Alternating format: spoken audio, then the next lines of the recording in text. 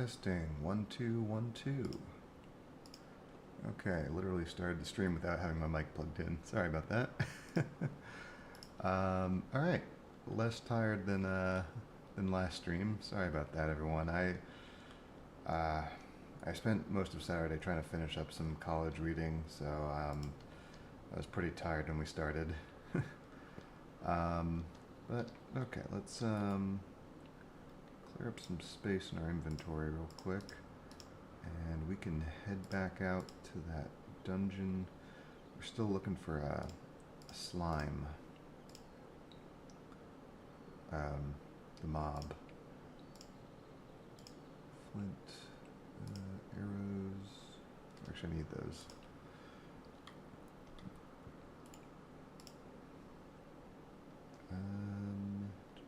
Oh, is this full? Oh, yeah. Oh, emerald fragment. What is this from?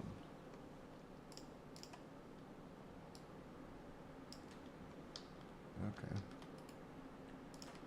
I got plenty of coal.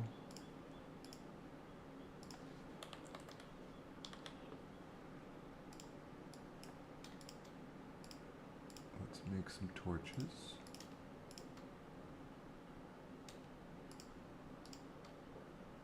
Perfect. Put those back. Put that away. How many of those zombie hearts do I have? Oh, okay, actually, a couple of them. I've been looking at these baubles you can make. Zombie charm, zombies can't see you. It seems kind of cool.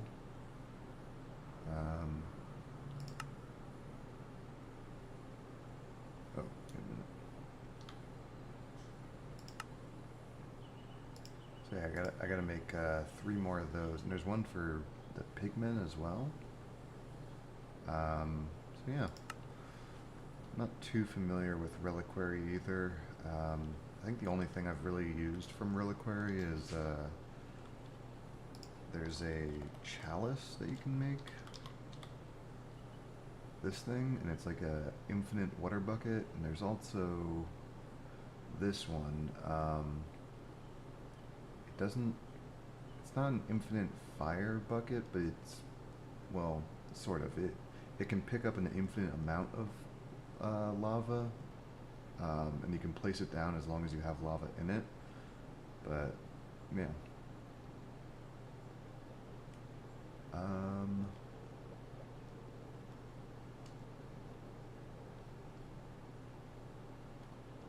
Let's see. Protects you from lava damage. Oh, I wasn't aware of that. Yeah, there's a bunch of little charms you can use too that protect you, which is pretty interesting. And then you can get a charm belt that will hold multiple of them, holds all of the charms. So that's pretty cool.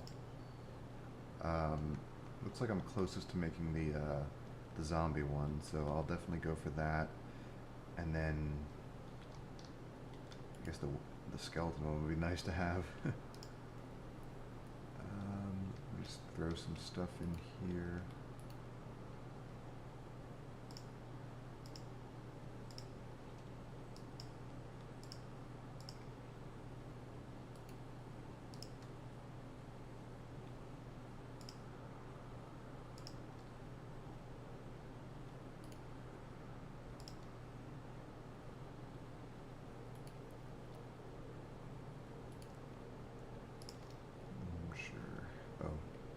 Spawners. I'm pretty sure there's something you can do with the spawners to like reuse them at some point. The thing we used to make this, where you captured an Enderman's soul, I think you do something like that with the broken spawners, like you put a soul in it or something. I'm not entirely sure. Oh yeah, yeah, so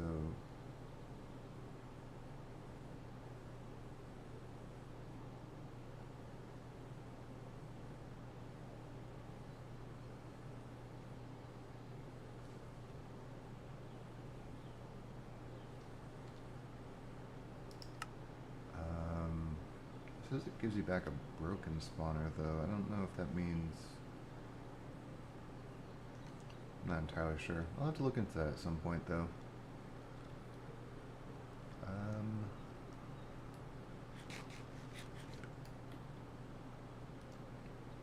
Alright.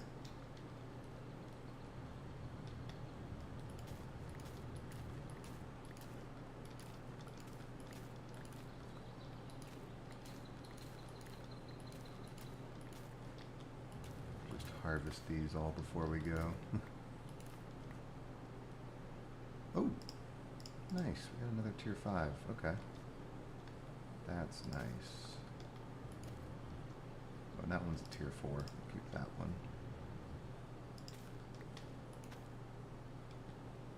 I got 3 of those now.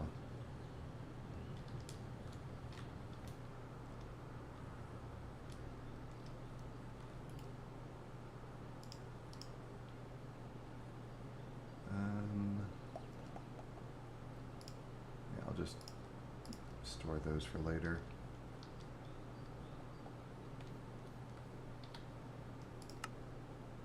Swamp dungeon. Okay, let me double check. Is there any outside?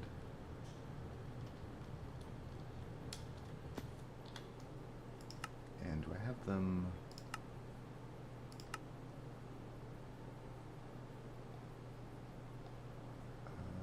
Slime? Icon is displayed. Okay. So we should see them. If they're here.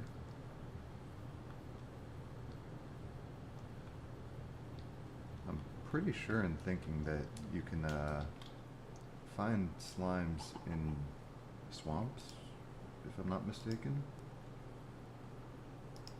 Okay.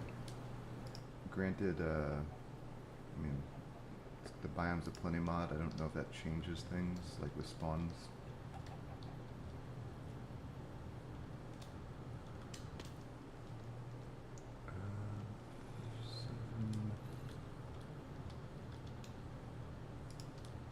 Torches up.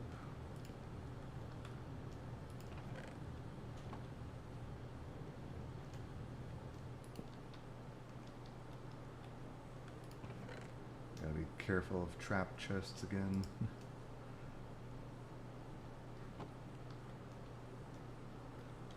Actually, potion of swiftness, eh? How long does this last? A minute.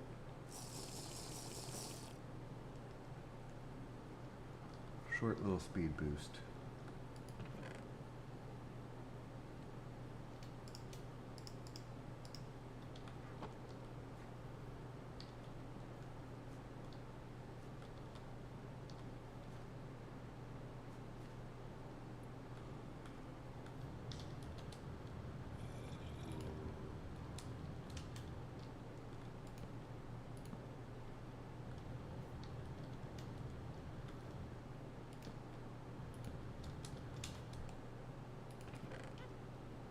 Pufferfish.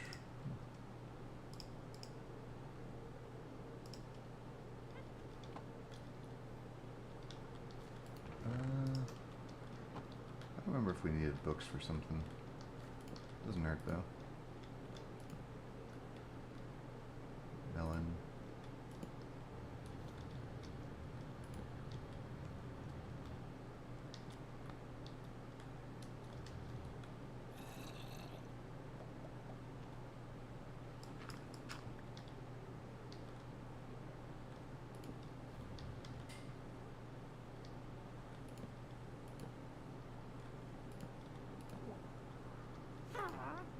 Oh, hello.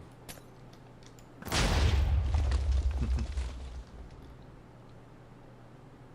like, you're dangerous.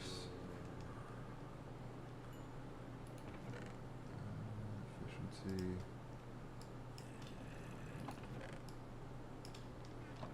Put some of this extra food in here. Oh, I got... Oh, I totally didn't clear this out. My bad.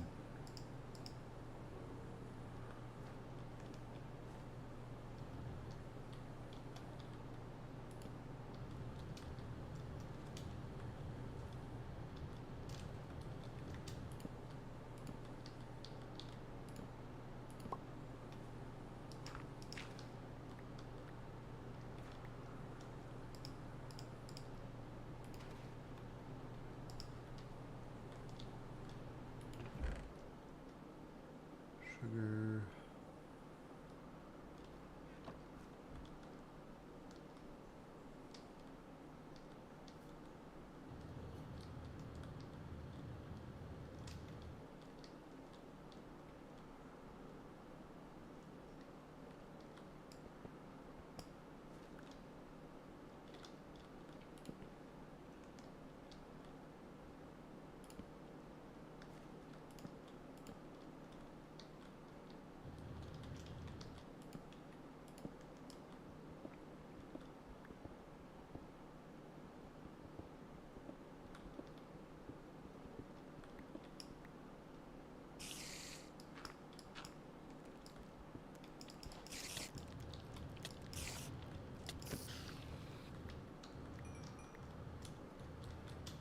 I want to try to get one of the experience chunks, so I'll use that soul sword that we've got.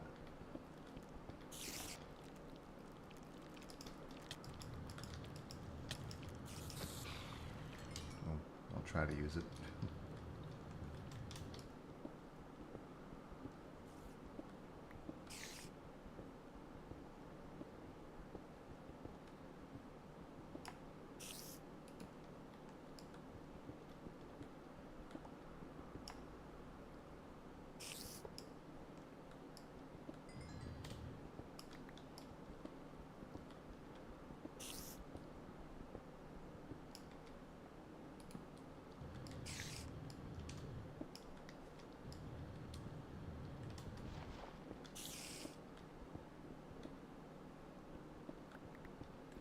I wonder if I should put efficiency on my sword.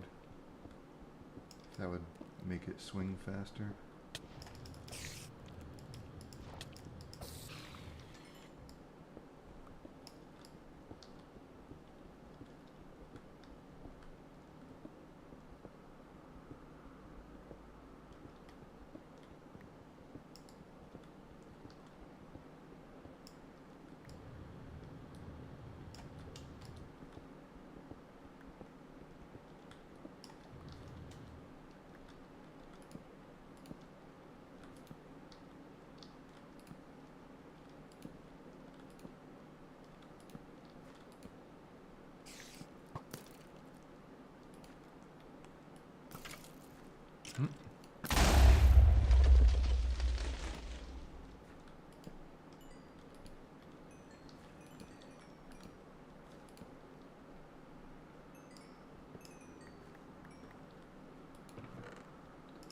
Slime ball. Strength.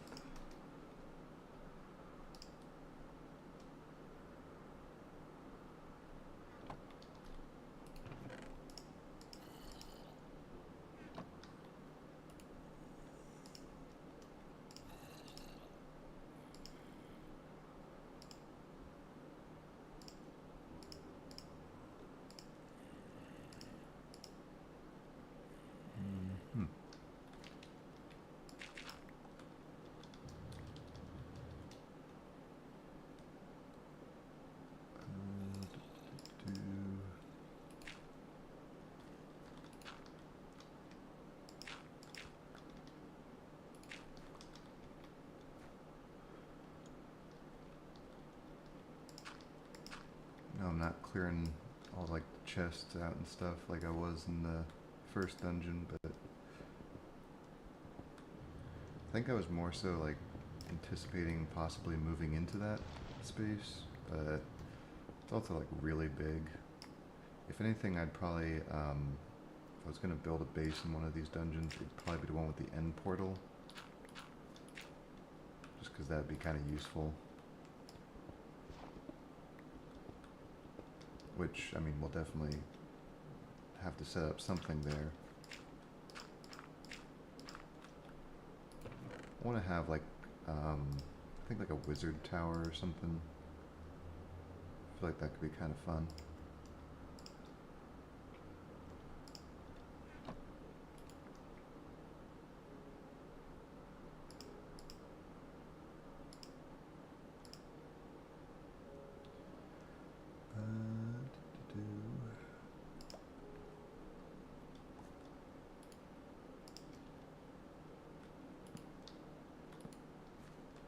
do like a bunch of the magical stuff there. Like set up like the Twilight Forest portal. Hello.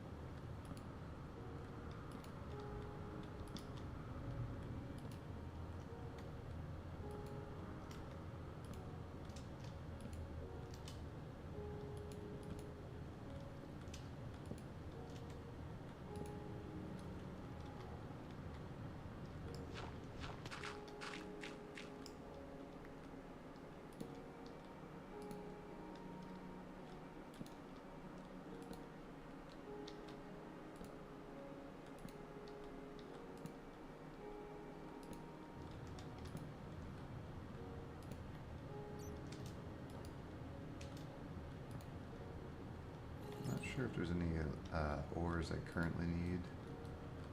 I think I'm decent on most of my stuff.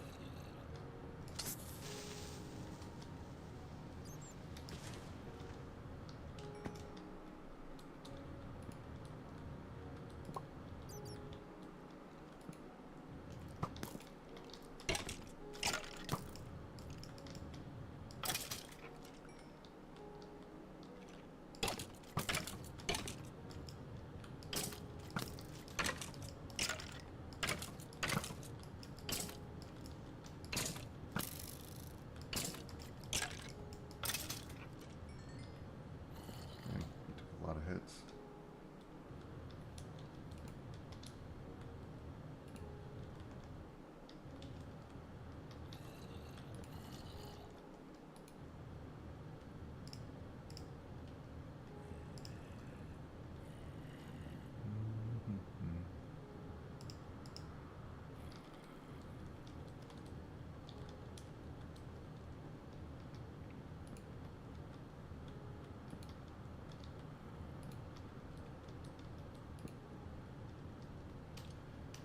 Lorium I could probably use some of.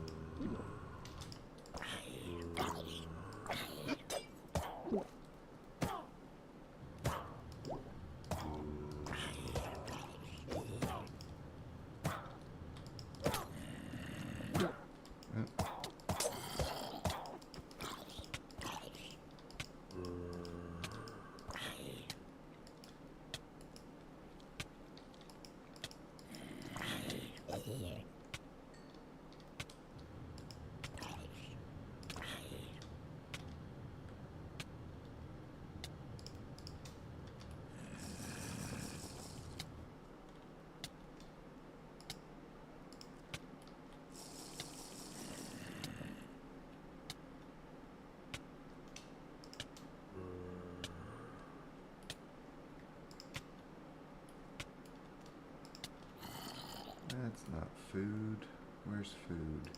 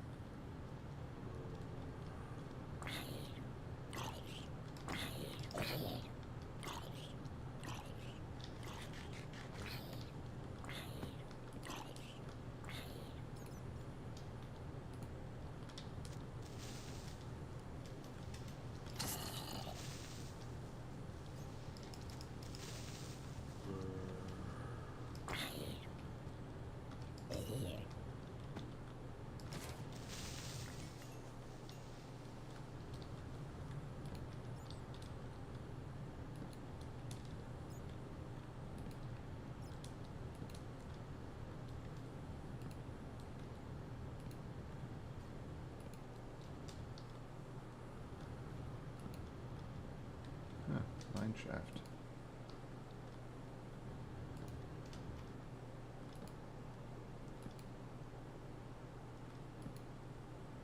I have not seen a slime pop up on the radar.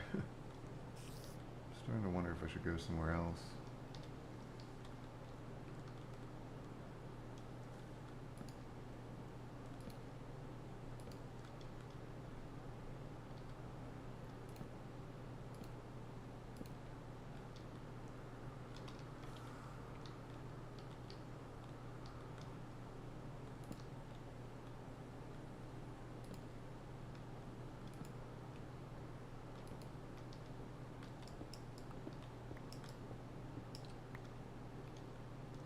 I do feel like I needed some gold.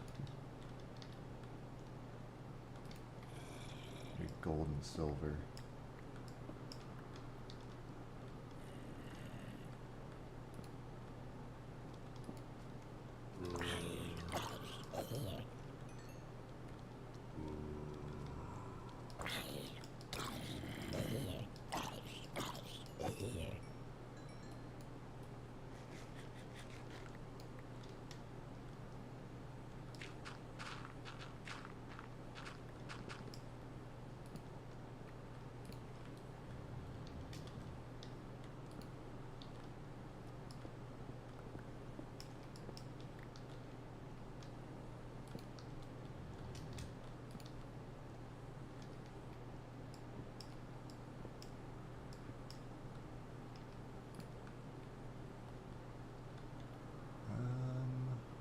Oh, we are out of... Yep, we are out of torches. Officially out.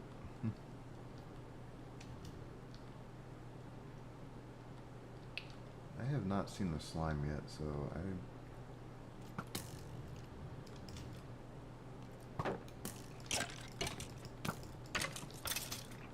starting to question coming here.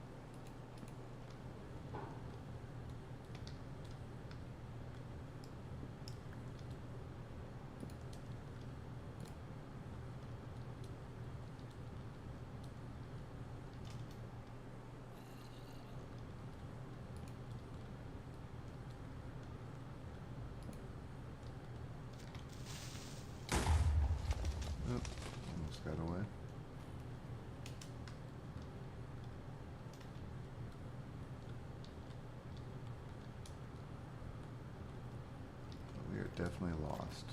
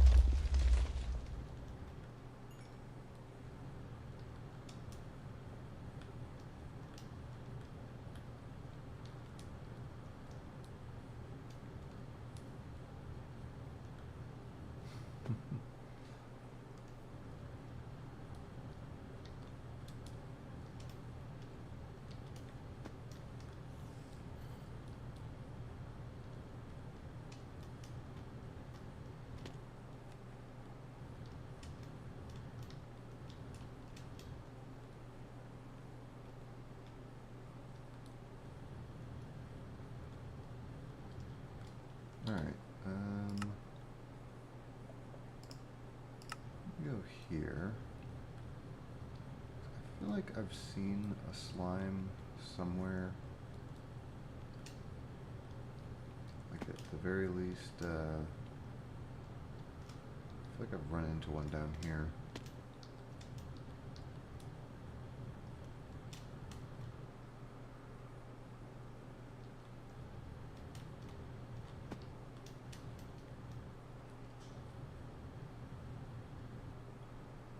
Might have just been a fluke, but wouldn't hurt to check.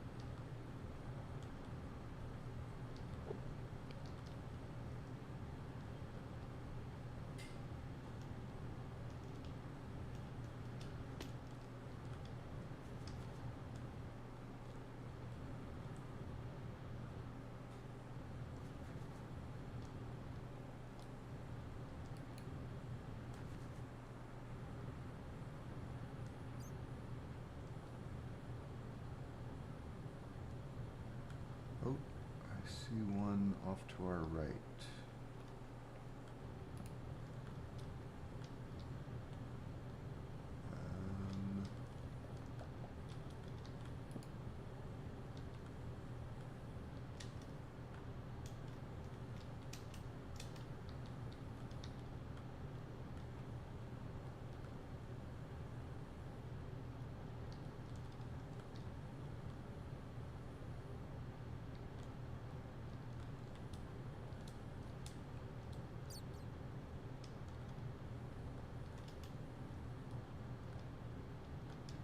Huh.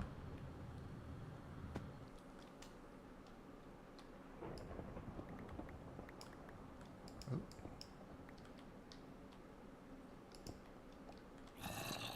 Hello.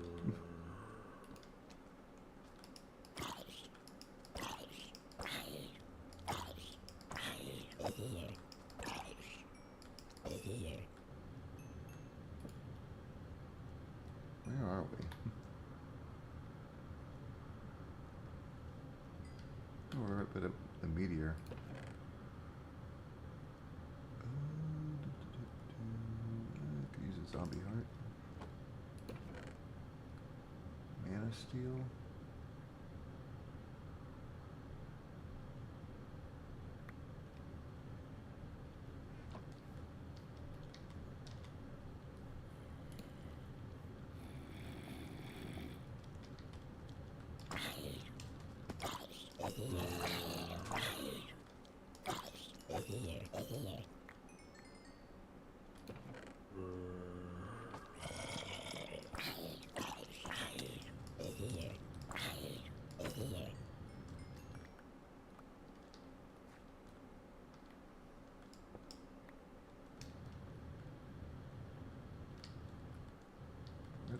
slime go?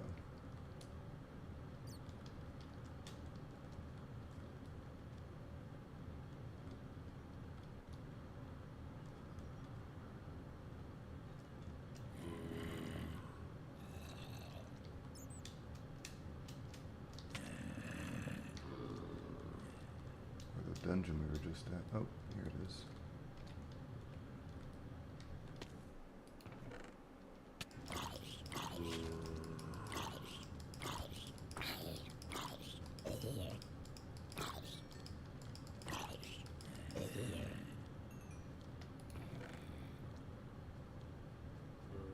Invar? Oh, okay.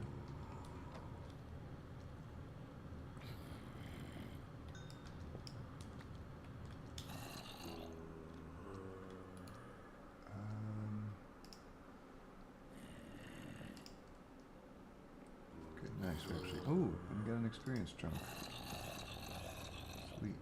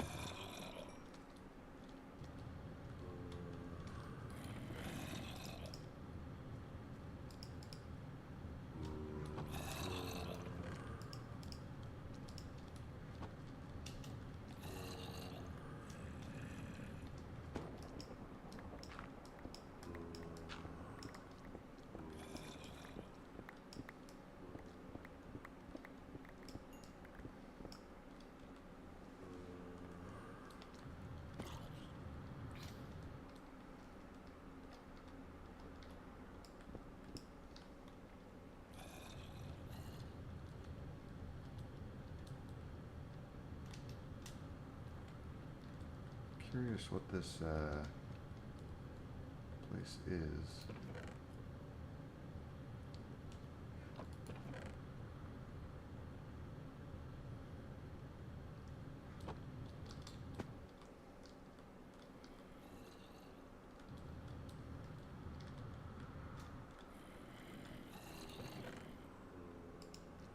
Music disc.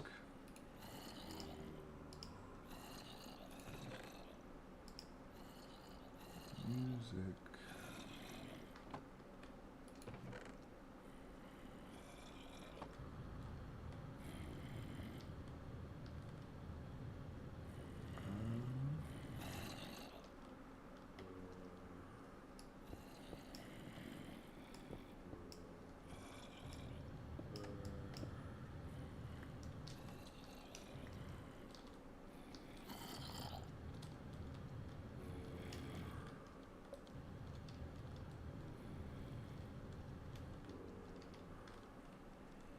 Like, I'm curious if this place has like an entrance up at the surface.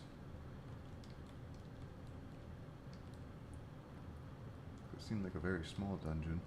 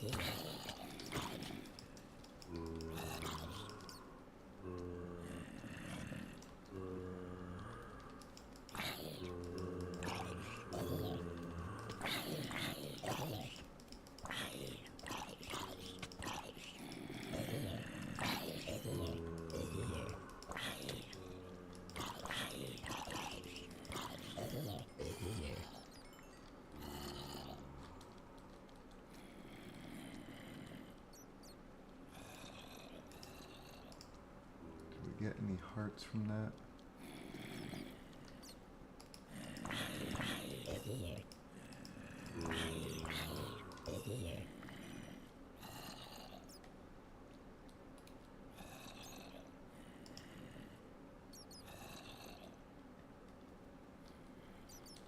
I don't see any on the ground.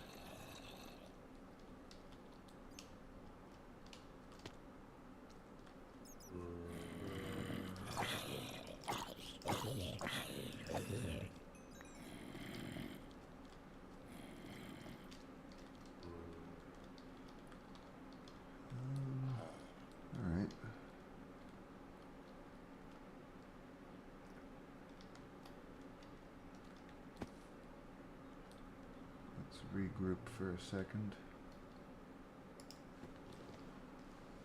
Alright, slime pearl. Any biome.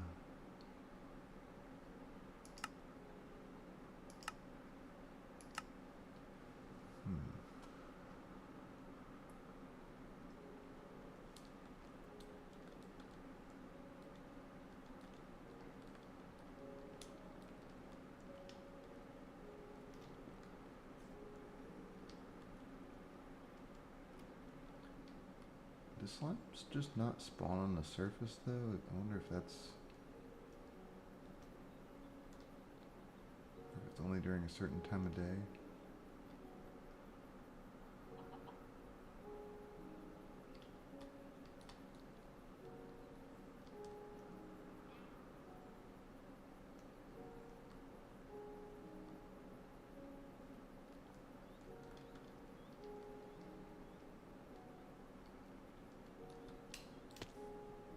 Oh, wait a minute. Alright, it says there's a slime on the map. If I were to dig straight down,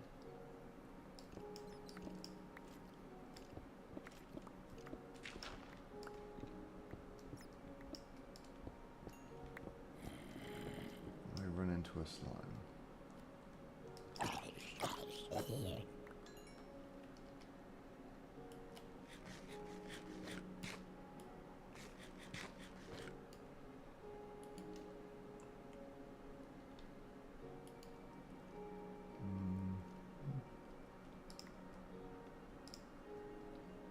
Zombie heart.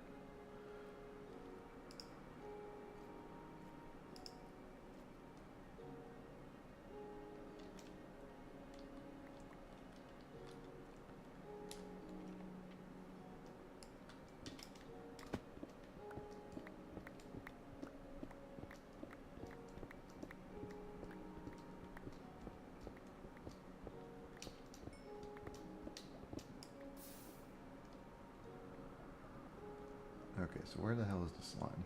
So I'm seeing it on the mini map, but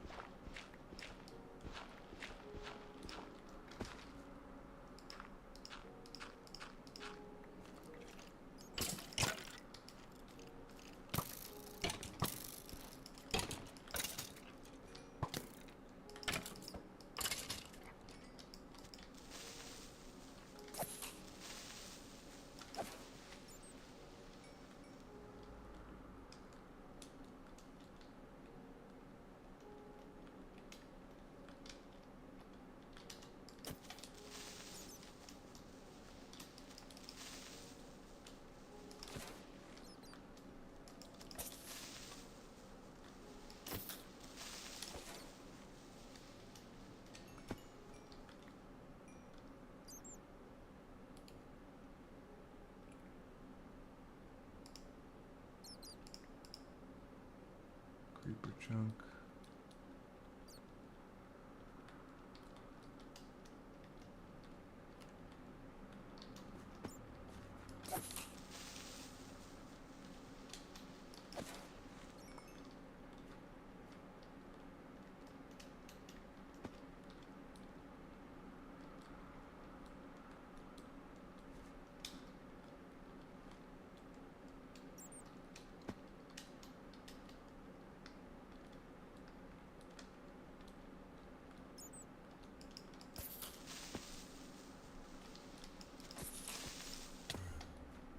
Ah, damn it.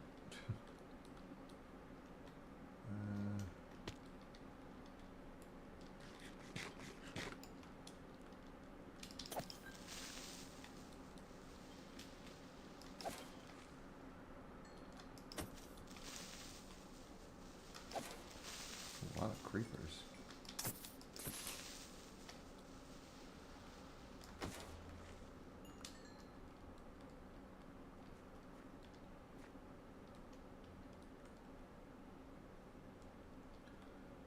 I don't even see the slime anymore. Alright.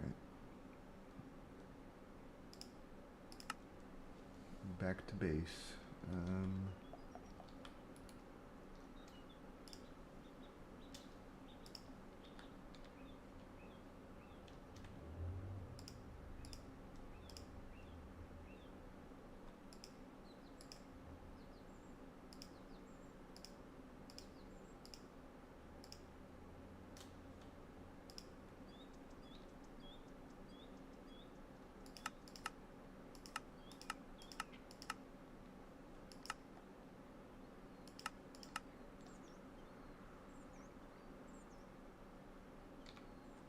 That one makes railcraft. Okay.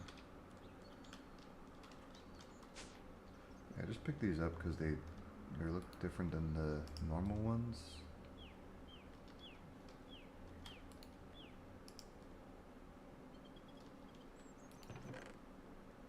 Where was I storing the music discs? Oh, here we go. I got 3 of them so far. Nice.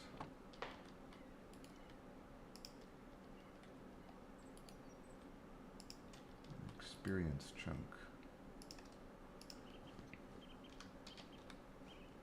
Oh, I got 4 of those. Ooh, that's actually pretty good. That means we can make... Okay, well, I'll need to get...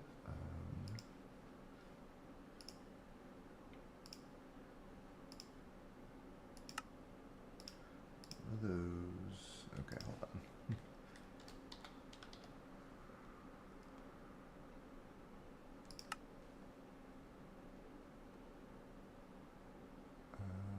We've got...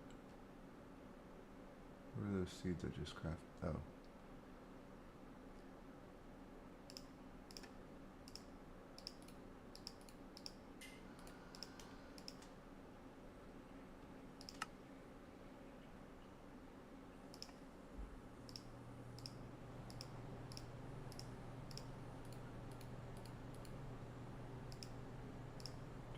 Those.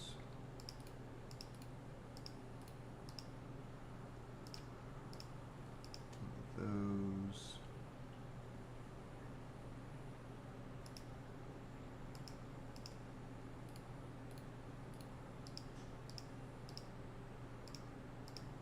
Those. I can do some more.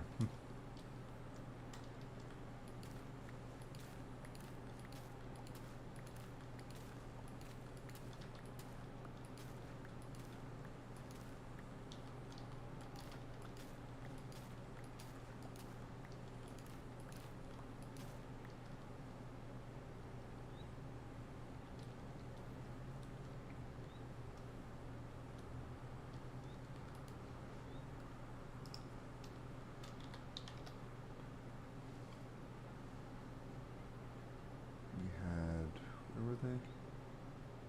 Experience chunks. Okay.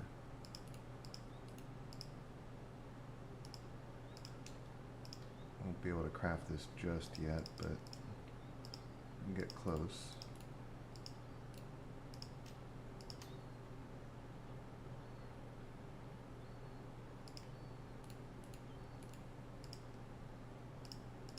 We need 6 more of these premiums. 4 just to build the seed, and then another 2 to, well, build the seed that we need. Alright, let me empty out the backpack this time.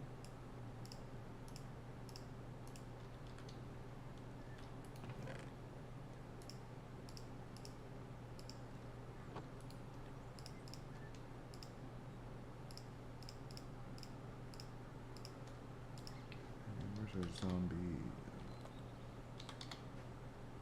These hearts, we can use these. Make a zombie charm.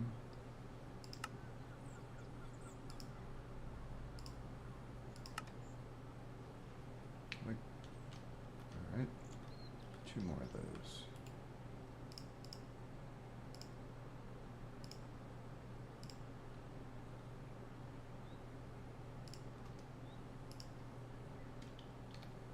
Kinda want to save these wither skulls to make, where is it?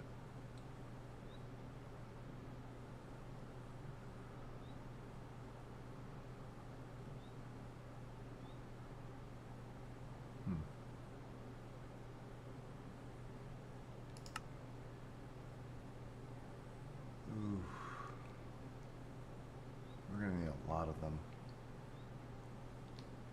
But yeah, to make wither skeleton seeds, those drop wither essence, which combine that with the blank skull.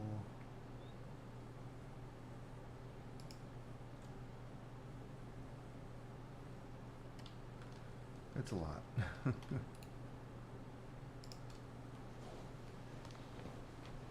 But I know later on we're gonna need a ton of nether stars and stuff.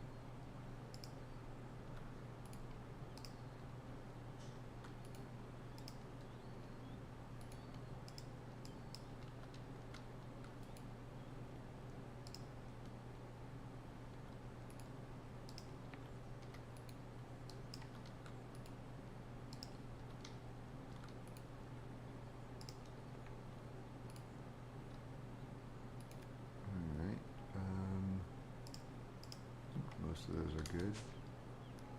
Let's repair our Solium dagger. What do we currently have on it? Unbreaking, looting, sharpness. Just curious. What else could we put on it?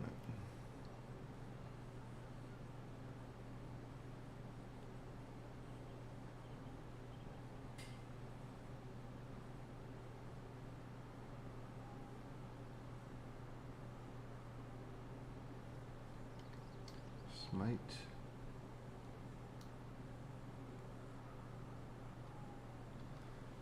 That'd be good for some stuff.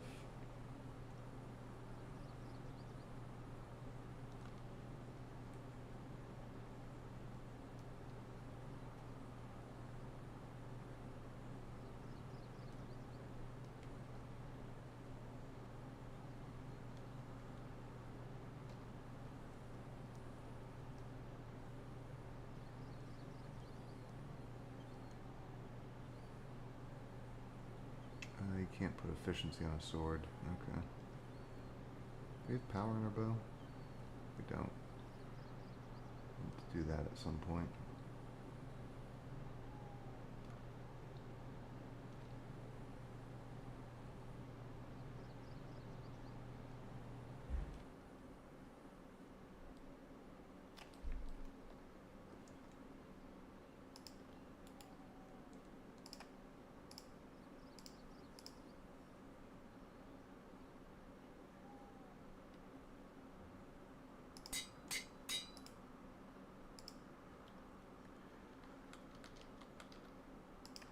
Get more Solium.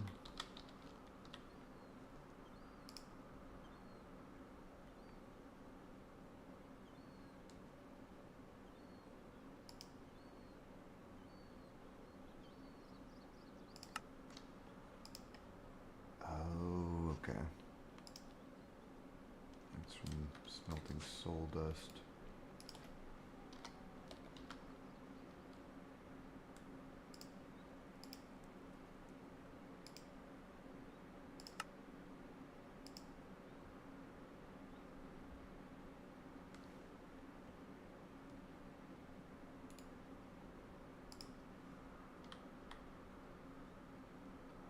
just soulstone?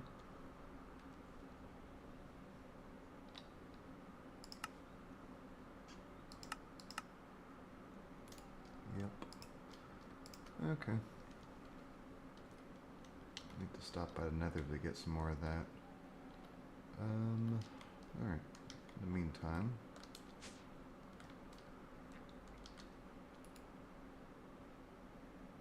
I don't actually know what I was doing there.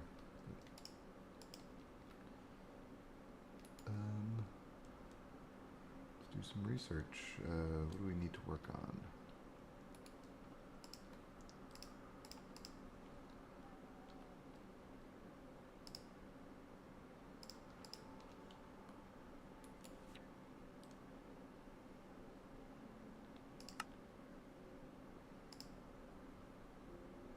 Need some more theories. Actually, need to start working on this. Built that. Built these. Essentia smelting.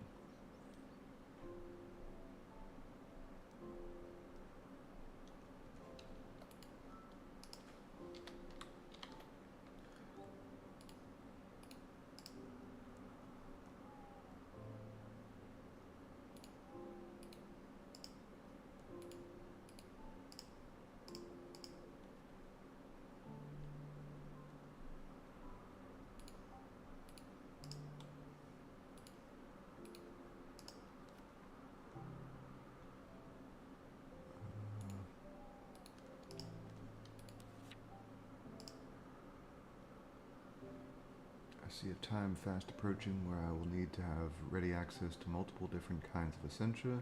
For that, I'll need a source, and the most obvious is the essentia found in, well, everything. Using alchemical principles, I should be able to find a way to break down objects and convert them into essentia. Before I can start, however, I will need to study essentia in the purest form available to me, V crystals. By subjecting these crystals to destructive testing, I should be able to determine how they react in various extremes in the best way to preserve their purity. My experiments are promising, if a bit unpredictable. Fortunately, fires are easily quenched and hair grows back more than quickly enough. It seems melting objects down in a special alchemical process is my best option. Unfortunately, my tests so far have been on primal crystals. I should also test my findings on crystals containing secondary essentia, that is, essentia made up of a combination of two primal aspects. A third tier, known as tertiary essentia, also exists, that is, essentia made up of a mixture of primal and secondary aspects, or two secondary aspects. Okay.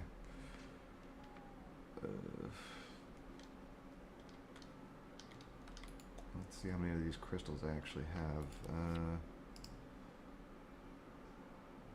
Alright. Vac, Luck, Moat. Got one.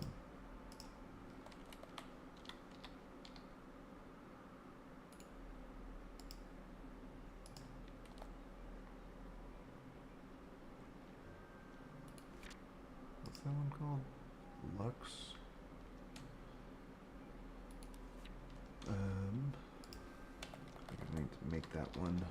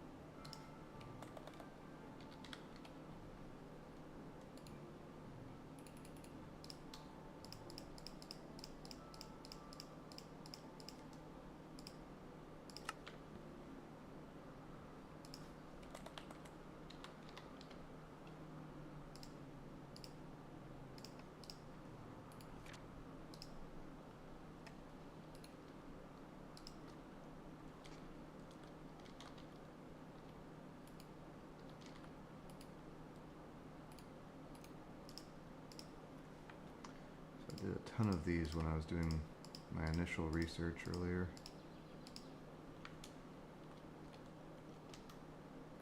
Enough so that I had to put in a sink down here.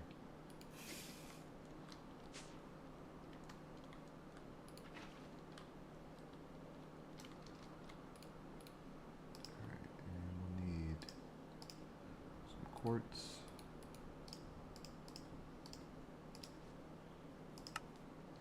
There should be plenty.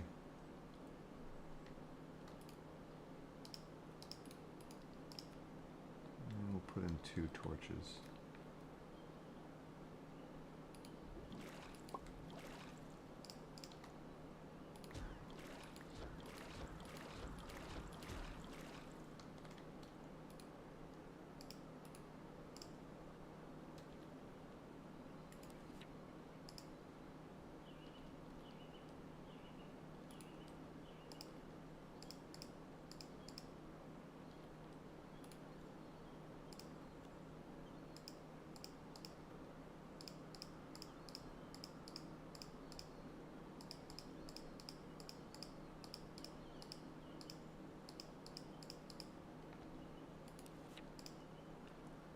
Motus and Gellum.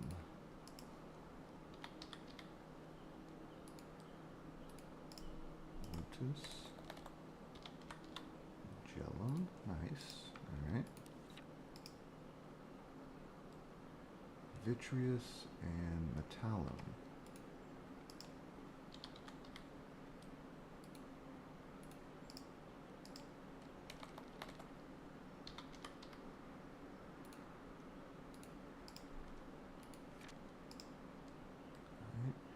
Victus and Mortis.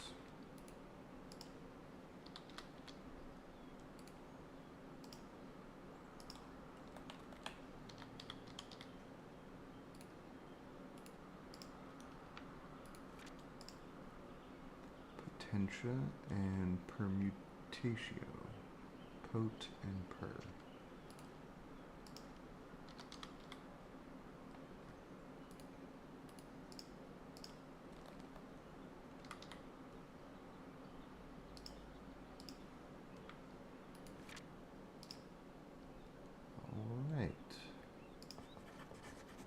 Managed to break down all my samples of primary and secondary essentia into a liquid state. The process has been slow and tedious. However, until I simplify the process, it will never be practical for large-scale usage. Luckily, extracting essentia from objects has a lot in common with the smelting of metals. Using a furnace as a base, I might be able to create an essentia smeltery that automatically melts down items and separates out individual types of essentia. Alright, just gotta build this. Alright, so we need brass. Which means we might have to do some more. Oh, actually we got one. Alright.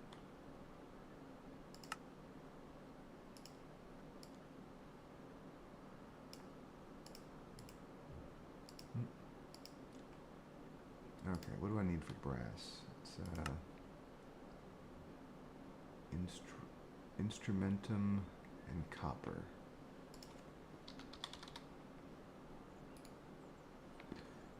May as well make a couple.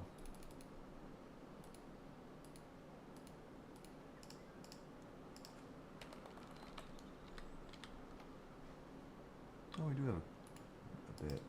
These each contain 1. It's 5 per. Okay, I guess we're not making as many as I thought we could. Yeah, I'll just do 3.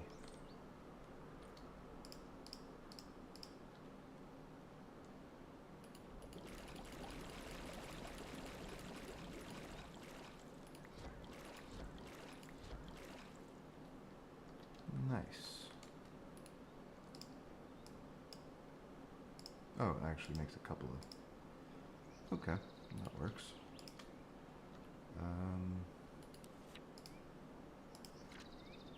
Need a crucible. Oh, okay, so... Alright. Cauldron. Nope.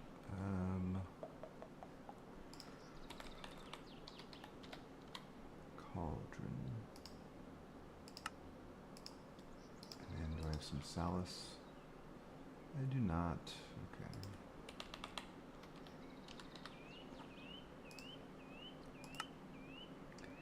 3 V crystals, different types, redstone dust, flint in a bowl.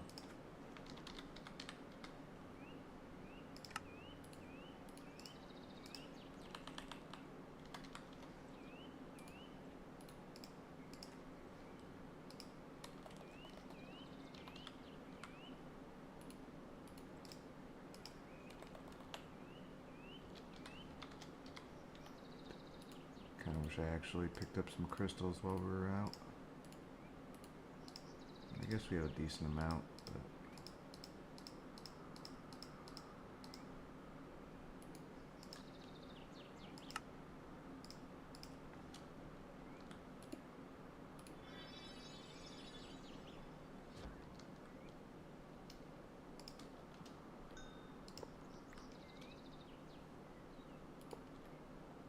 we already, yeah, we scanned, okay.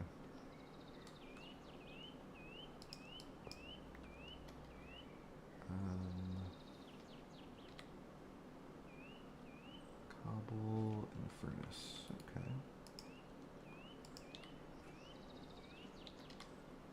Oh, I actually have one.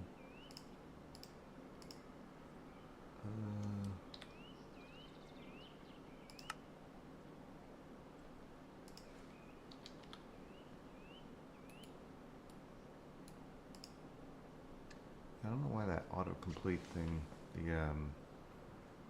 move the, what is it, move whatever crafting materials to the thing doesn't work, but oh well. Essentia Smeltery.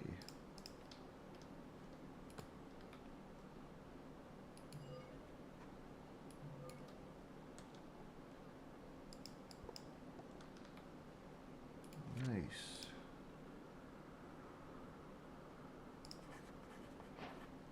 I have drawn up the plans for an Essentia smelter. The smelter works much like a normal furnace by burning coal to produce heat, but instead of smelting ore into metal, it breaks down objects into a slurry of raw, unprocessed Essentia.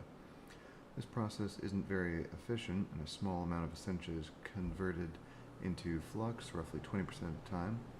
The next step in the process is to take the Essentia slurry and distill it using an arcane alembic. To work, the arcane alembics need to be placed on top of a smelter. Multiple alembics can be placed on top of each other to increase storage, but it does not influence the processing speed. The Essentia slurry will slowly be drawn into the alembic, and the individual aspected Essentia separated out.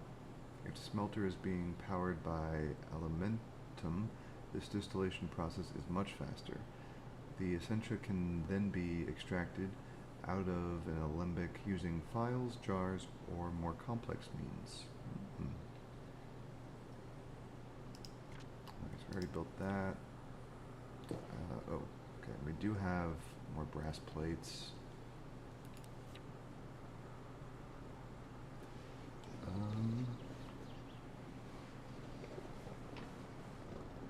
I need to build jars. I know I have files.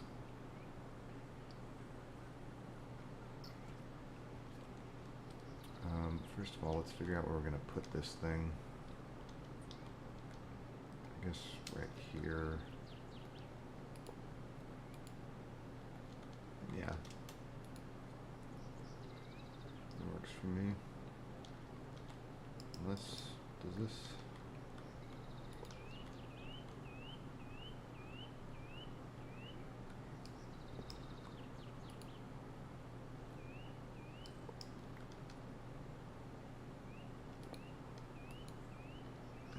Impact the research. Okay.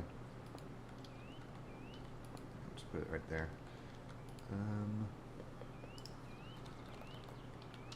Alembic.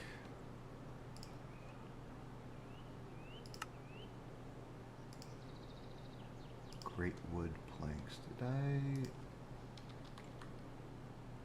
did not. Okay, I know I've encountered a great wood tree though, so we can go get that. Let me hear that. Let's do some research. Create a theory. Tinker with matter and energy. Tinker some more with matter and energy.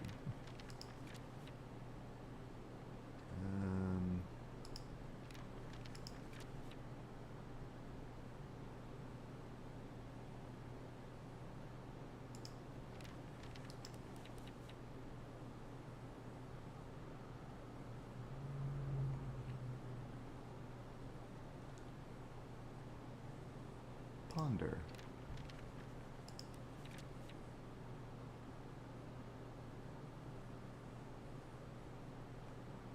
Stellar Eastern Quadrant and Lunar New.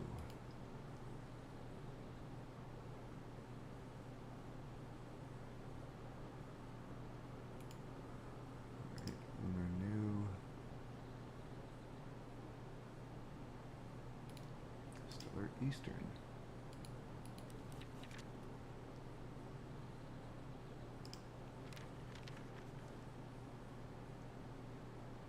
Whew.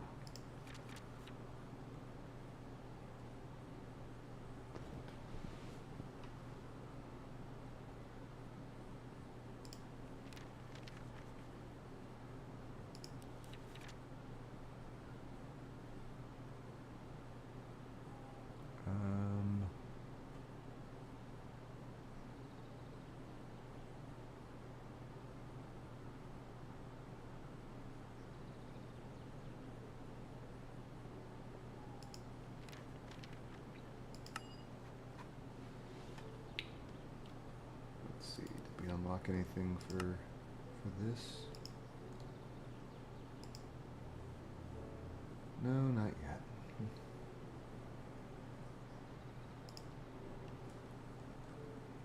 Let's try it again.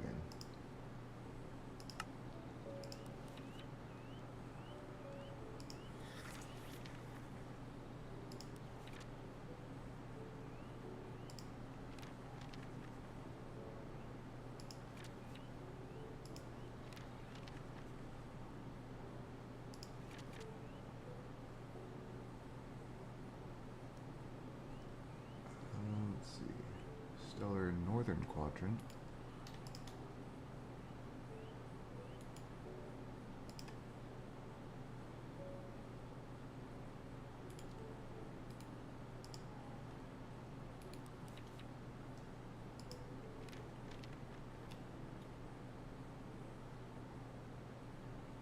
Damn.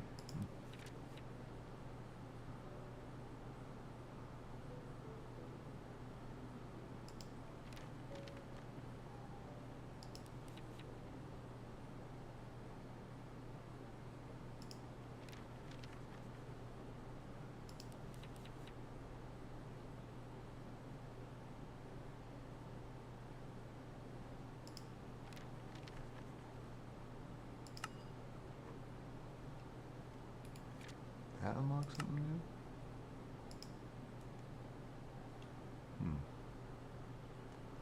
Nothing yet. Warp. Many believe mankind was not meant to meddle with magic, and nothing gives more credence to this than the existence of warp. Researching forbidden magics or crafting objects of questionable nature tends to distort a thaumaturge's view of reality, twisting both their mind and their body. This effect is called warp. While some warp is gained temporarily and will fade over time, there is no way to get rid of permanent warp once it is gained, and the thaumaturge who chooses to ignore the dangers in pursuit of power often finds themselves on a slippery slope. Warp usually manifests as minor lapses in concentration, physical pain, or hallucinations. These are more than merely mental, though, as the visions sometimes impart useful knowledge, or apparent hallucinations prove to be frighteningly real. I should monitor my mental well-being, and carefully to do that, I have designed a device that should show me exactly how even my keel is at the moment. Sanity checker. Oh. Mirrored glass.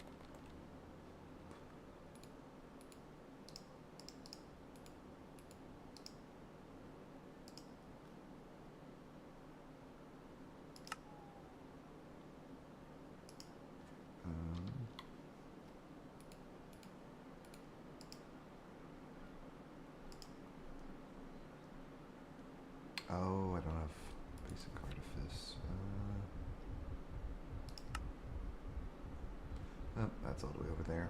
Okay. Not at the moment. Let's rest. Well, I should probably put on my Bombcraft armor.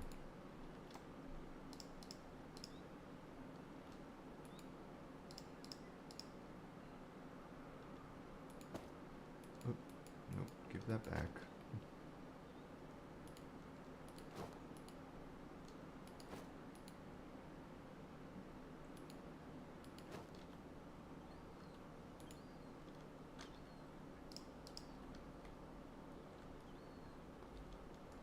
Alright, now where have I seen a great wood? I want to say I saw one around here. So let's go Tundra Mine. I got my axe.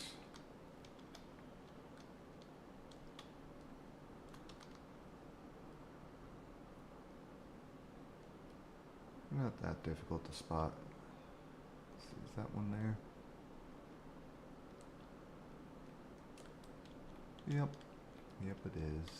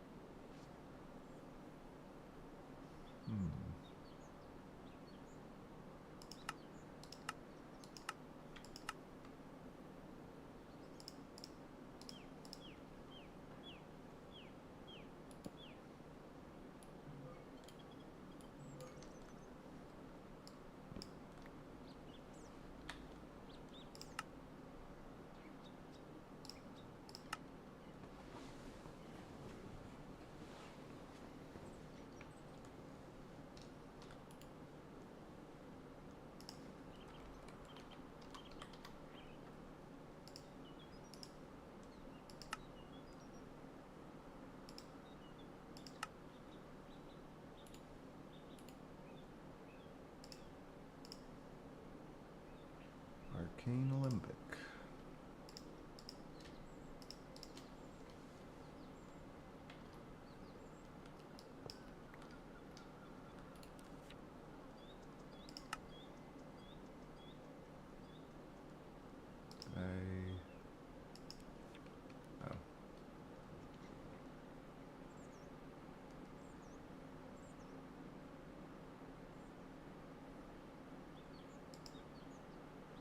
Oh, Essentia can be stored in warded jars. Warded jars can be placed in the world and are able to store Essentia virtually infinitely.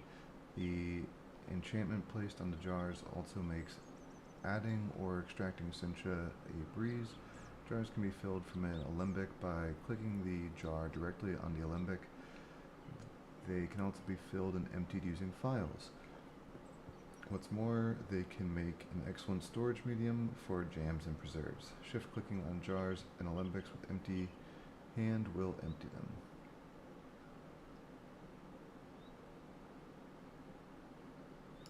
Void jar. I'm guessing that just like deletes it.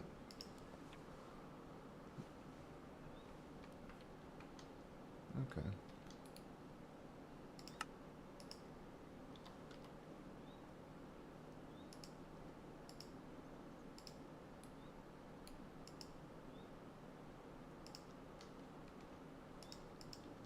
Nope.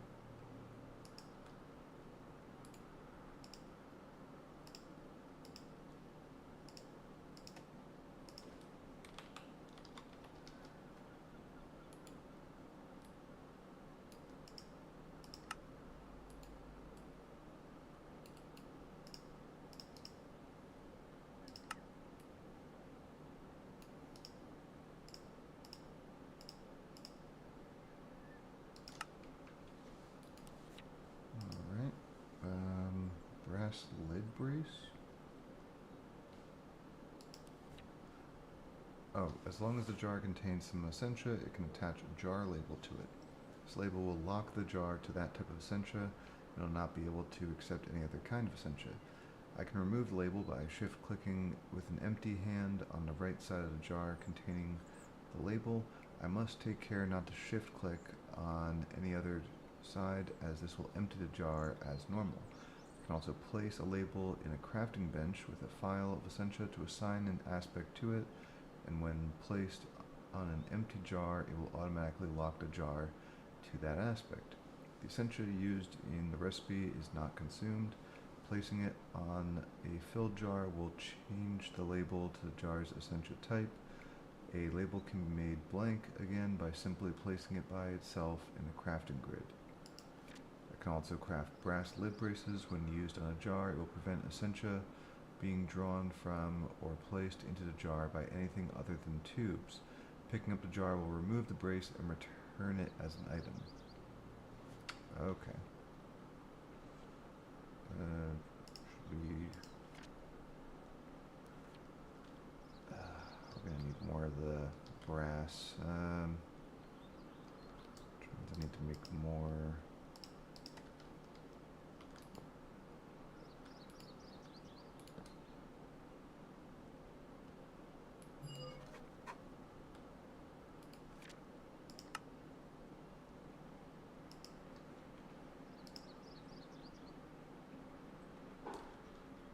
Need more brass. Okay.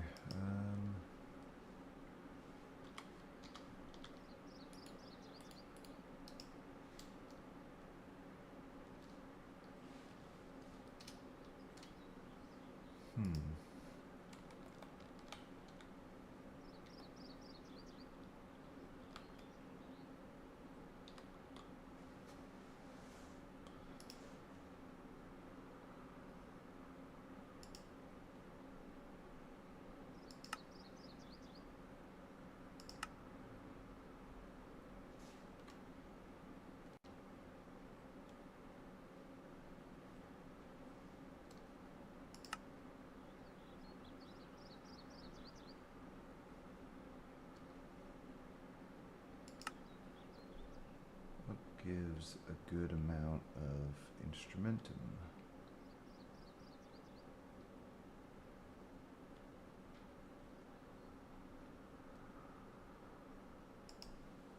Bronze plates. 5 and 10. Not bad.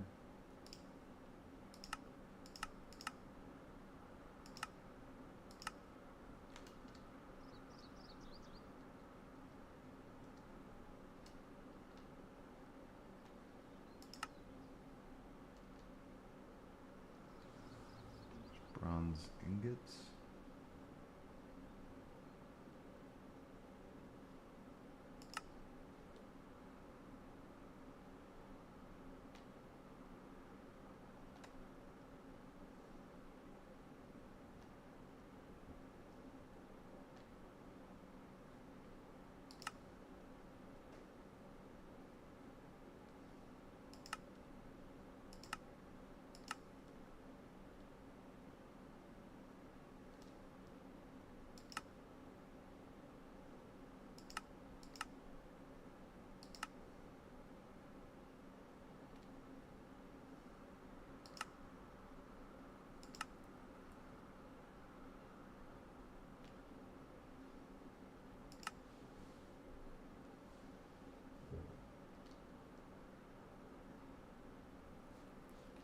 Iron shovel.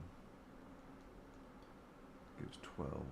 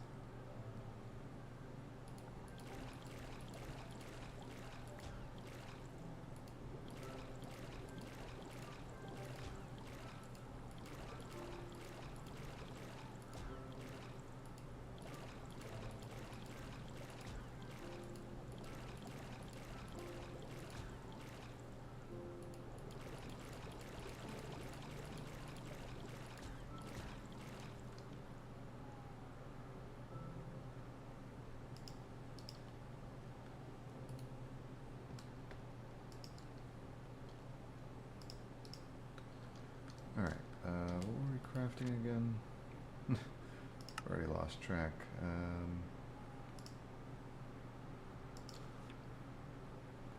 Oh yeah, I think I wanted to build one of these.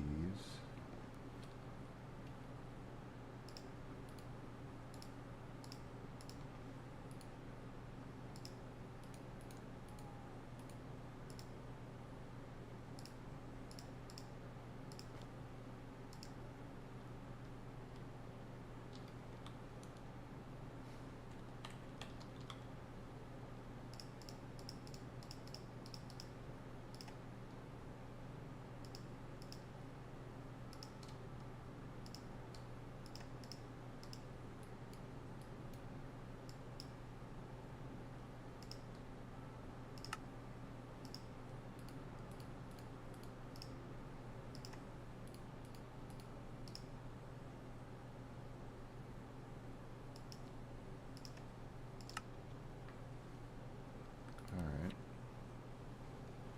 Now, essential tubes. File of Vidium.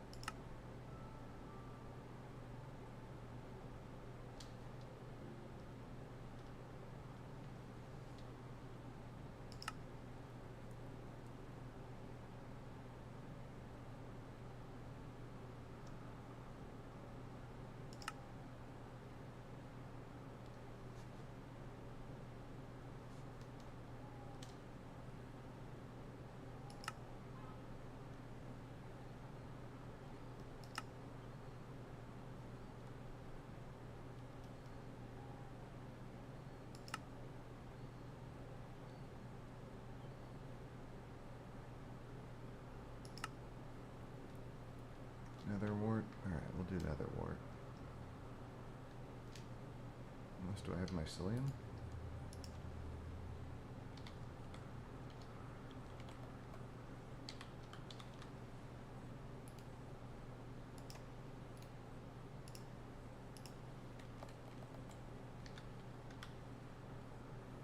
Alright, we got some files.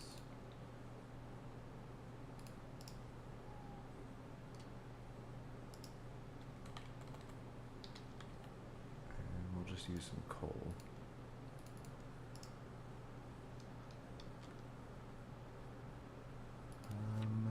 Should we make an extra?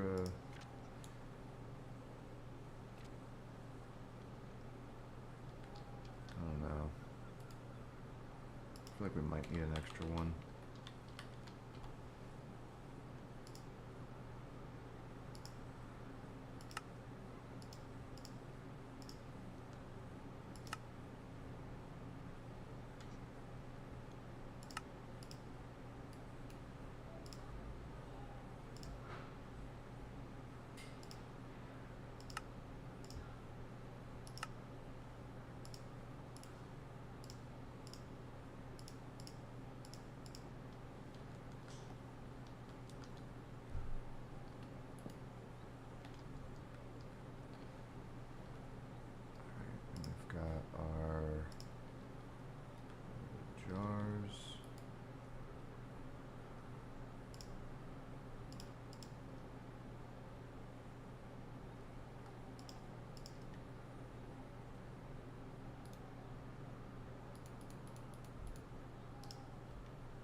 It's 10. Do they want us to fill a file, right?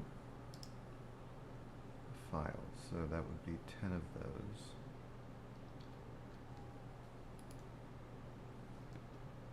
Which we can get from 5.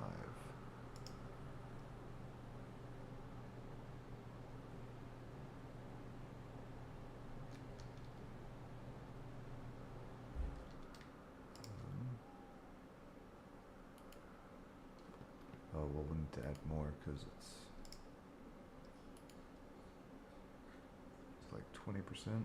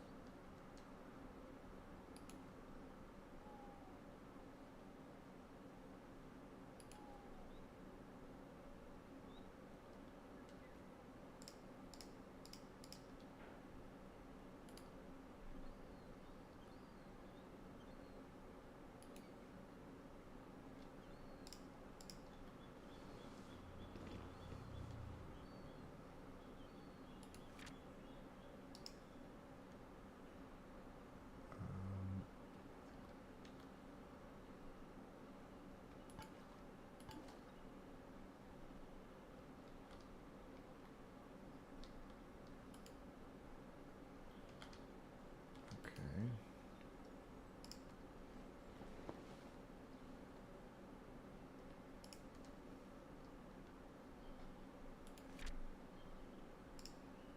They want aliens, vinculum.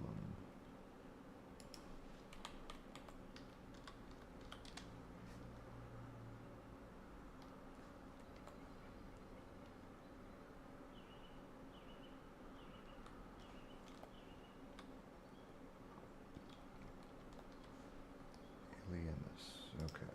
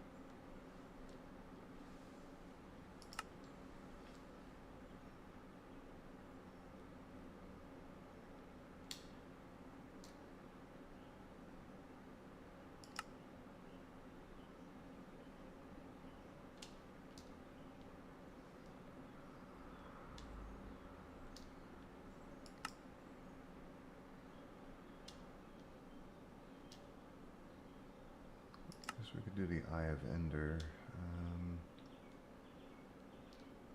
Vibrant alloy? That might work.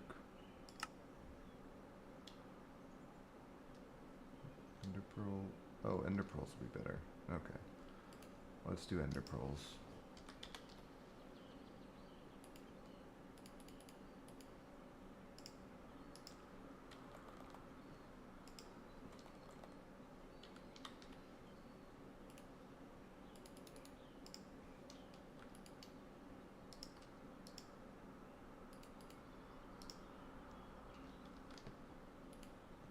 Need some more files.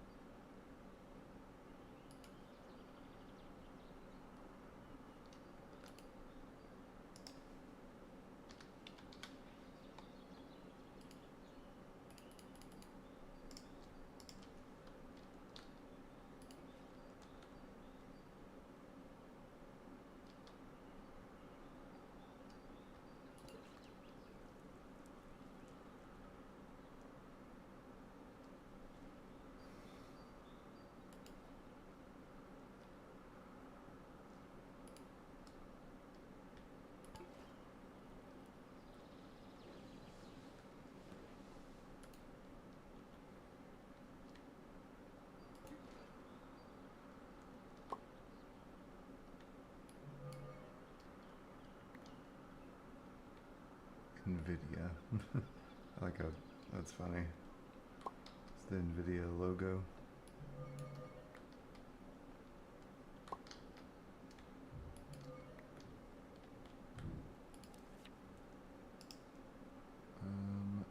Vinculum.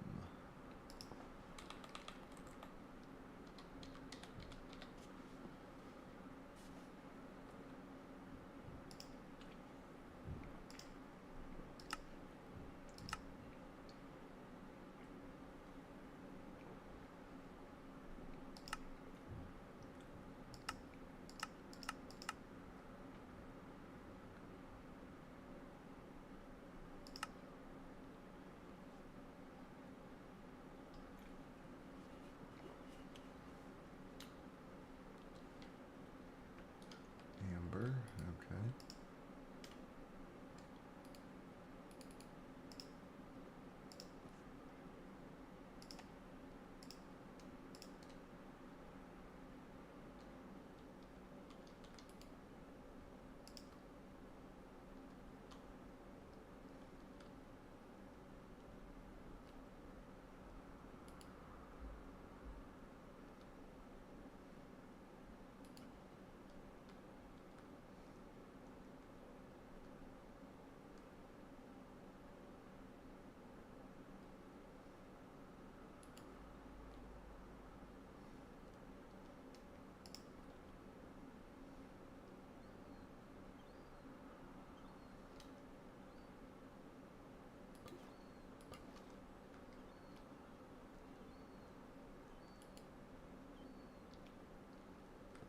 Alright, I think that's all of those.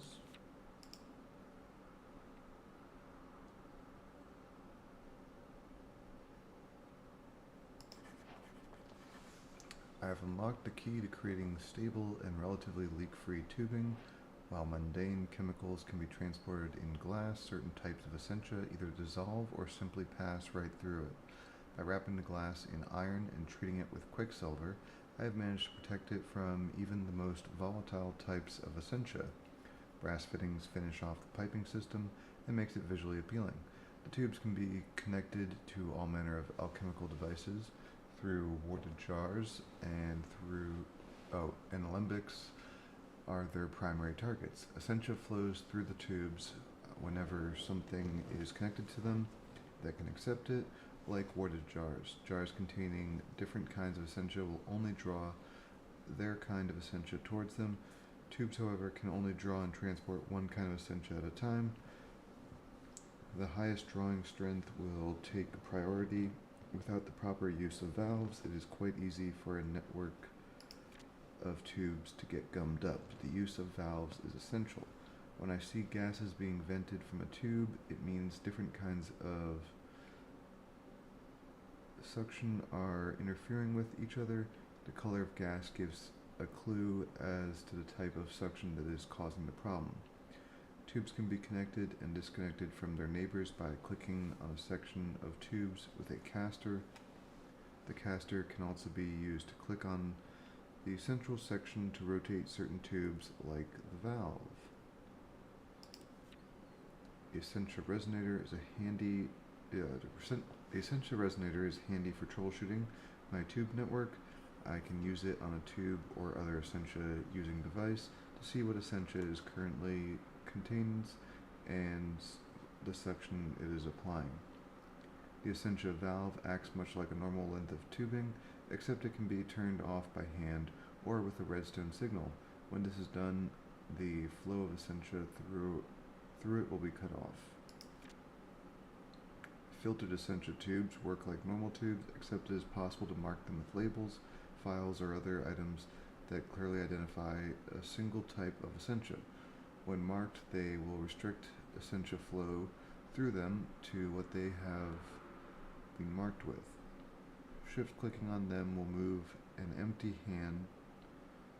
Shift clicking on them with an empty hand will remove the filter.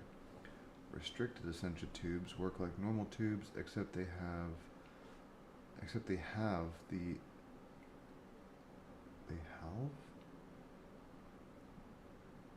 any suction passing through them.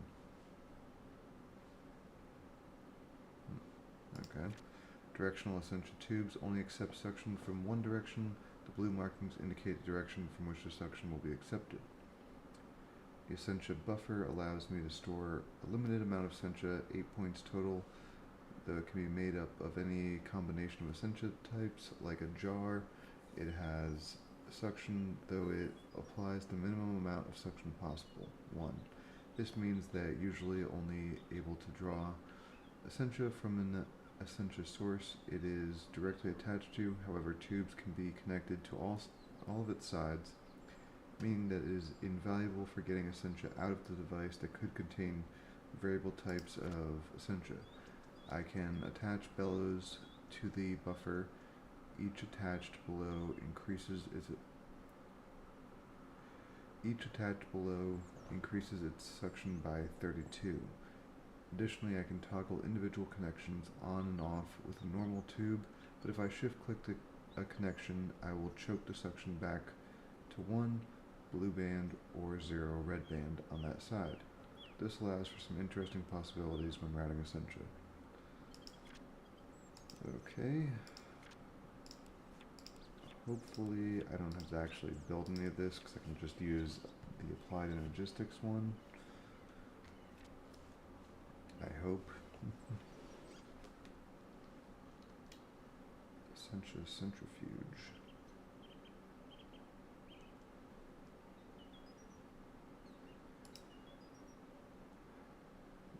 Thaumium Essentia Smelter. The basic Essentia Smelter is quite crude. If I must be honest with myself, it is extremely inefficient and rather slow, to which I chalk up to the low quality of the materials it is crafted from. I believe thaumium could prove useful in improving the smelting process. I should run some experiments to see how effective it would be at containing Essentia slurry. I should probably also improve the plumbing inside the smelter itself. Okay, do we have... I know I crafted 1 ingot. I don't think I have that many more, though. Oh, no, actually we have 4. Okay.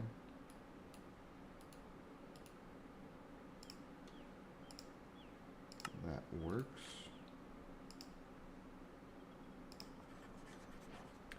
Thaumium has proven to be a good choice, though not quite as effective as I had hoped.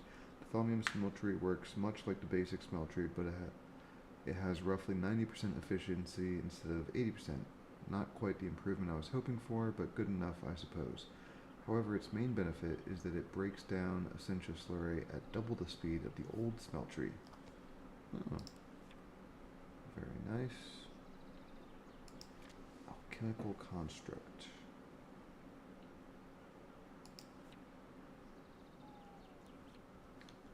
Okay, so that's probably what I was trying to craft when I originally came on here. Wait a minute.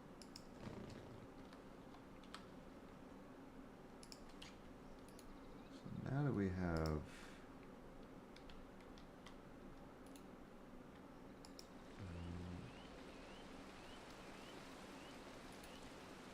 this... Oh, it does. Okay, you just click on it. You gotta actually drag them in.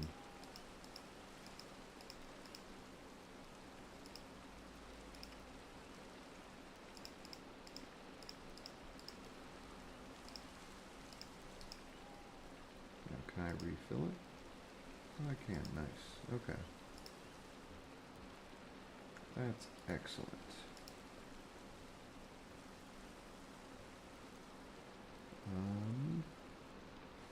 What was that? Oh, I wanted to build a pipe.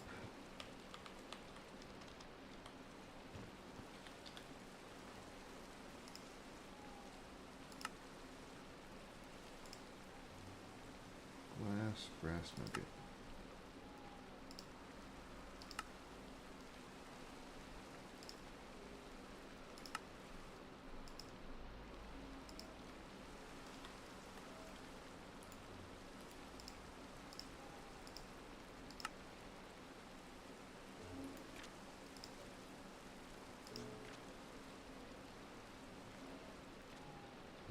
How many plates?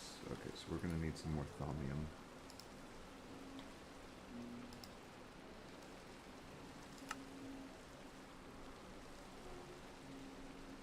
Terra and Precancio.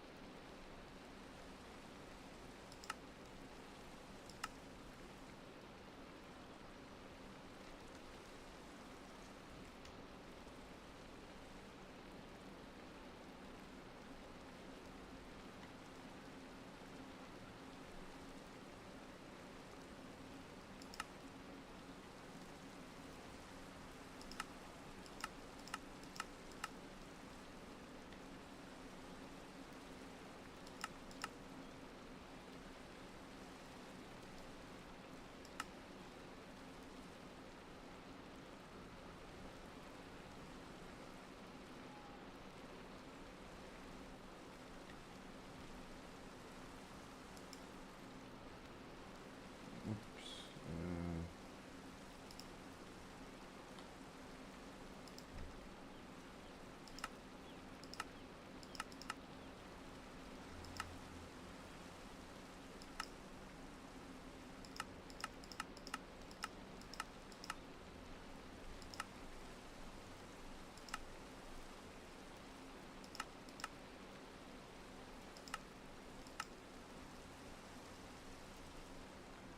Run over to that dungeon we found earlier and try to get some of those.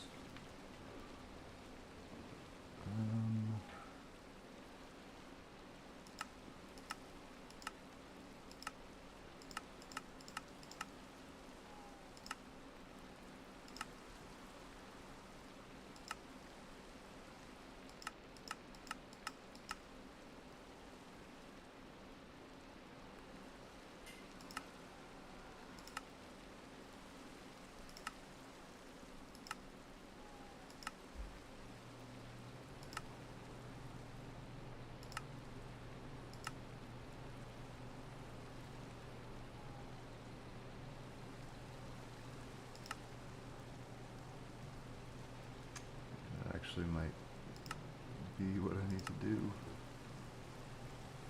Okay. What was this for again? Oh yeah, making thaumium.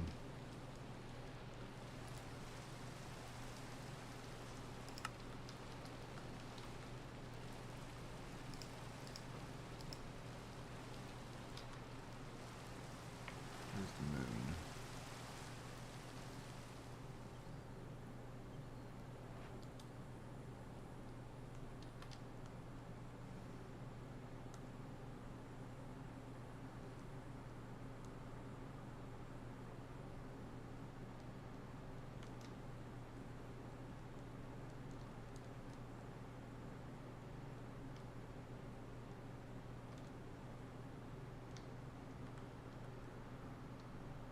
Somewhere like just north of...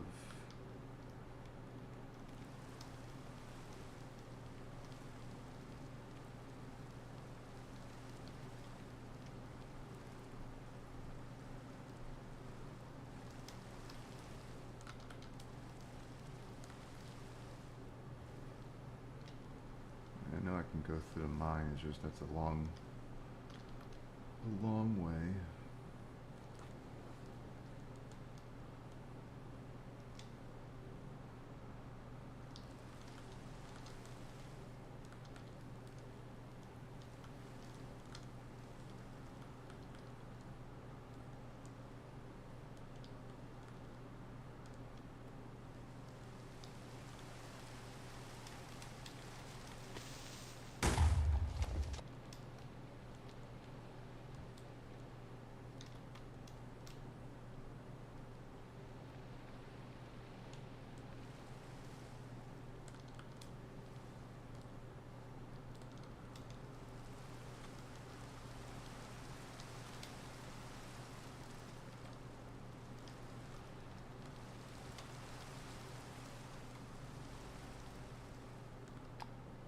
at ravine.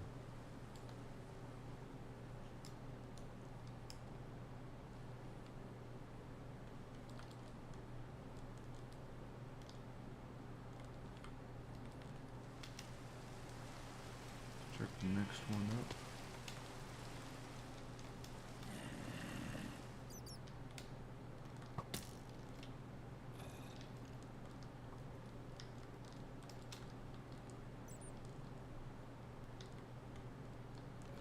It's one of a ravine.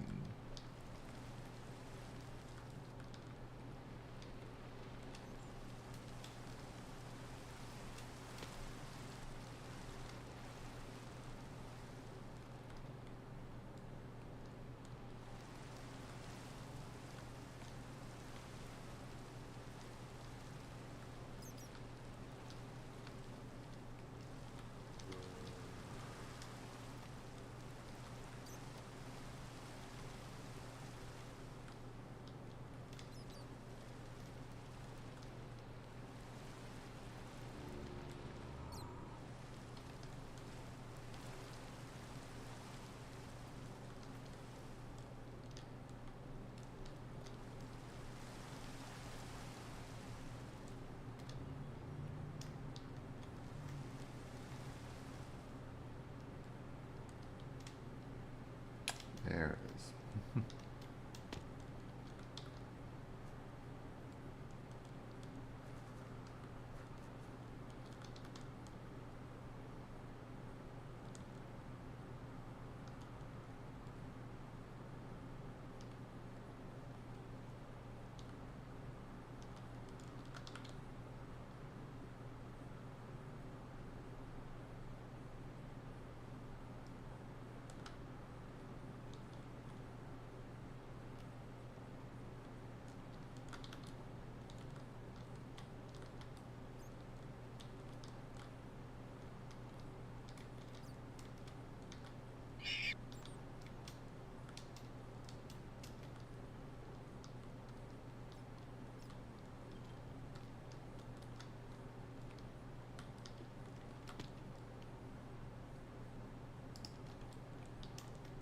Definitely one of these areas.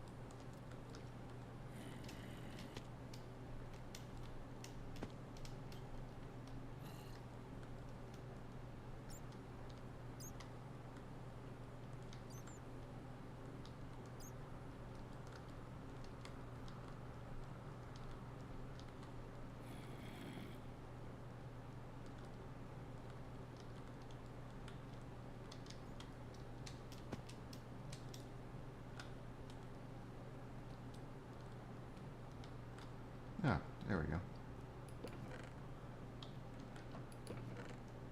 Mana steel.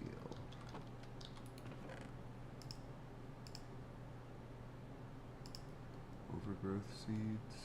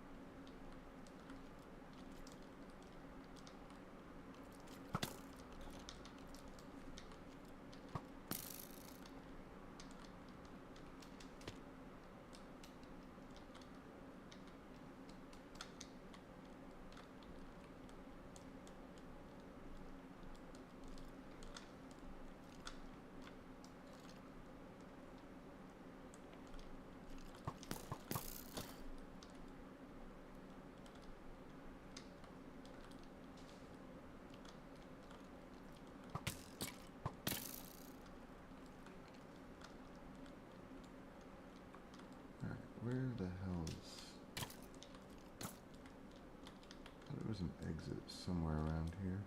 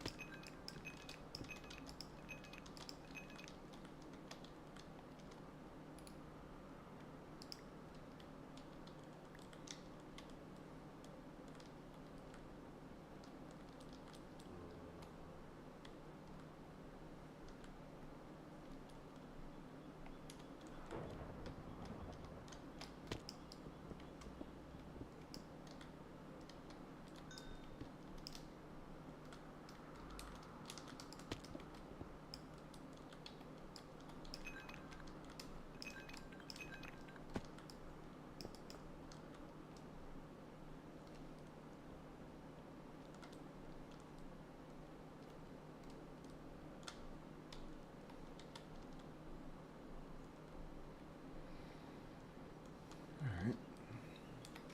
Back to the village.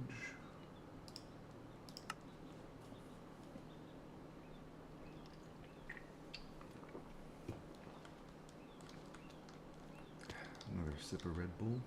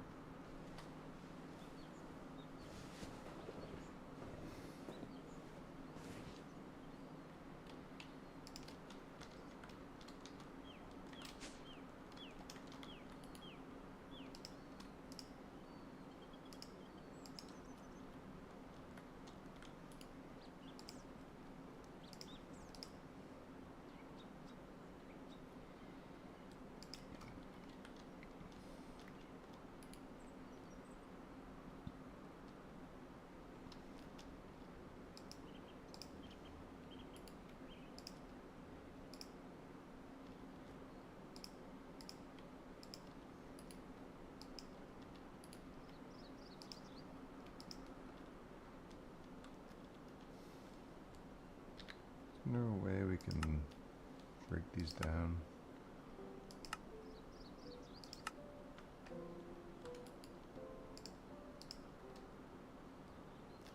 I guess that's about it.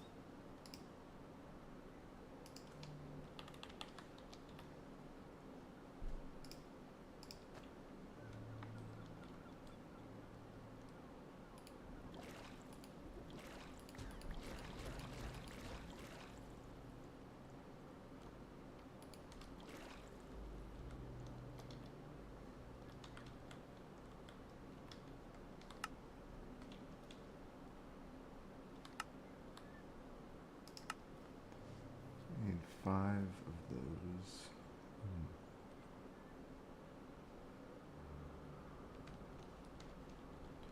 Alright. What did I come down here for again? Oh yeah, water.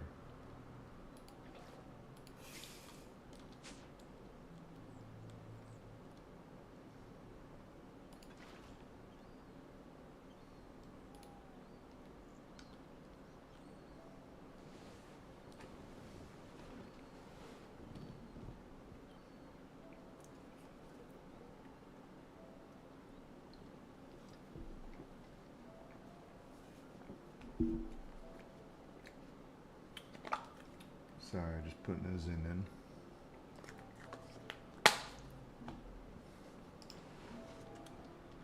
Alright.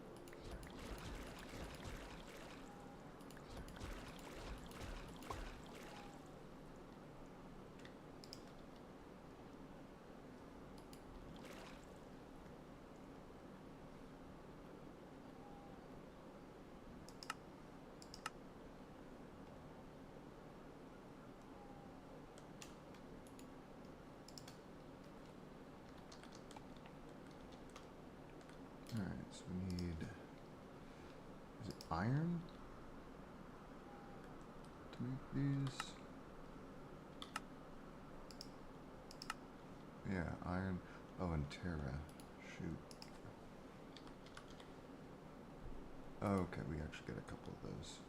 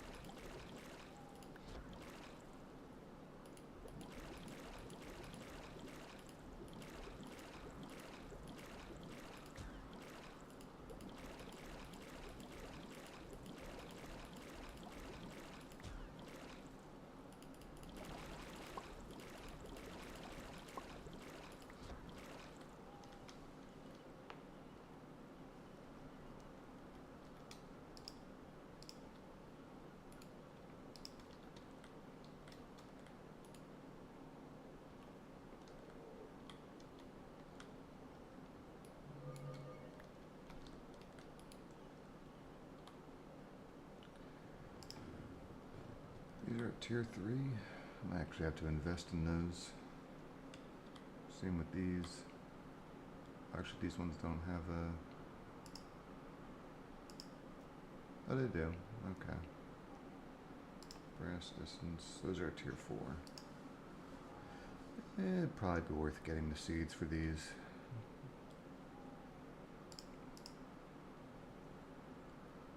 Thorium, okay.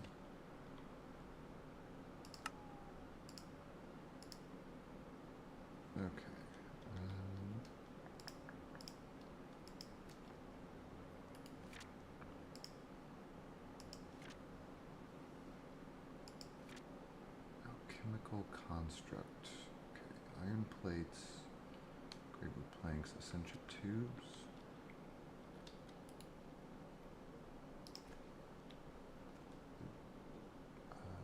Did we have...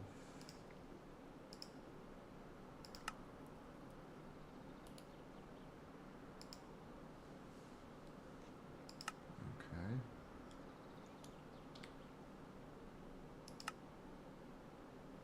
And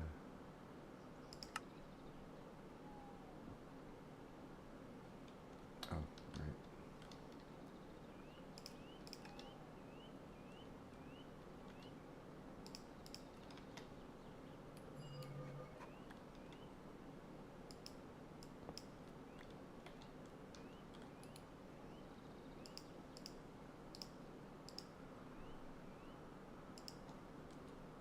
Brass plates.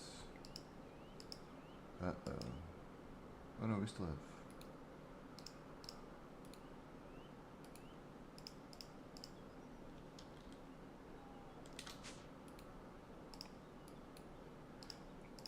That'd be kind of cool if the crafting terminal had like another page. So, like if you were in the middle of one recipe, you could like click to the next page and it just gives you like an extra like window to craft in.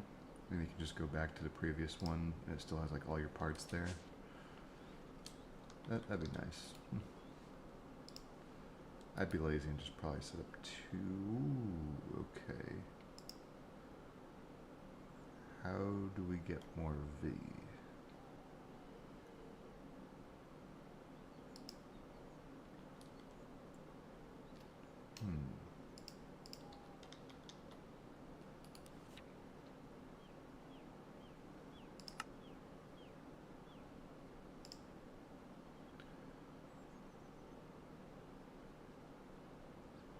Monitoring a strange buildup of magical energy in the aura. It seems to be a form of dirty V that I have named Flux. It shows as an ominous dark bar on my thermometer. I now know that those purple puffs that I occasionally see when I am being careless, it is essentia spilling into the atmosphere and becoming flux. Pure essentia, it seems, should not be directly exposed to the aura. I'm not exactly sure what negative effects this will cause, but I have noticed that flux seems to clog the local aura, preventing V from replenishing naturally. Picture is a thick layer of scum on a natural pool of clean water. Local aura has a point at which it is filled, and flux seems to count towards this capacity. More alarmingly, it seems to take precedence over V, and I suspect it can probably exceed this natural limit. I'm not sure what will happen when flux overflows, but it's bound to be interesting. Ooh.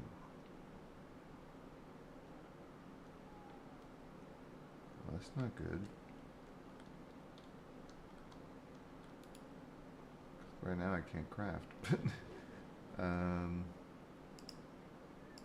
well what I can do, if it's saying this area has too much flux, I could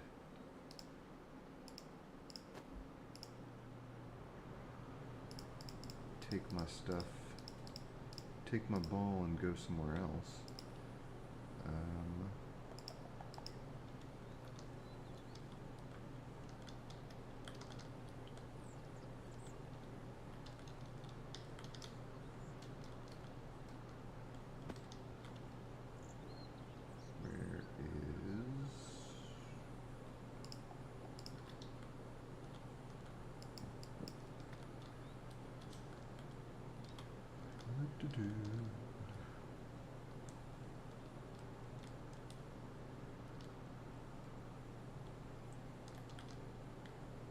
Just go on this little island here.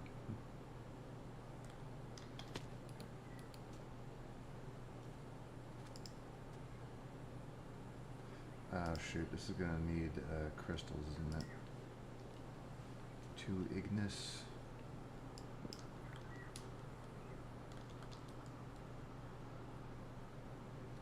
Oof. Let me go find some ignis real quick.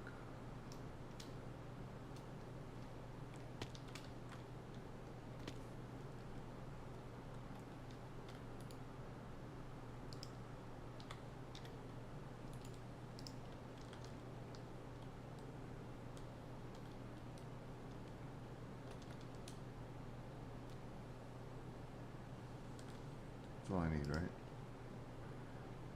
250. Okay.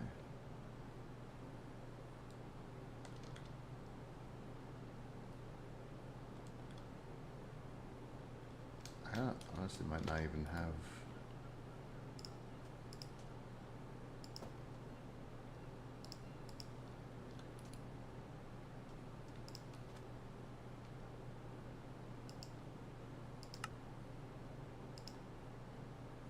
I don't have enough. So how can I increase my V capacity?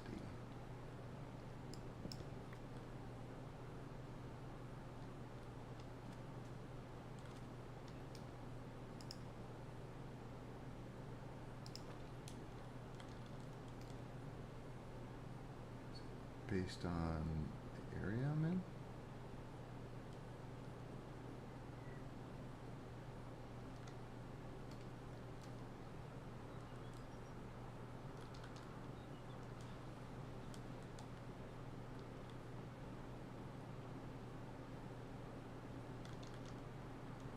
If I'm near a silk, one of the Great Woods, does that improve it?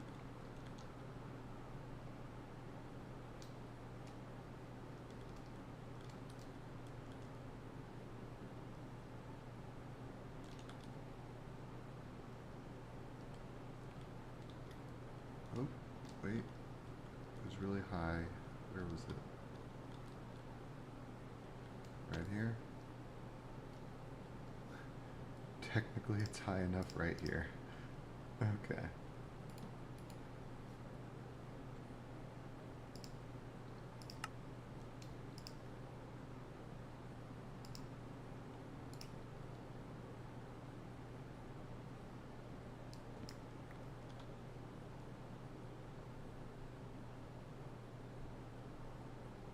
Okay, it's building back up again. Nice.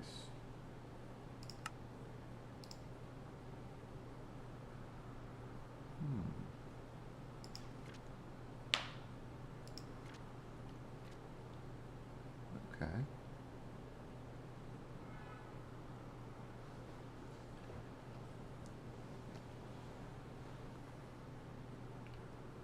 Ocean sprayer.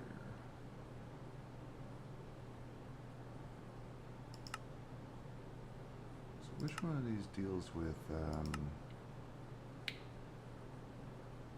one of these I think has something to do with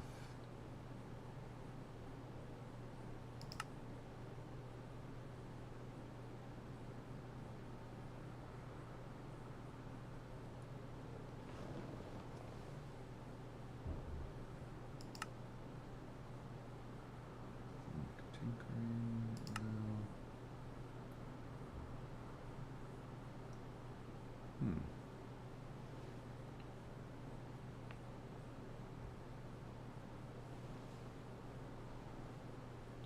That sounds like it would increase my V. This seems forbidden magic. That seems ominous.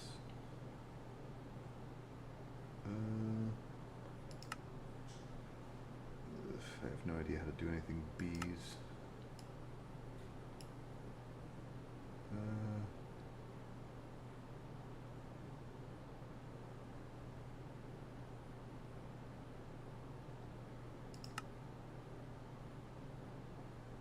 I thought there was something where like you can make soap or something that cleans.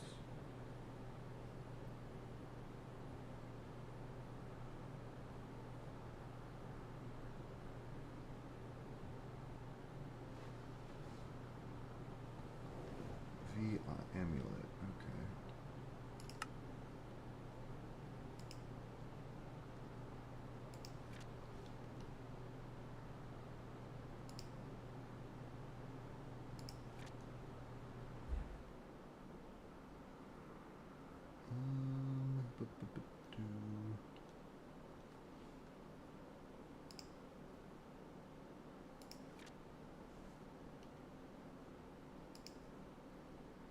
Let the flux build.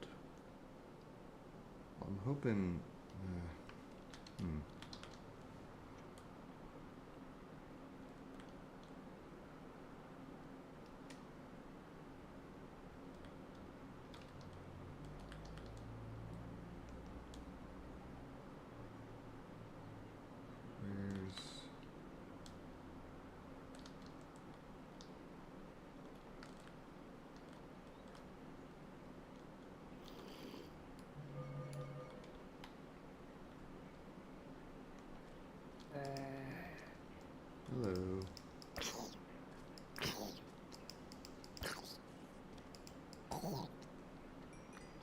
take your heart.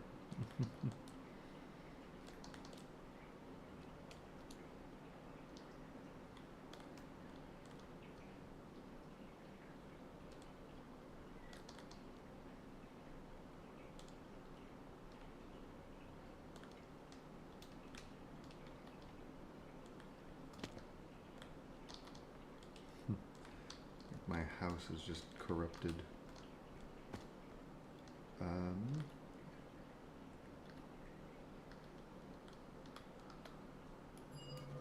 Oh, here's some new stuff.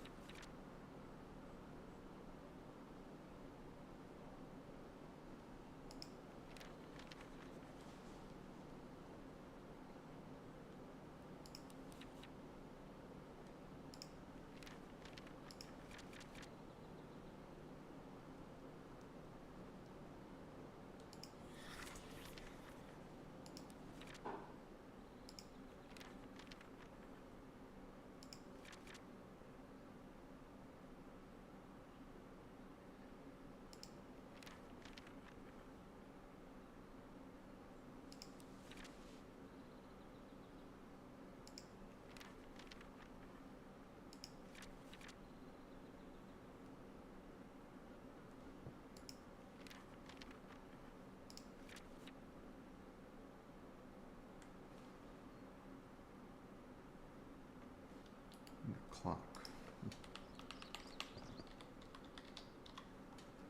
Yeah, all the ones that require files, I'm definitely going to have to work on getting the ME system hooked up to that.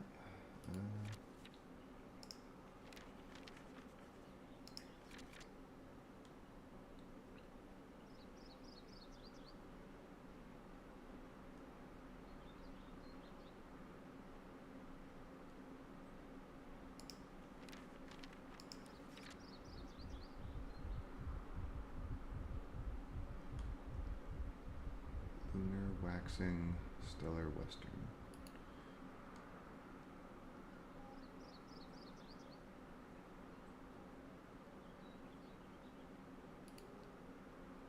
Waxing stellar western.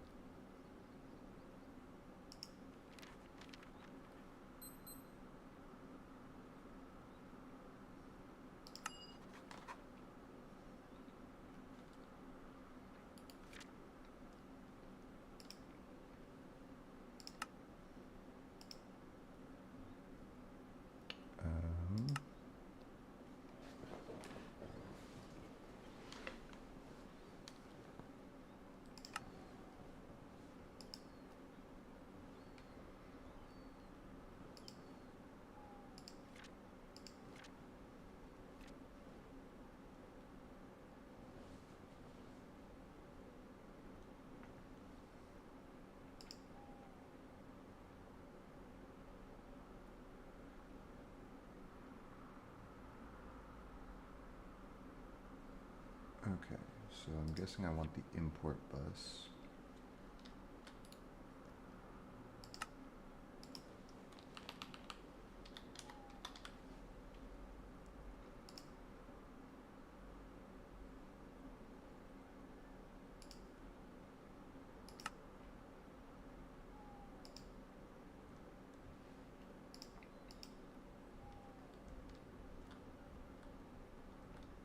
And then,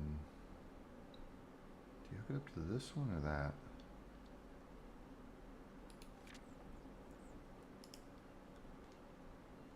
I guess the top one.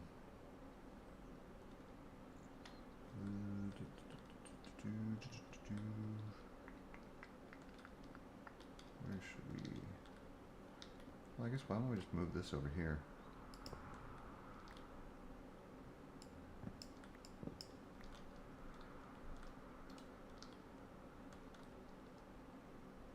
And then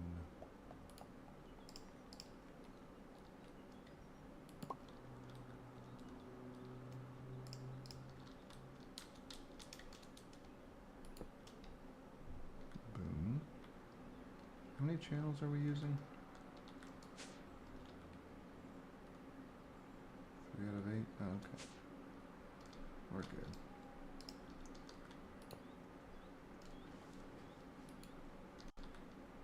I think that's doing that correctly. I think.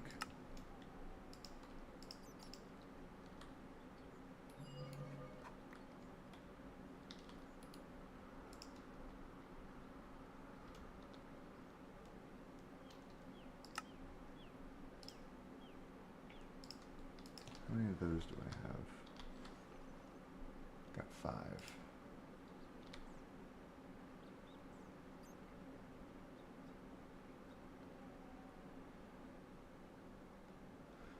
I could just build the charm belt now. Yeah, let's go ahead and do that.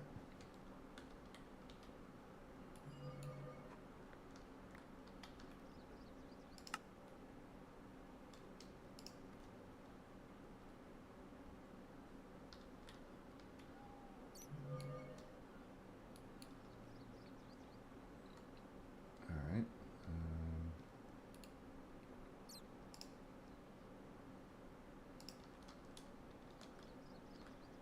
It's nighttime. Where's my moon?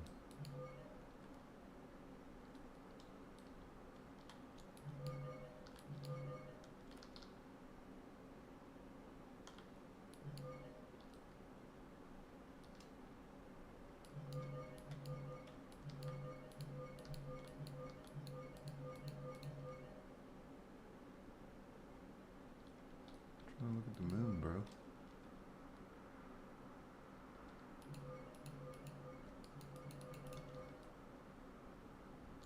Okay, there we go.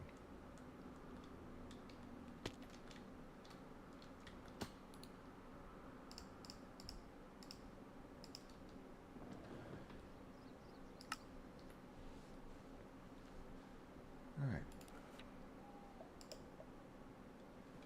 Still need to increase our energistics.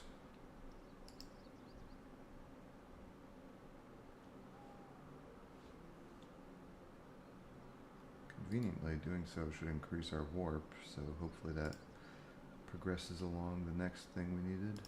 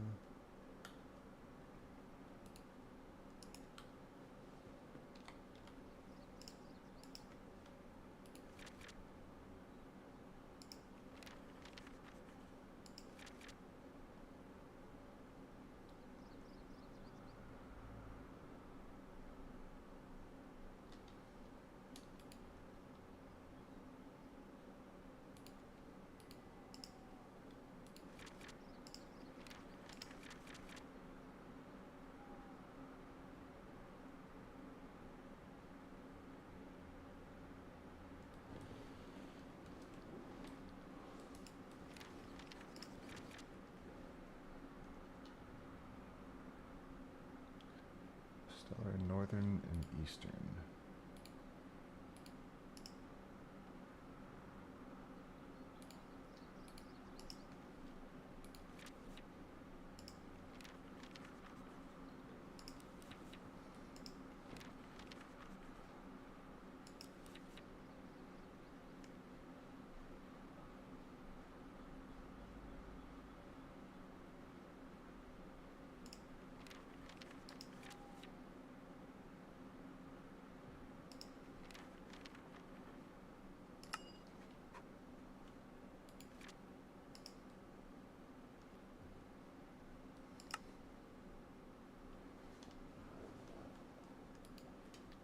Not really interested in Golomancy.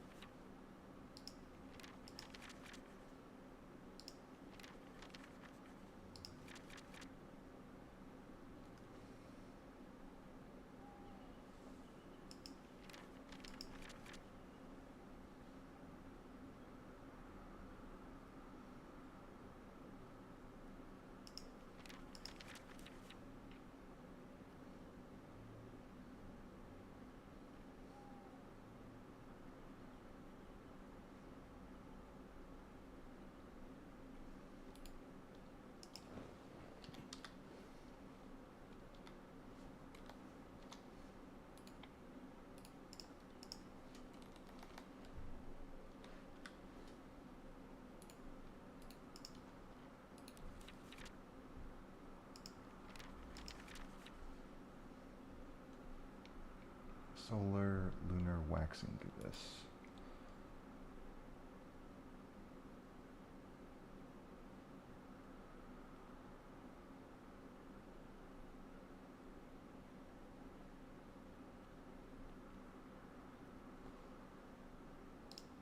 Alright, so solar and then waxing?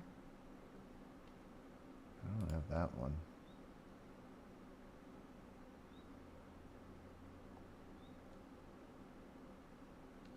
What does that one look like? That's dark on the right side.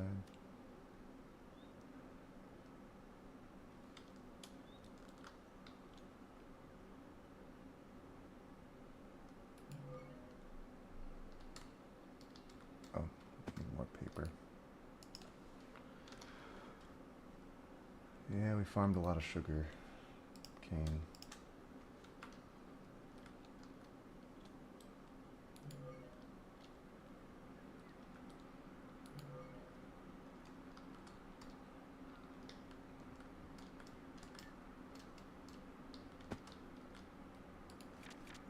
Waxing gibbous.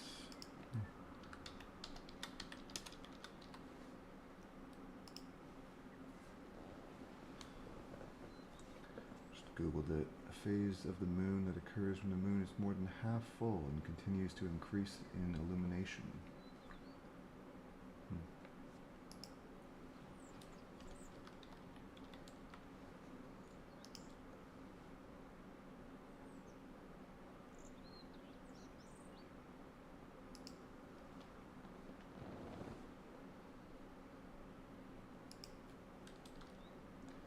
Okay, I guess I don't want to give up on this one yet because that'll probably complete one research. And I'm really close to leveling up energistics then.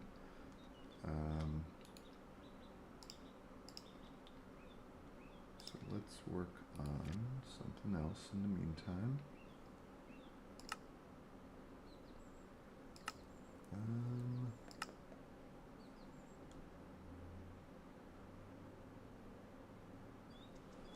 Essentia centrifuge. Now, I often find myself with complex essentia I have no real need for. I need to find a way to put all that unused essentia to a practical use. Perhaps I can break it down into its component? Perhaps? The alchemical centrifuge is a wondrous invention that allows me to break essentia into its component parts. When compound essentia flows into the centrifuge from below, it will be slowly broken down into the primal or compound essentia that it is made from. Only one of the components is created for each point of essentia broken down. The resulting essentia needs to be drawn from the top of the centrifuge because the idiosyncrasies of the tube pressure system. It would be best to connect an essentia buffer to the top of the centrifuge. Okay. Simple arcane mechanism, morphic resonator.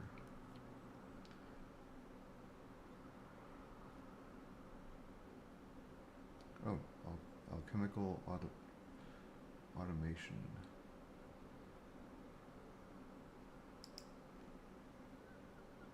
Theory, observation. Sometimes alchemy can be a hit and miss affair. Miscounted aspects, degrading essentia, and ingredients that require manual labor to mix. I've had enough. Now that I have raw liquid essentia available to me, I should improve the entire alchemical process. I have invented an automated device I have named the thaumatorium. Like many multi-part devices, this one must be created using Salus Mundus. Thaumatorium is a marvelous invention that allows a thaumaturge to select which formula to use from an input catalyst. It then automatically draws essentia from available sources using tubes as long as there is a supply of the catalyst. It produces the required object perfectly every time. The crucible that forms its base does not require water, but a heat source is still needed. When I access the device, there are several slots. The top left slot is where I place the catalyst. Once I have done this, I can choose which recipe I wish to craft with that catalyst from the list of possibilities that appear below it. On the right will be shown the essentia required in the order they will be consumed. It will also display progress bars once the machine is in operation. The created object is ejected out the front of the device or into an inventory in front of the ejection port. Normally, the thaumatorium can only have one active formula, but by attaching a mnemonic matrix to its side, I can increase the number of formulas it can keep track of. Each matrix increases the number of formulas by 2. Nice. Okay. The alchemical constructs. Oh, okay. Just place the crucible. Okay.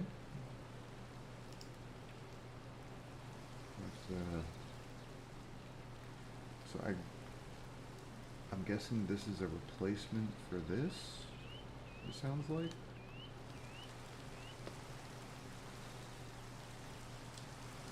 I think.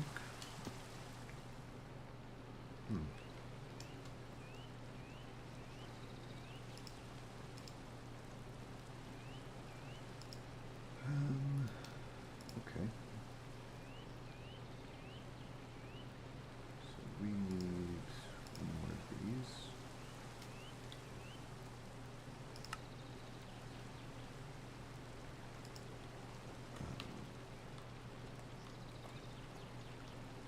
Here's my E key. Oh, okay. Give me a minute. Just gotta run to the bathroom and I'll be right back.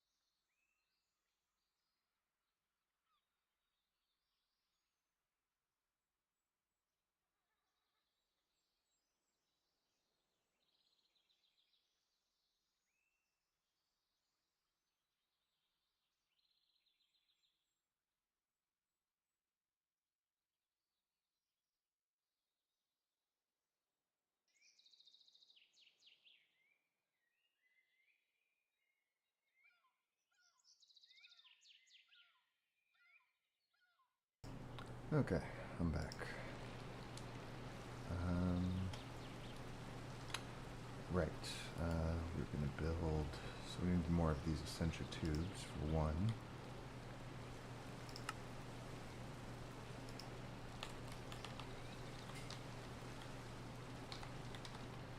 It's gonna drive me crazy if this menu crafting this doesn't work.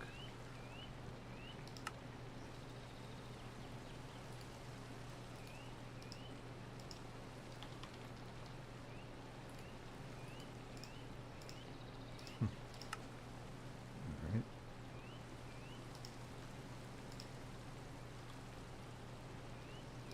And iron plates.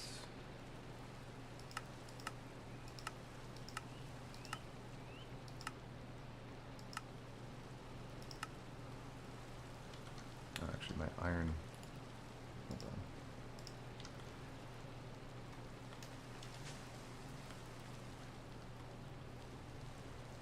I guess we got that one. Hold on.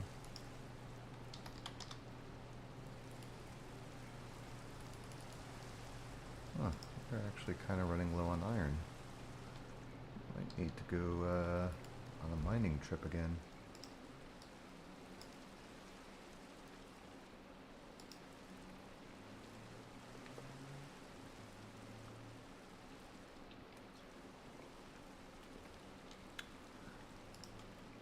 It's been a while since we've gone mining.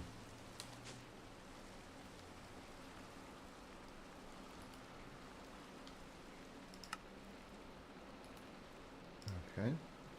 That, okay, so we only need two of those, and then did we craft a I think that used a cauldron. Okay. All good. All good. Upside down pants. Oh, wait a minute. We could just put it on top of this. That's my bad. Yeah, if we're just replacing this.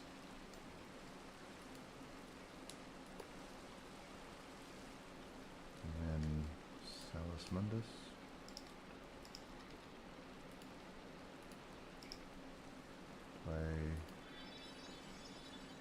It's going on. Okay. Almatorium. Nice. Okay. It's already got the original heat source, so we should be good with that. I'm just thinking here. I need to raise the roof on here. I was kind of pondering some ideas, kind of revamping the roof here, because I still don't remember if this was on stream or not, but when we first put the crucible in here, I was using netherrack, and I had that on fire, and the roof burnt down. So, I was thinking about raising the roof and making a third floor, which was going to be like, I thought of it as like an observatory, because I always come up here to check the moon out at night. That could be kind of fun. Let's see.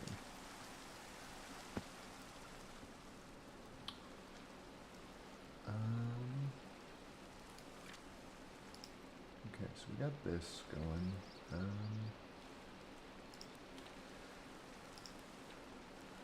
Access to device, several slots, and the top left slot is where I placed a catalyst. Once I have done this, I can choose which recipe I wish to craft with the catalyst from the list of possibilities. On the right will be shown the essential required in the order they will be consumed. Okay. So if I wanted to make brass, I know I need copper. If I put okay. So it's going to tell me I need 5 of those. Okay.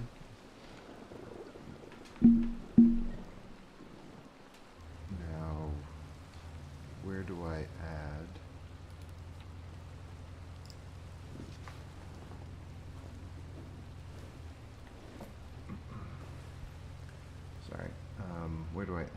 because that's instrumentarium, I think.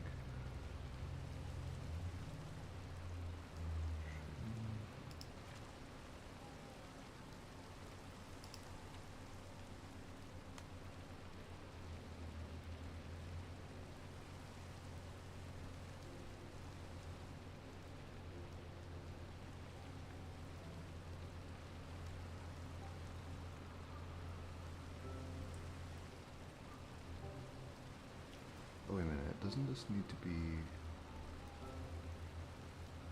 Is this the one that needs to be filled from the bottom?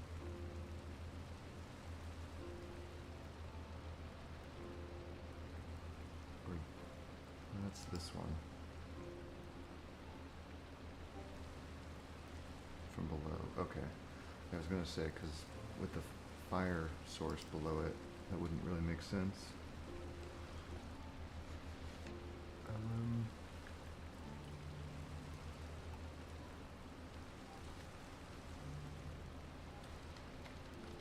So, should I start just breaking stuff down?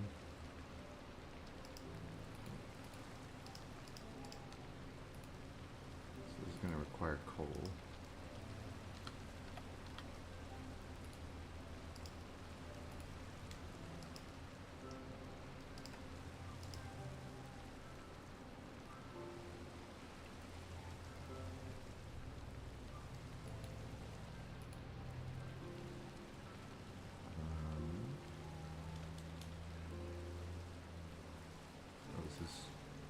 Taking it in?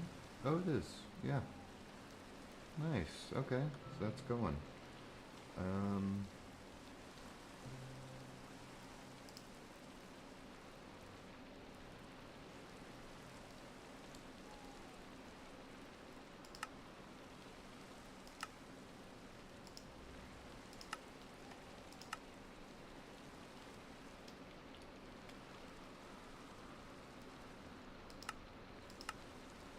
So I wonder, should I just dump all my crystals in then?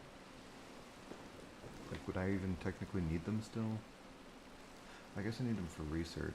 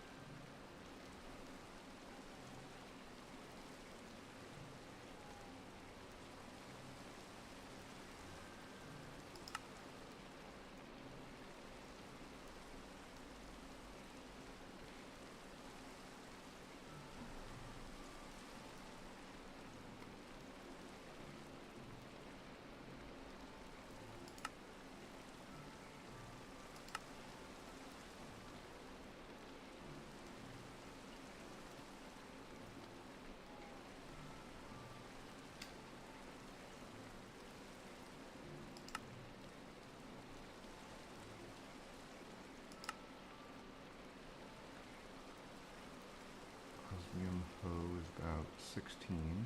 Alright.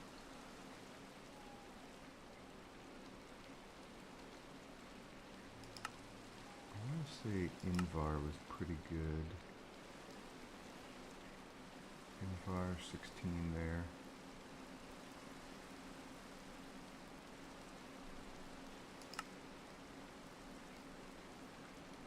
Diamond's only 16. Yeah, so Invar would be pretty good.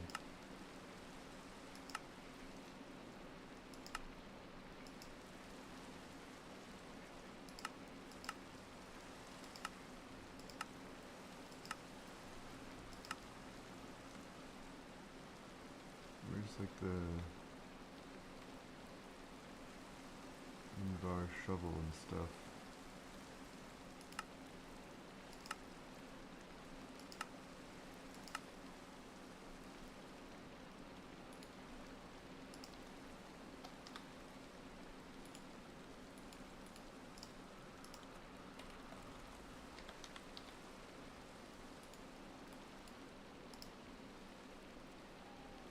too. Oh, I guess it doesn't even have. Oh.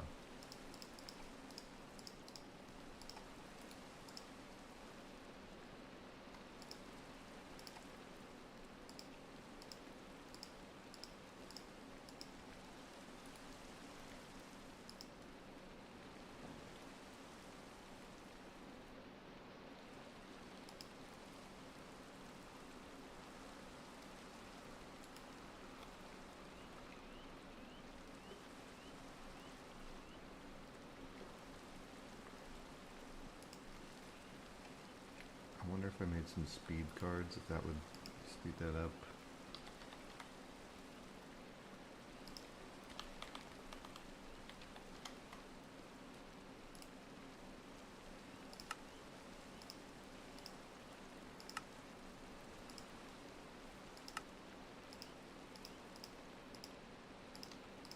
Let's try that.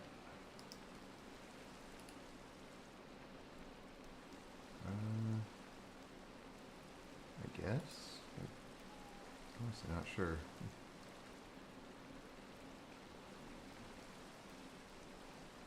I guess it's speeding up the extraction, but the actual production is still what it is.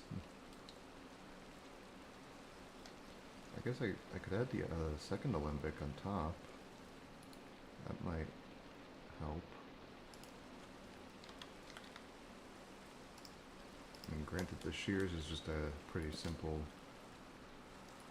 recipe, so there's not much to it.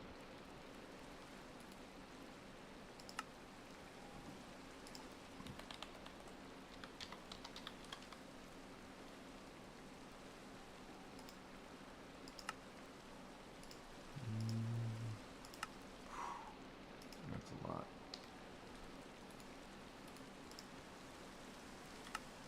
How do you get more quicksilver? Is it... Oh.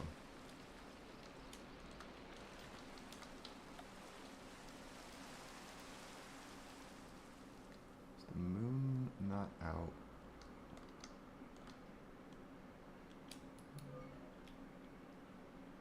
Waning gibbous. We're looking for waxing, right?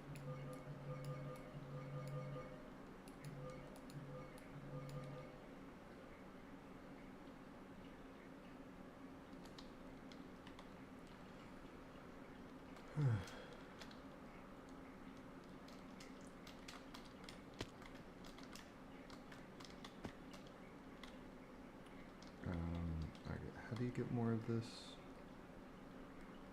Shimmer leaf, ooh.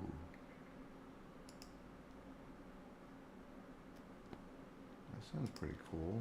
Let me Google that real quick.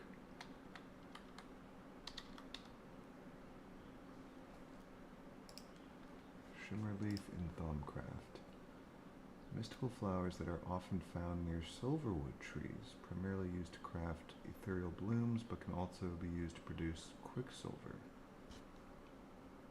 Hell, I'll take it. Because that would be useful. I want to say you get this by smelting something as well, but... Cinnabar, okay.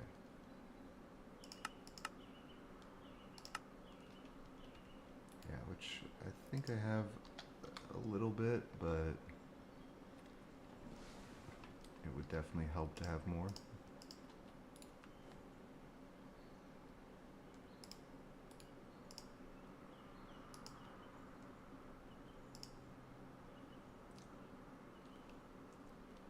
Okay, logic.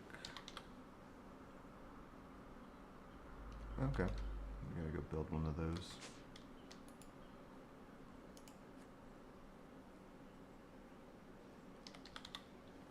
Some gold.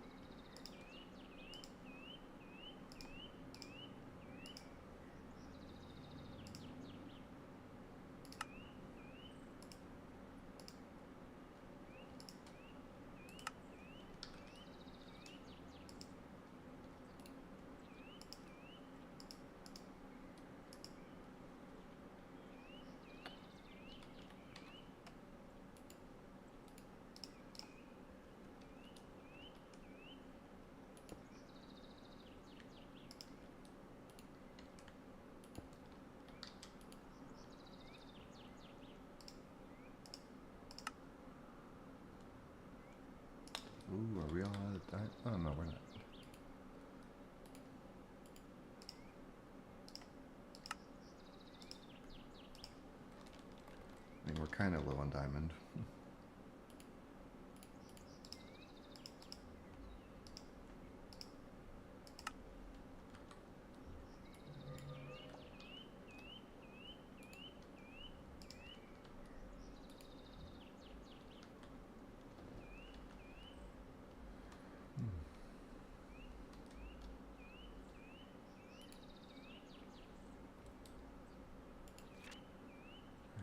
What was it we were working on again?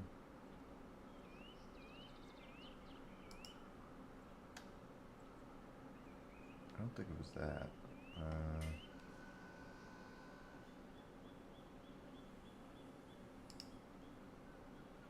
Well, we had just built this.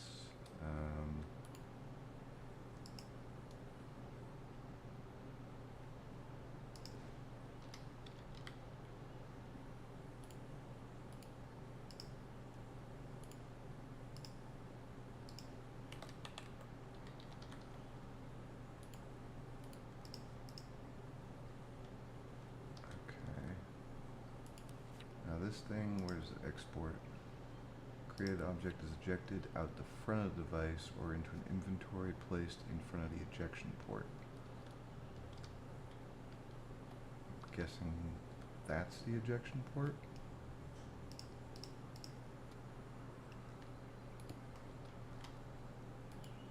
Possibly?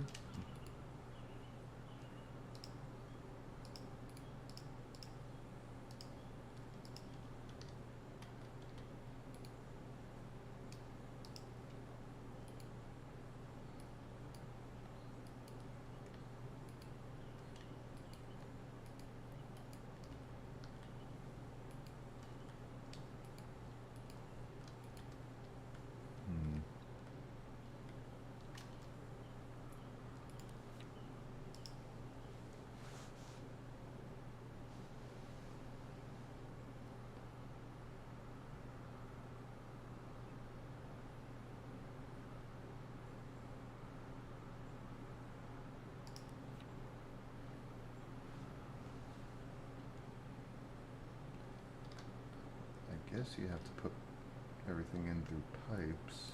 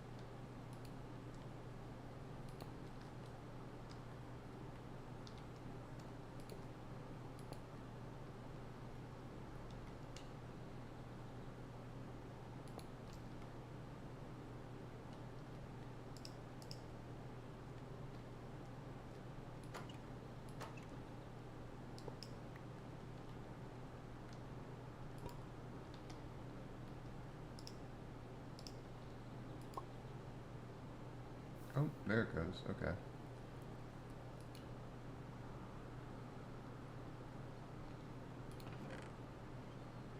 Oh, nice. And it spit it out.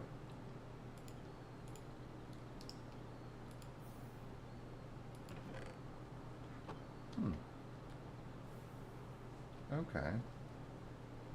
So we break stuff down in here. Got it. Alright, that's actually not too bad. Let's see.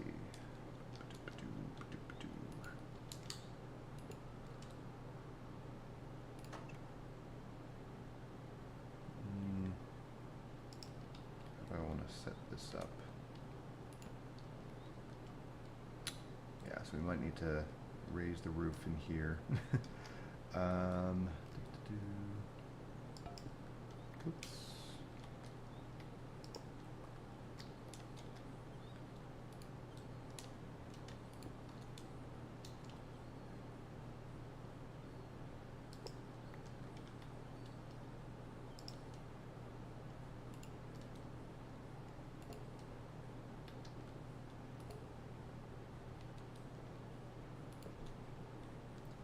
One there.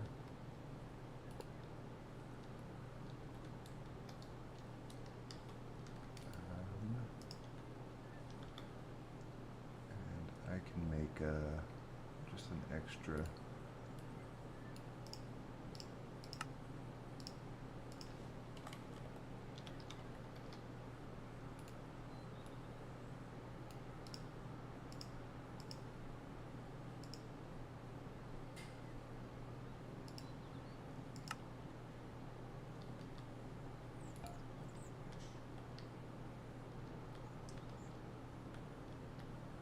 Yeah, that should be fine. As long as we're not doing anything too complex.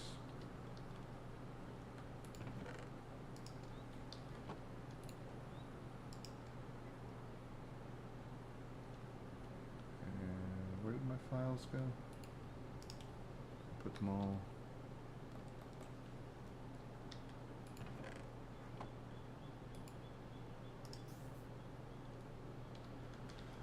Okay.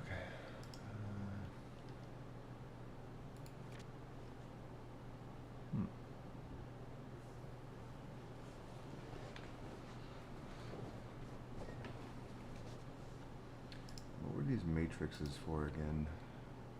Can only have one active formula, but by attaching a matrix to its side, I can increase the number of formulas it can keep track of. Is that like if you were trying to craft more than one thing at once? Kind of sounds like it.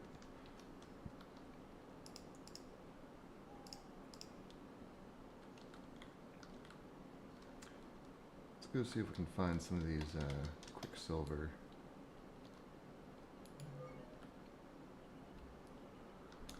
Thingamabobs. That's eucalyptus. I think there was a quicksilver over by the tundra. Or at least I chopped one down over here.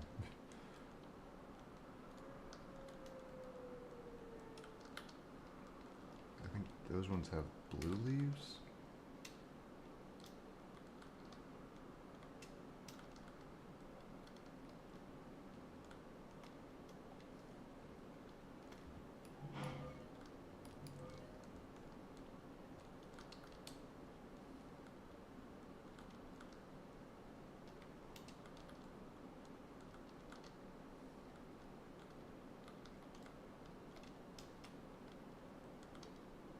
Hello, what's this?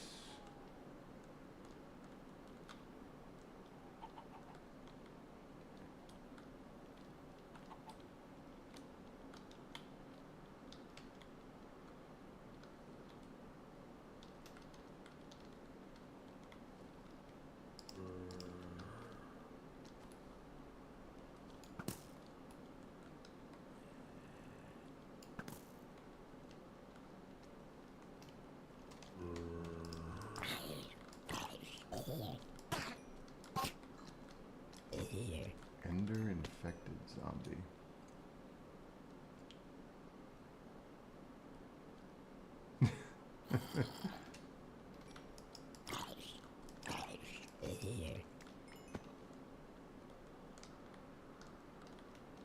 Is this a dungeon?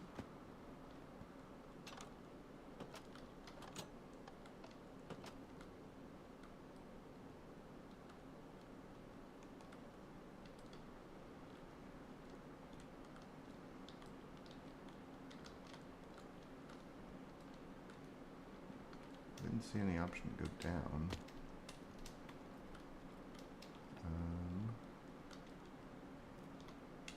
If we dig down though.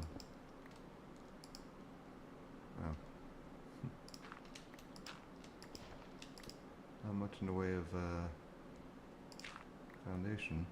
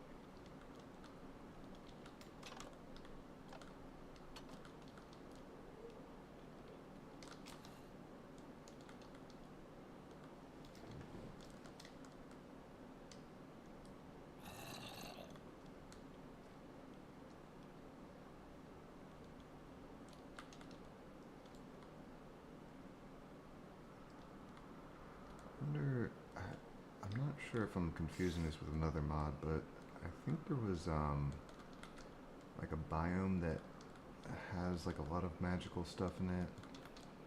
Like it kind of emphasizes the Thaumcraft trees and whatnot.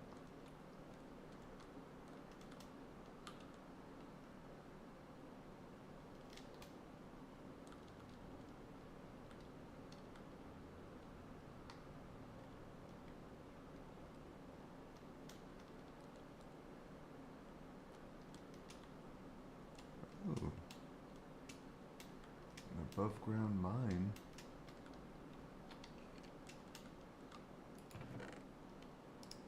Oh, shoot.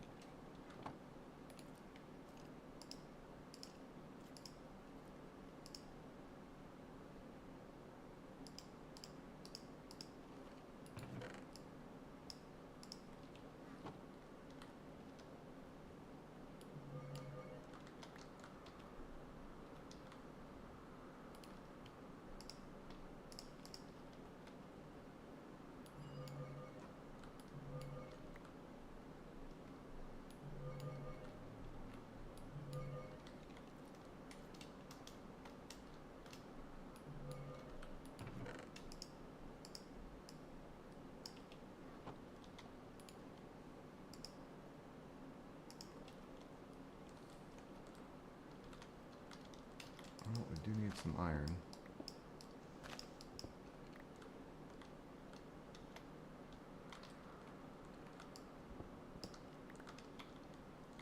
That would be helpful.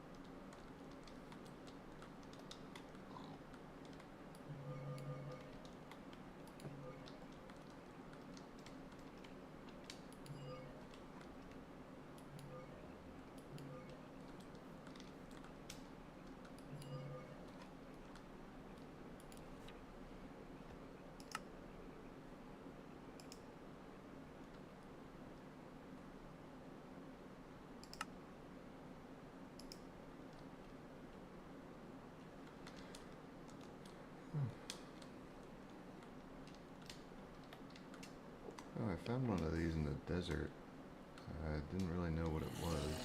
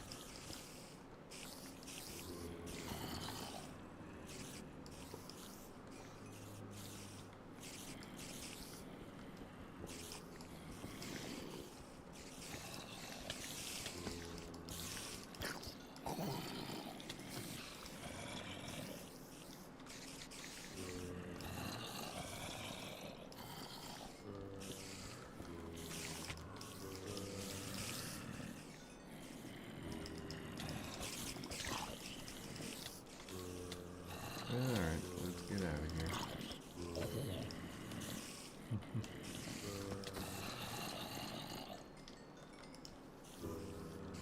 Or not.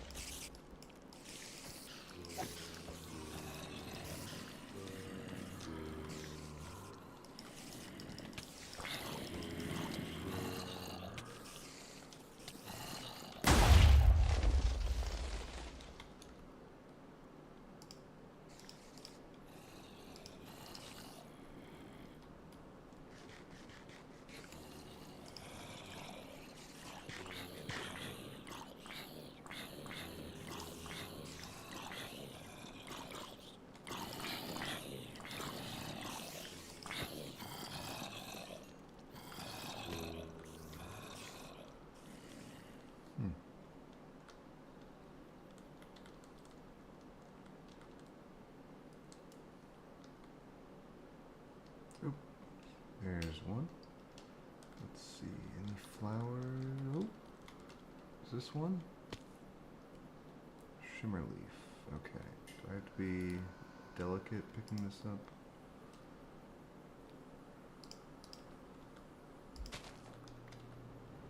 Nope. Okay.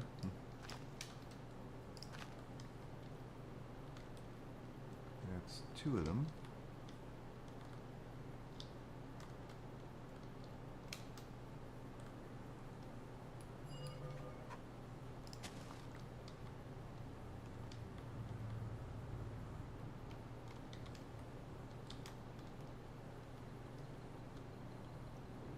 This is water all purple. I thought it was poison.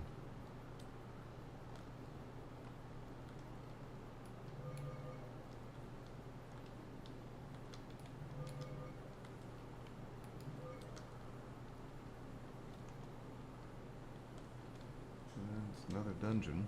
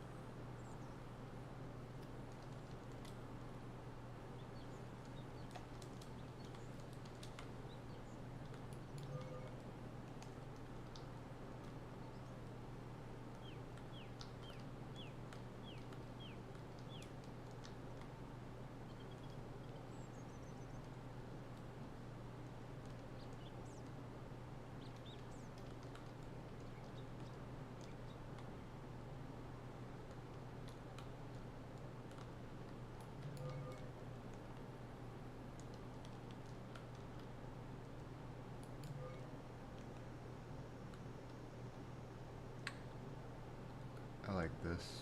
I could see myself just putting my little base right here. Maybe just right on top of this.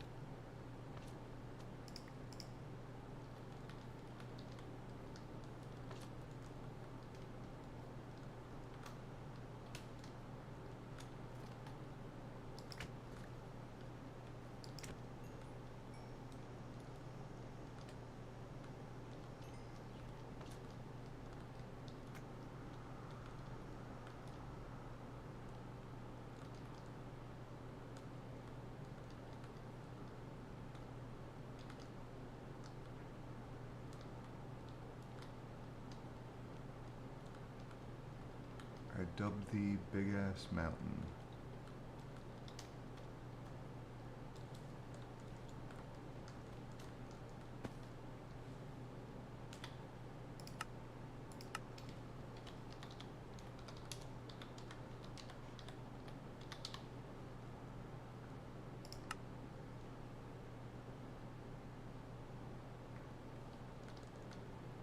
Where are we anyway?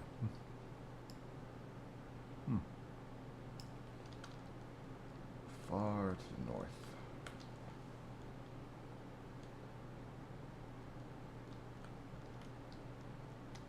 Man, this would have been so cool if we could have, like, if this is where we spawned in at.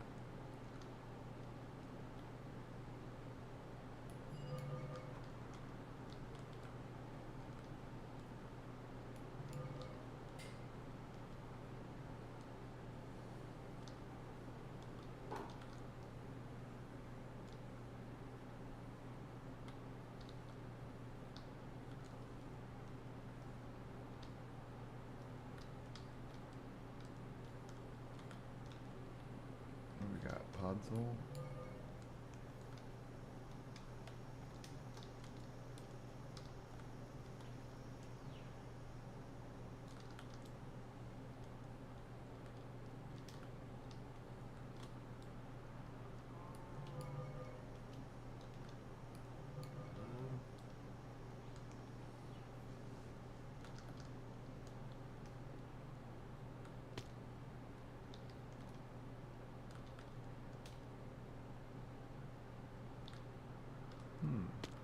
The Jungle Temple.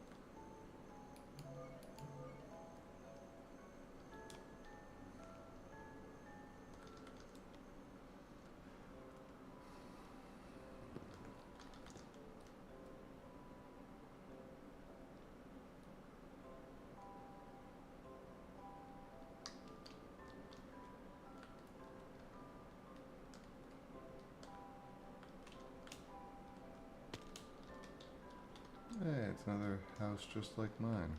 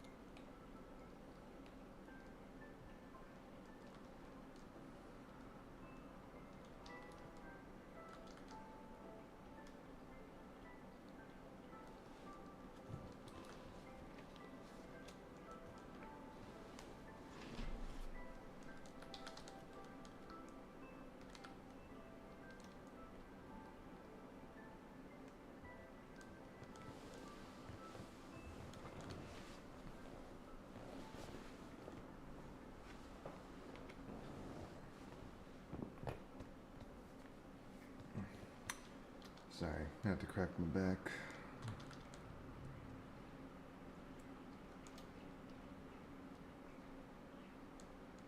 Is this is, no, we came across a different one before, right? Yeah, because I dug a hole in it.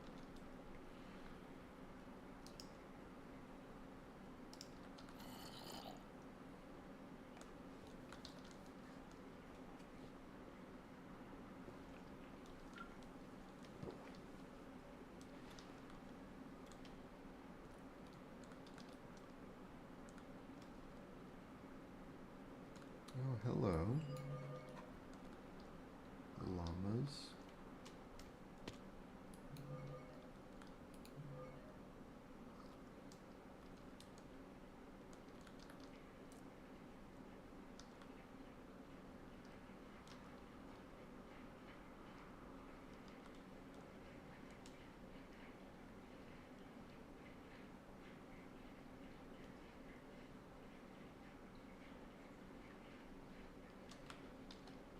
We looked at the moon, right? Yeah, okay. Where was I heading? Village base.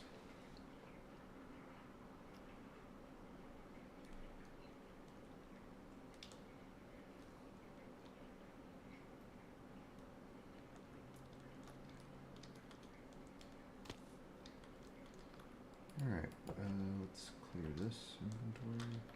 What the hell is this thing used for? Oh.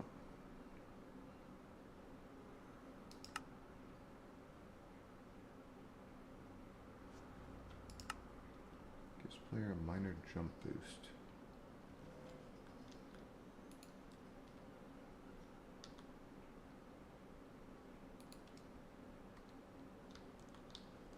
I have to test that.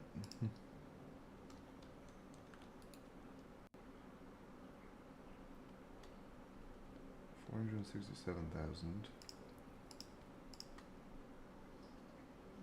779,000. Not bad.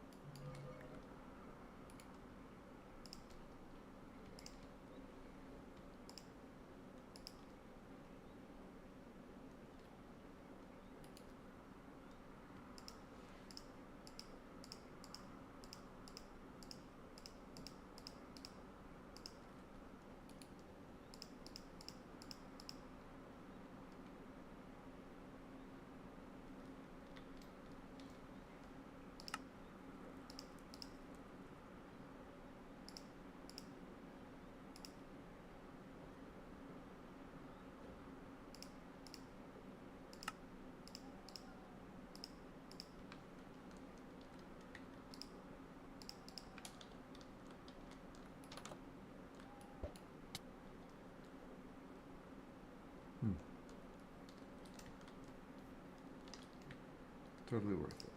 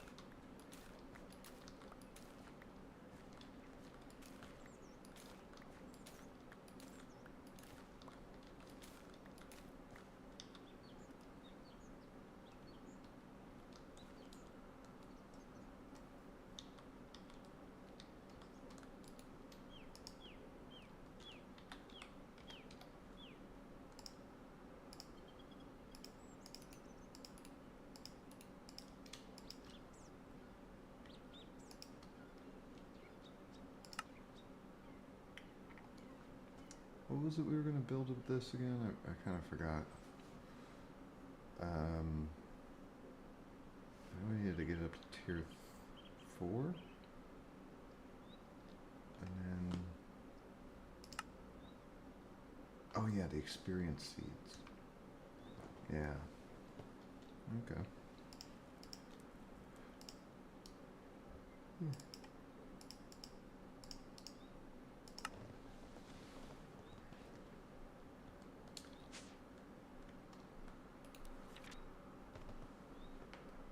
Solar lunar waxing.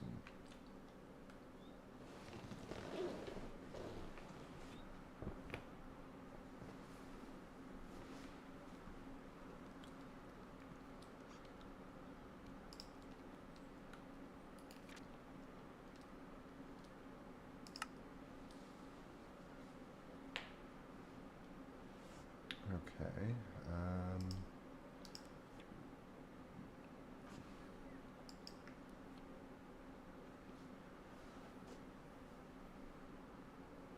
Okay, so I'm thinking this one allows you to break down to secondary Essentia.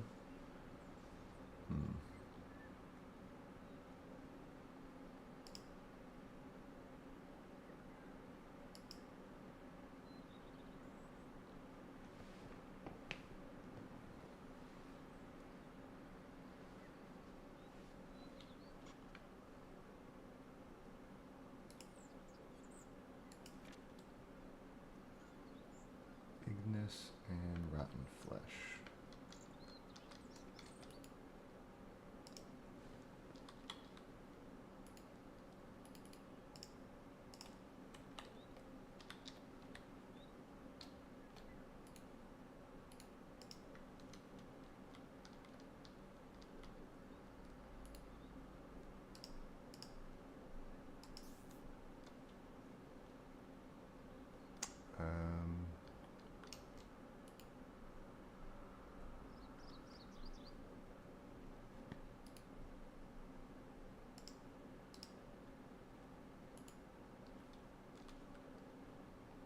So if I just wanted to, oh, oops.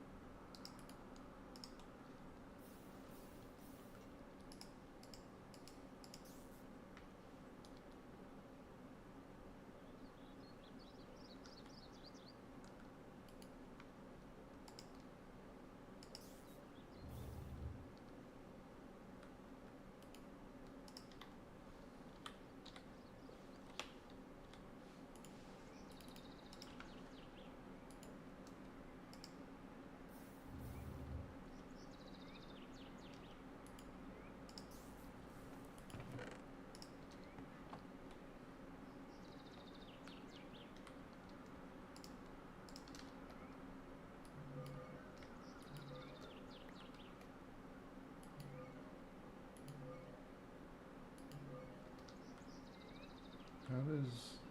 Wait, hold on. Why is more of that Ignis coming back?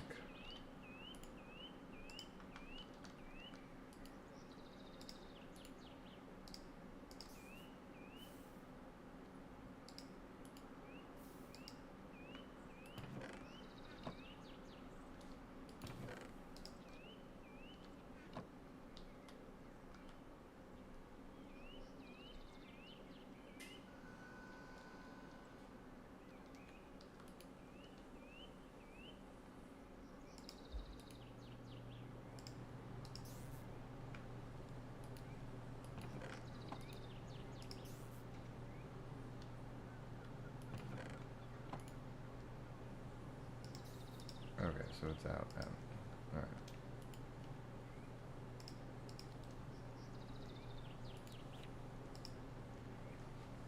Should be fairly simple to produce. It should be a fairly simple process to apply the alchemical principles I've learned to creating common materials. It will hardly be a challenge for me, but the practice should do me good. I realize that I have gathered an alarmingly large stock of rotten flesh for who knows what reason. Maybe it's time I put this to use and render it into tallow.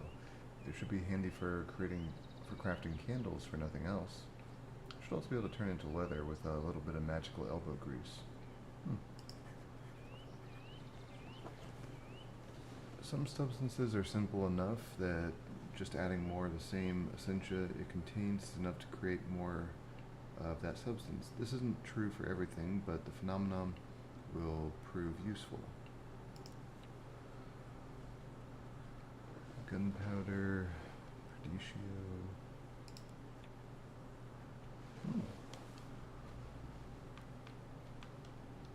Make some candles.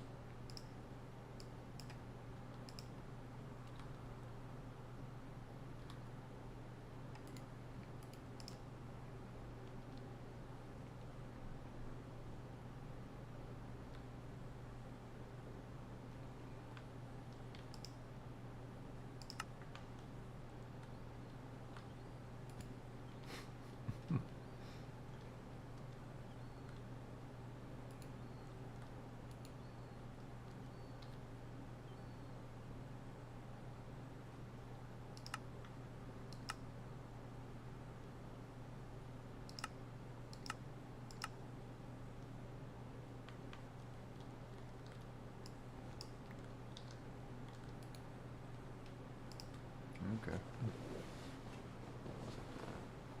I was wondering if there's a recipe for like a candle holder. I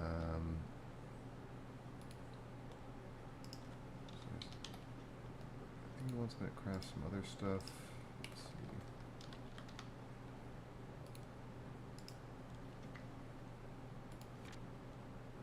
Is it gonna actually make me craft them?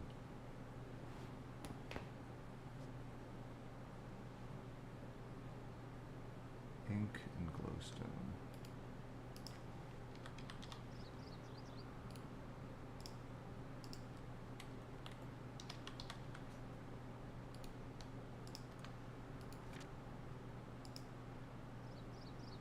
It actually wants me to craft them. Alright, what do we got? Alchema, Ignis, Perditio.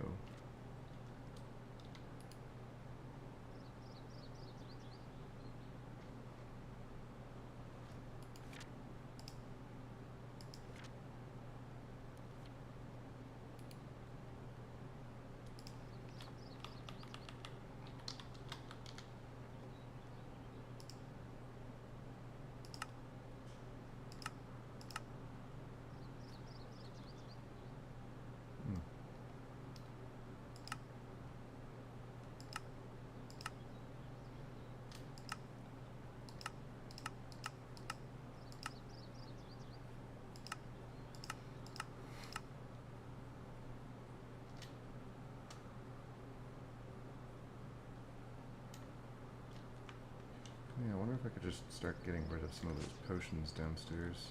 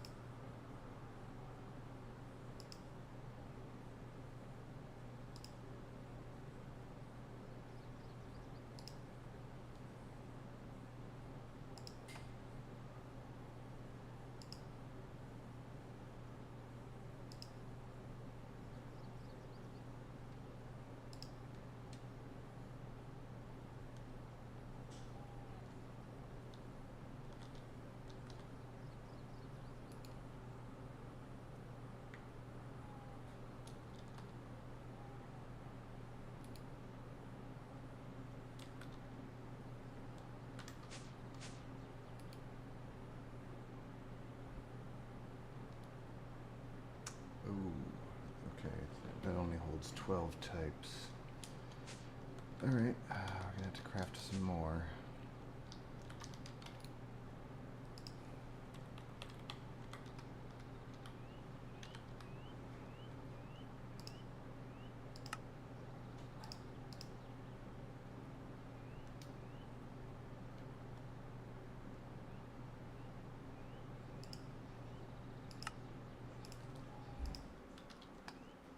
Didn't realize, my bad.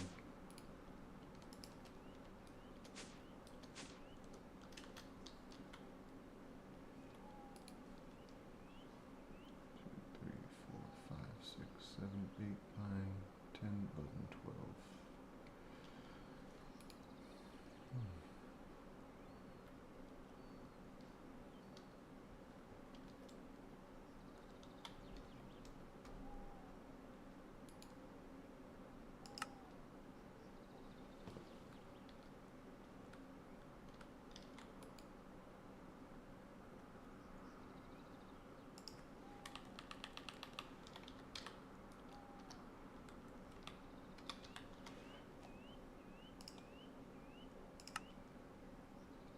10 Ignis, 10 Perditio, and 5 Alchema.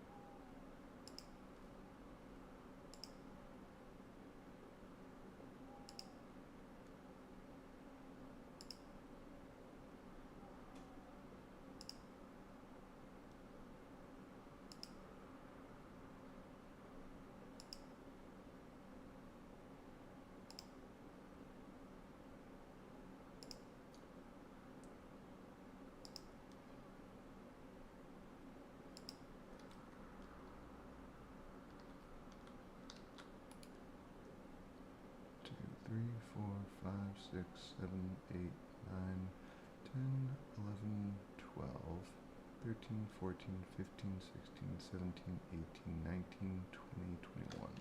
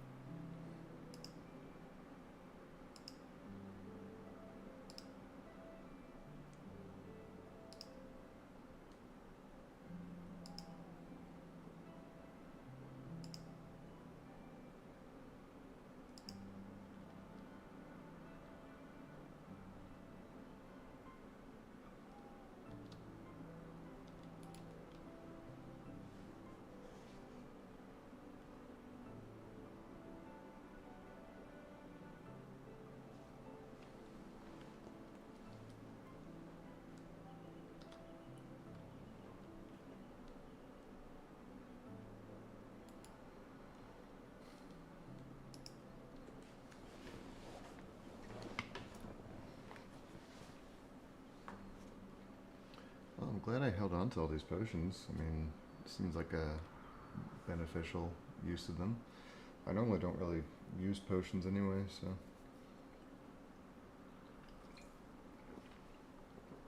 glad they're not going to waste.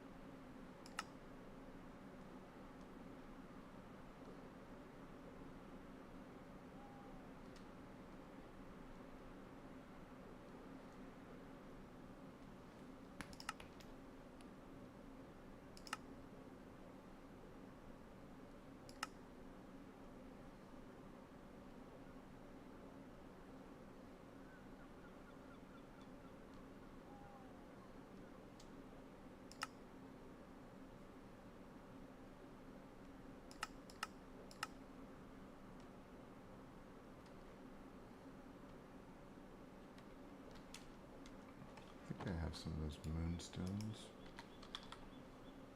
I do.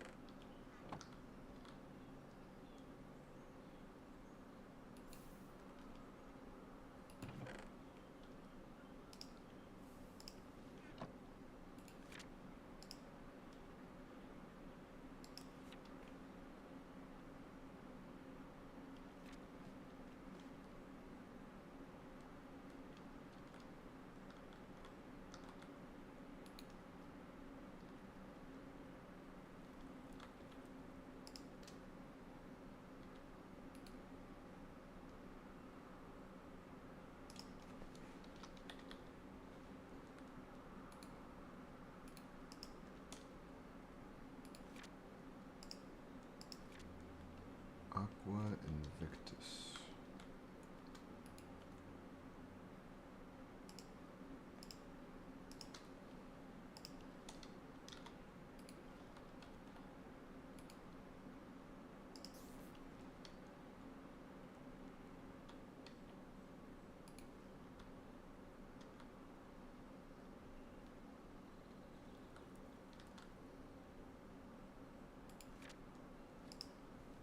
Alright, where does Victus come from?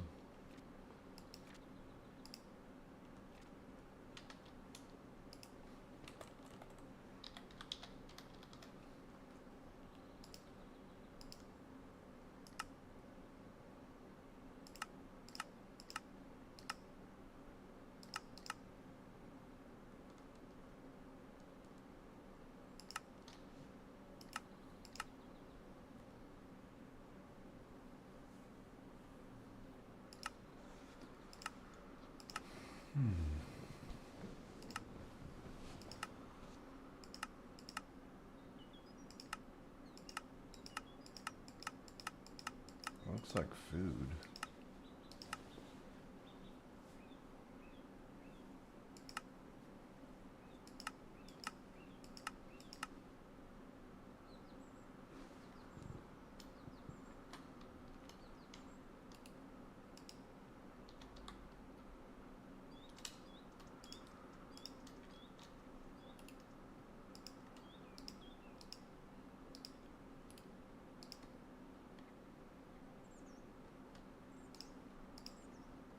Baked potatoes.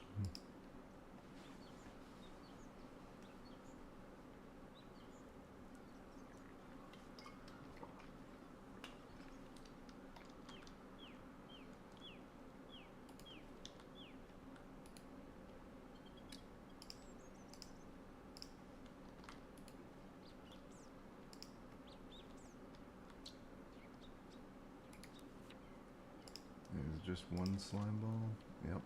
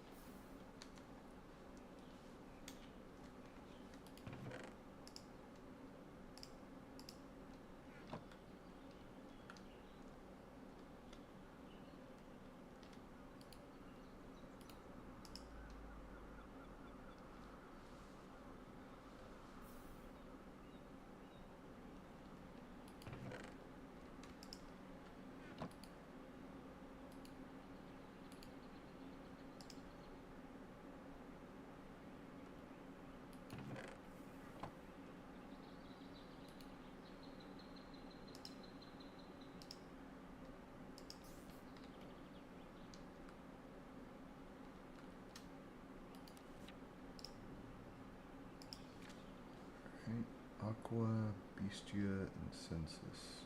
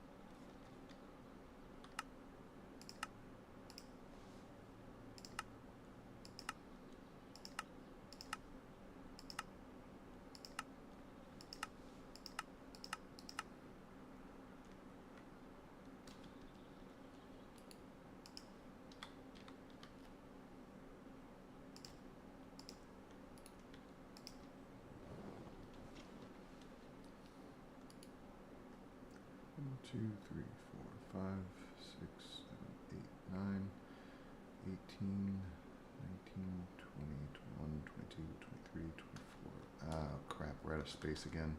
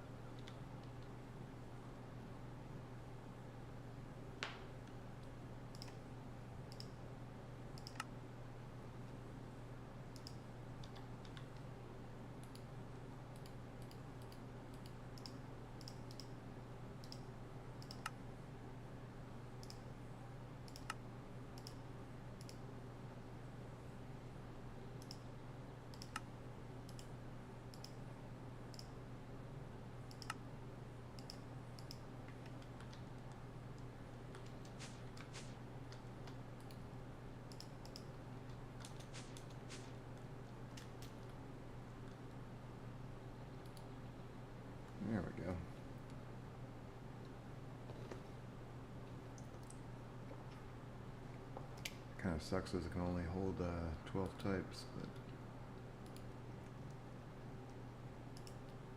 Alright, the dog...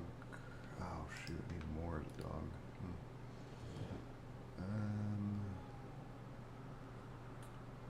What's got that dog in it?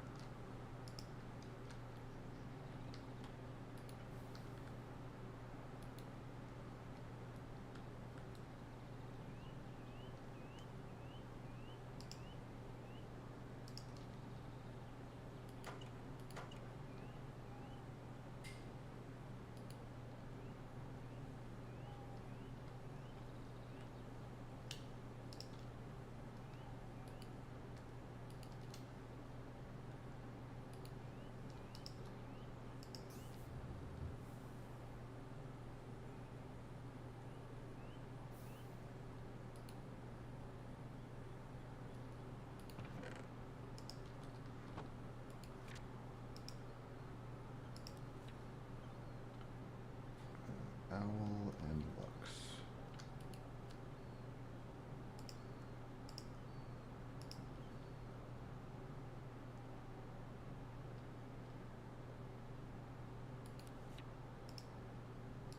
Is it 5 census? Okay, that actually works out. Sort of.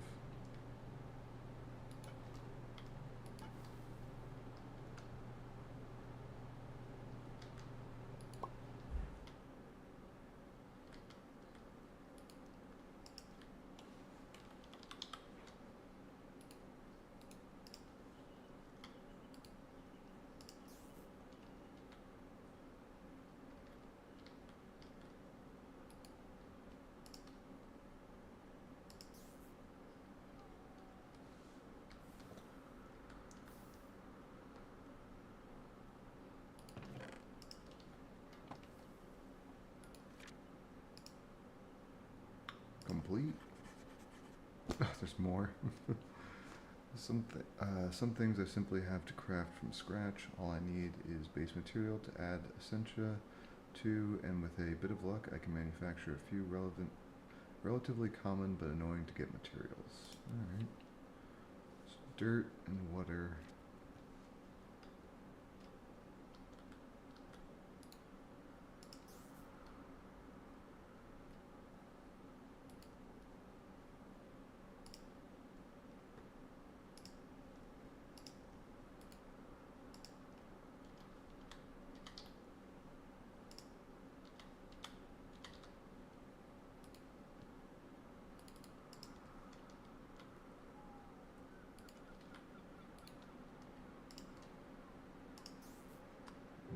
Do it.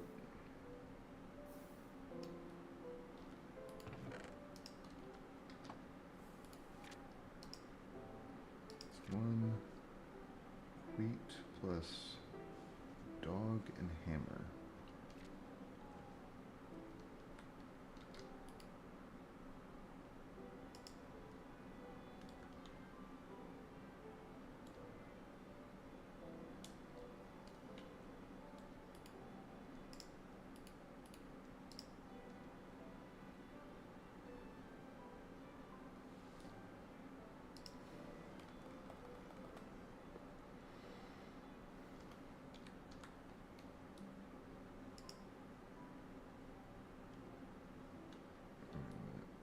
that?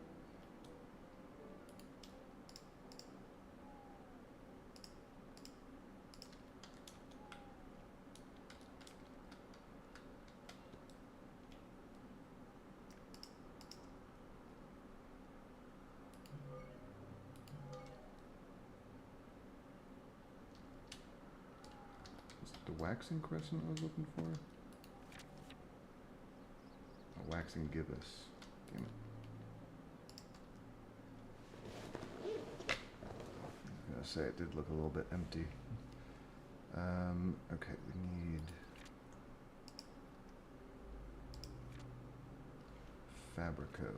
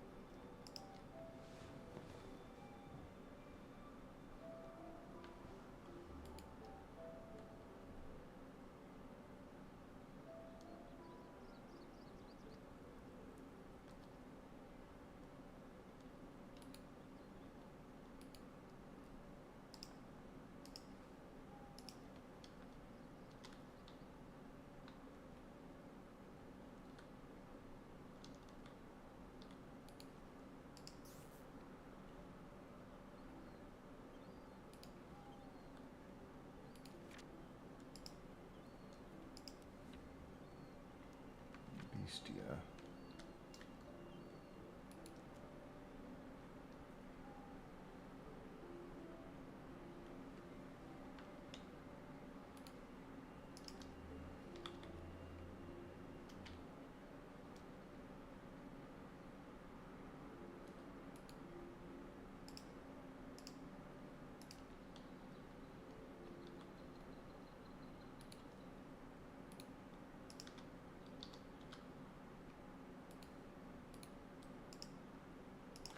Wait, no, we need wheat.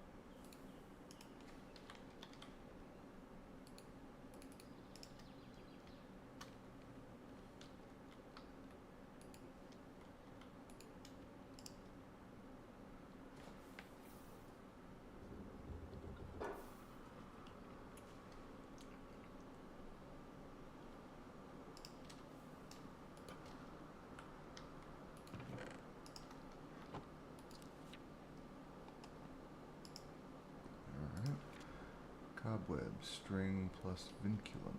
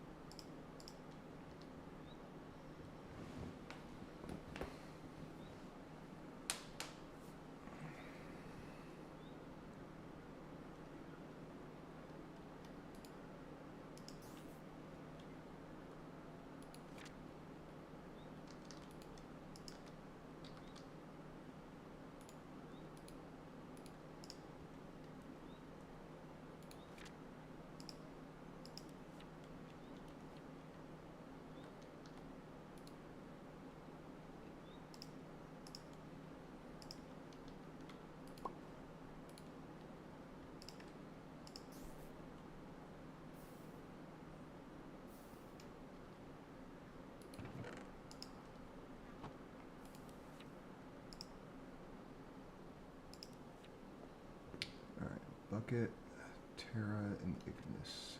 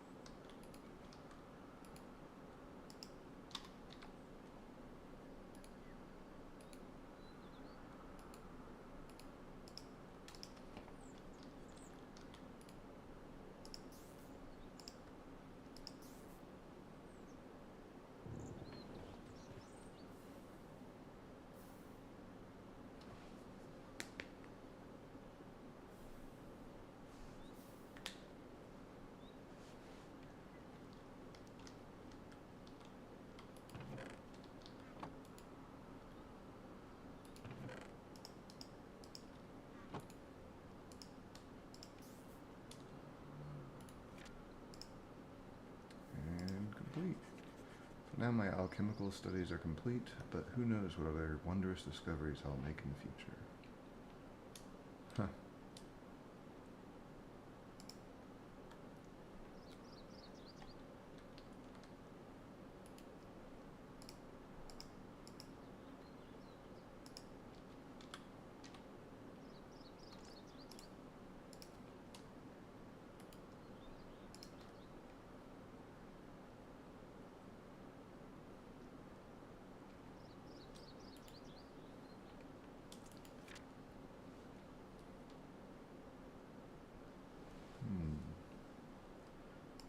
Everfull urn. Alchemical creation has proven to be much easier than I expected. However, if I can somehow help automate this process by creating something simple and practical, it will go a long way toward further alchemical breakthroughs. Maybe something like an infinite water source would be a good start. A small fountain of pure water always flows from the top of this urn, making it perfect water source to fill my buckets, bottles, or other liquid containers. The urn will also automatically replenish any liquid containers within 2 blocks of it if they can accept water from the top. This is perfect for automatically refilling crucibles, but has other uses as well. Fluid pipes can be attached to the top of the urn for more mundane uses. Every bucket full of water created costs 1V, which is drawn directly from the aura. The water does taste a bit odd, nothing to worry about, I'm sure. 10 Terra, 10 Fabricio, 30 Aqua.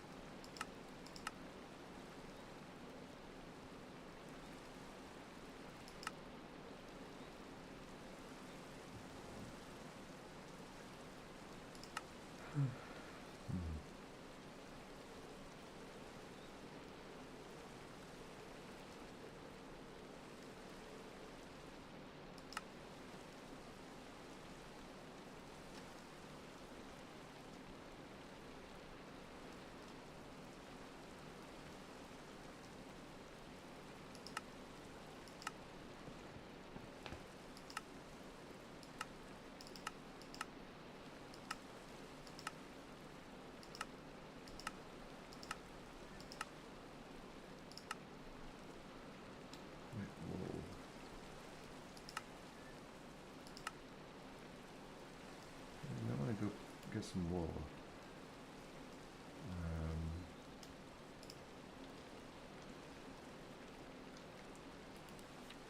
And 30 agua.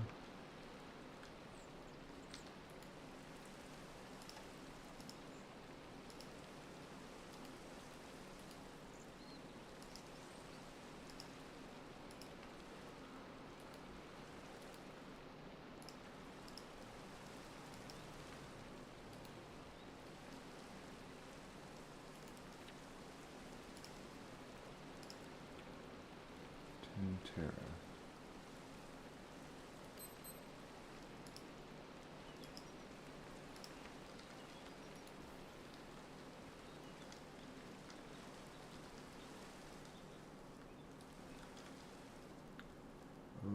little sheep, come on out. It's time to be shorn.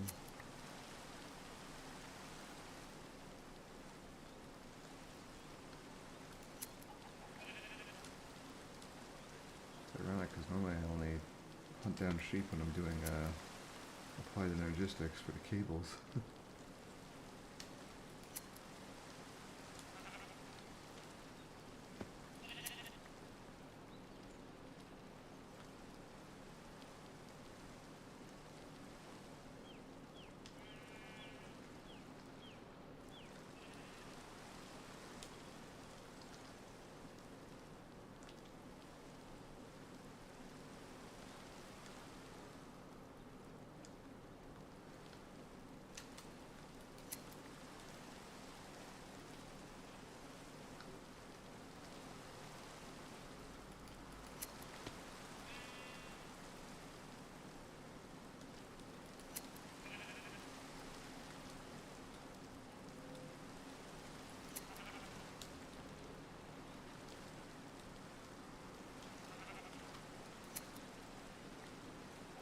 These are all the same, right? Yeah.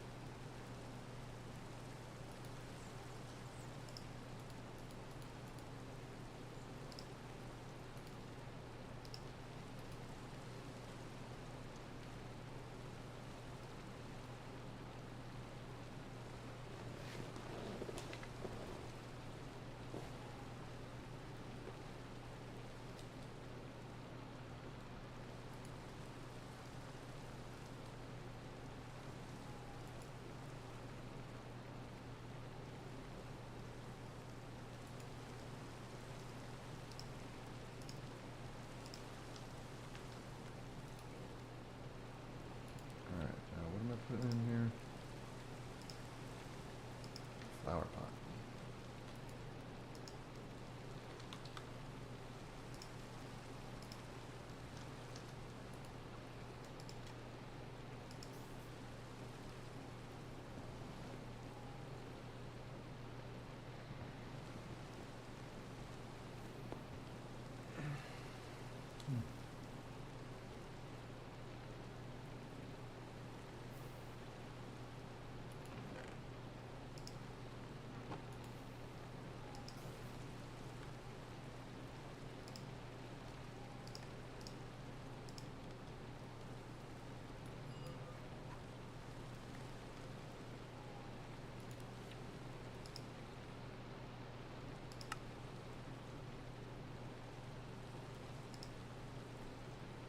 Oh, shoot, we actually unlocked that.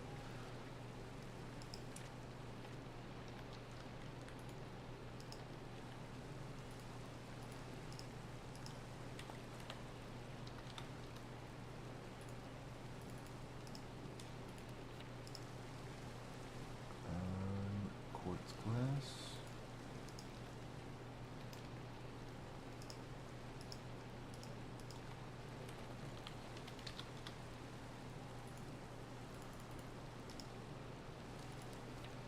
And they want 3 of those.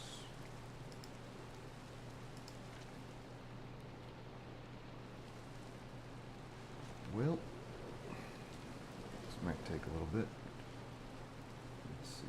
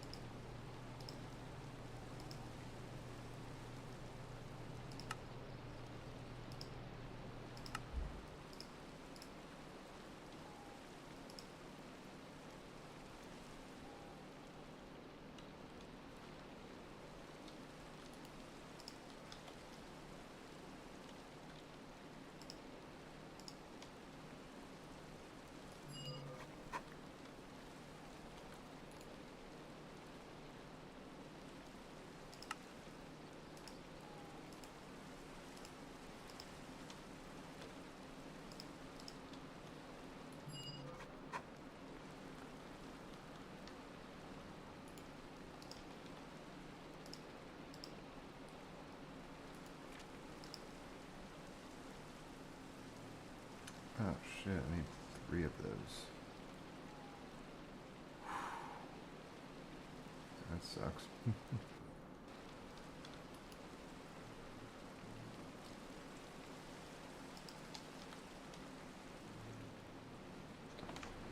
Let's see.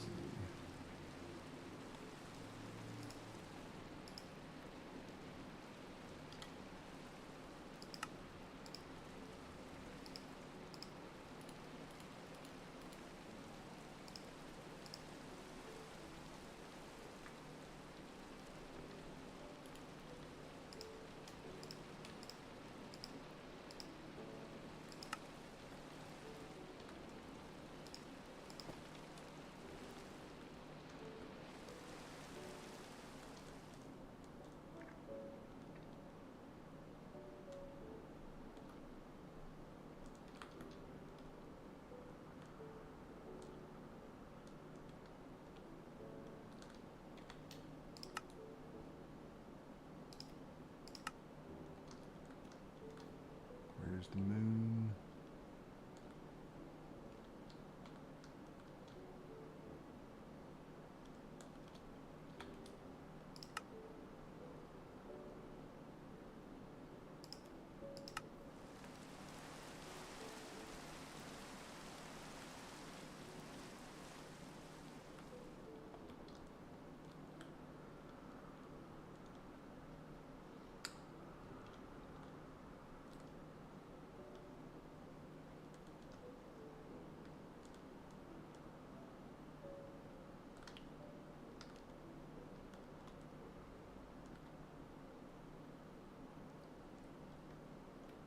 Seriously, where's the moon?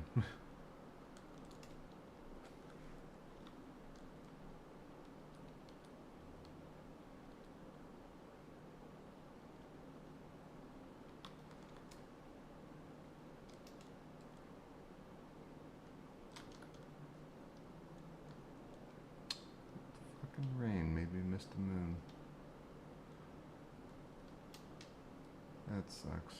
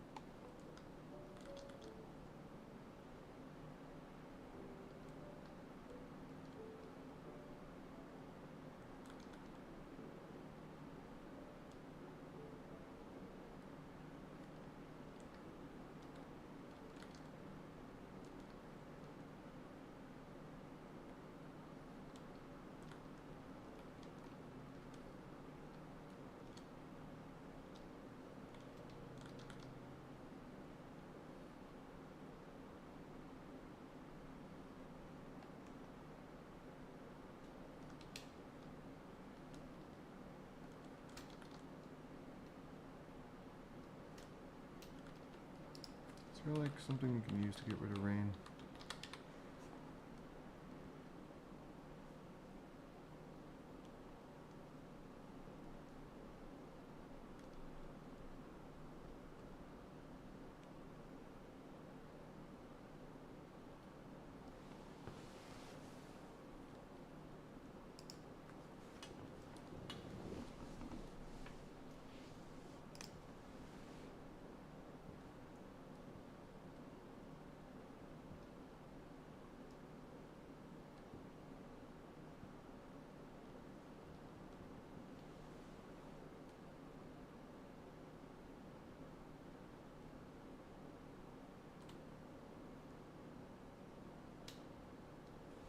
Hmm.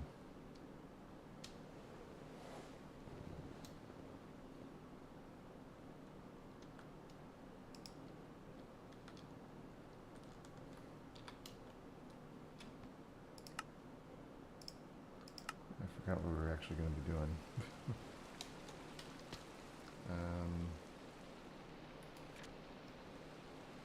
Oh yeah, okay.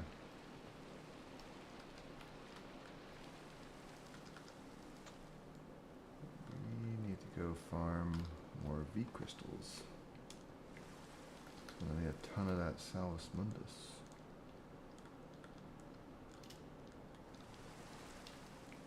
Guess I'll check the ravines.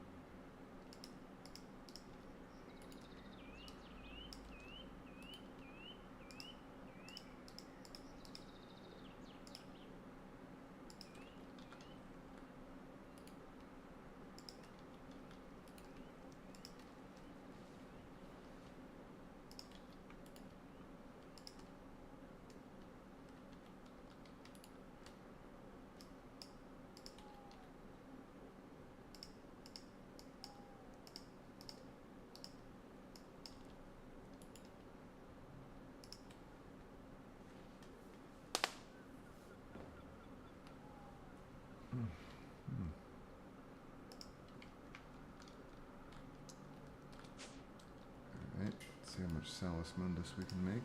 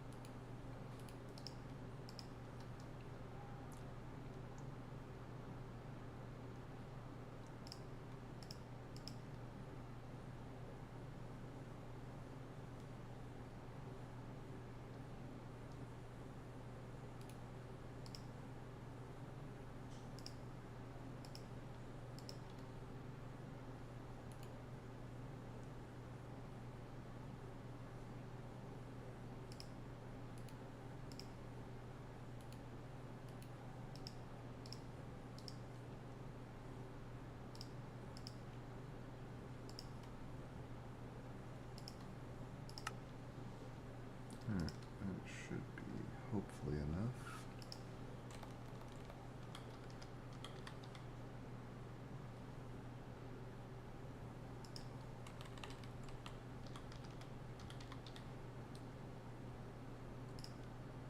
Alright, so we got one of those, which is 3 of these, which is 3 of these. So we would need 6 of these.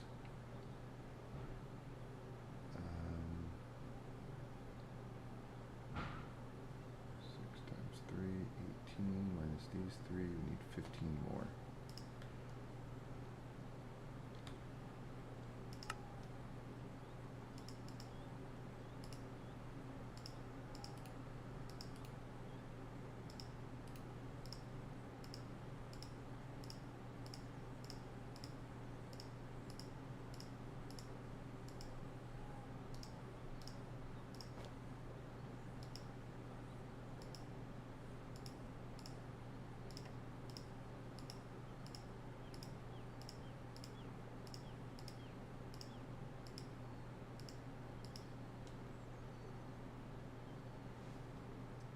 That's enough.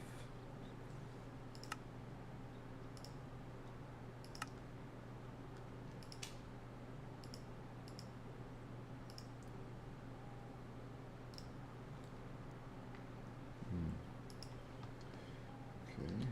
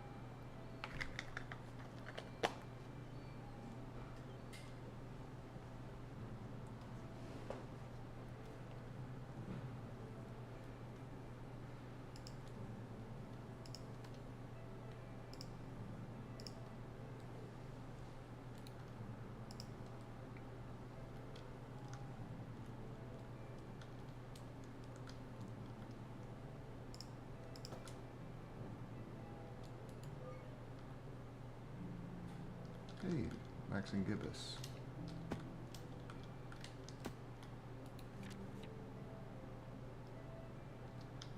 incubus, and solar.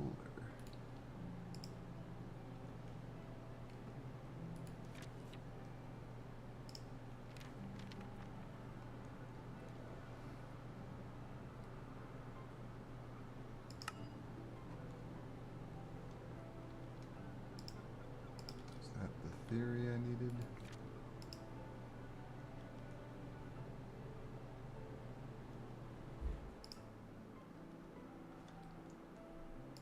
I guess so.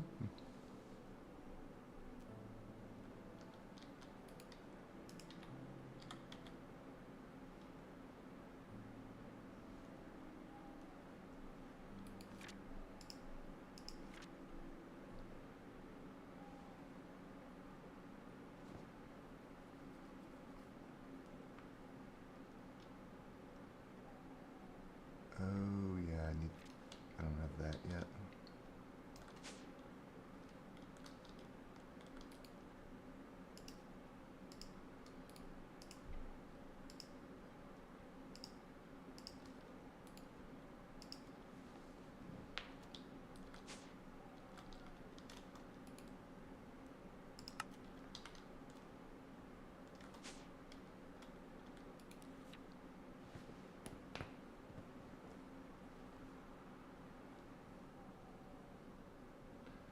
I'll have to start looking into arcane infusion,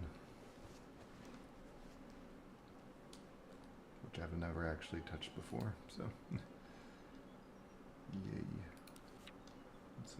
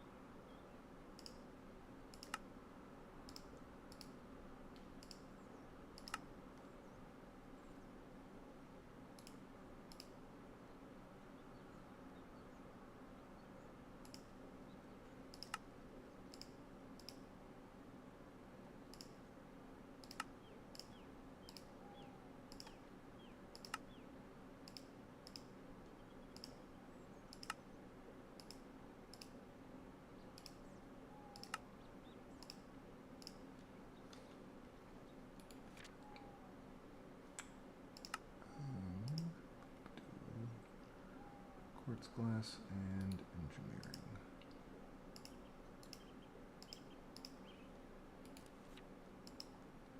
Ta-da! Can now store massive amounts of essentia on a storage component, but I feel that this is the limit of the technology.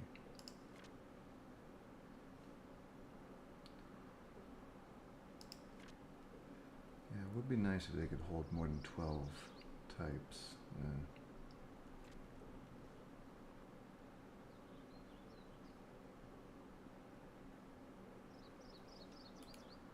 Oh well.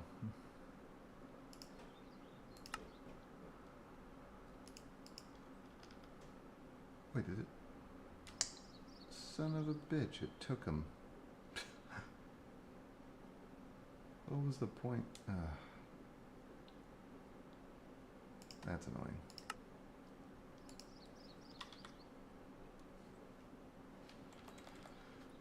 That's really annoying. Okay.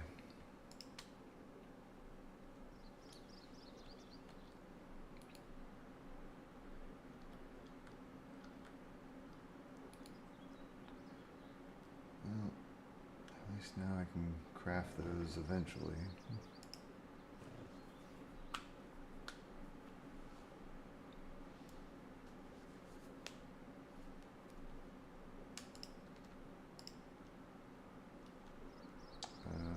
What else were we working on?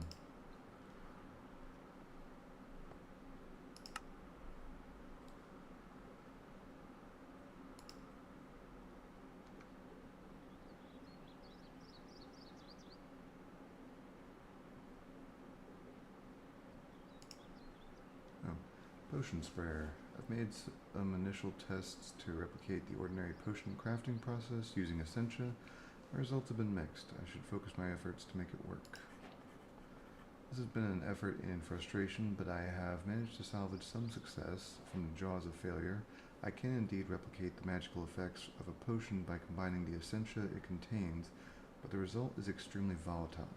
There is no way to simply decant the results into a potion bottle, at least none that I have found so far. The volatile substance immediately dissipates when exposed to the air, but it can still transfer the magical effects to anything nearby, much like a splash potion. I have crafted something that I'm calling the potion sprayer. I can supply it with a potion that acts as a template and then provide it with the correct types of essentia. The sprayer will then manufacture a dose of the potion and store it internally. I can store up to 8 such doses. When it receives a redstone signal, it will emit a single dose of the potion in a 3x3 area in front of it. It sounds like a splash potion dispenser with extra steps. Liquid death? Requires theory. Okay. Let's move on to infusion. Need a file of air and essentia. Let's get some feathers out.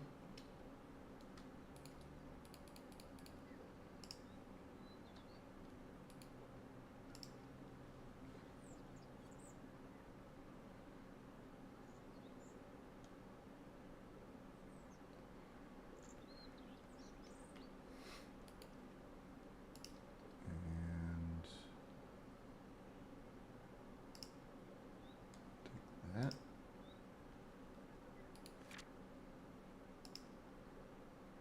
Feather and stone.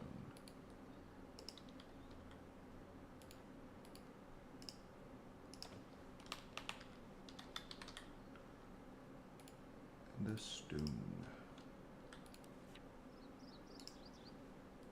Arcane crafting and alchemy can go only so far. Something better is needed to create truly powerful mystical objects. I believe that it should be possible to infuse objects with essentia directly.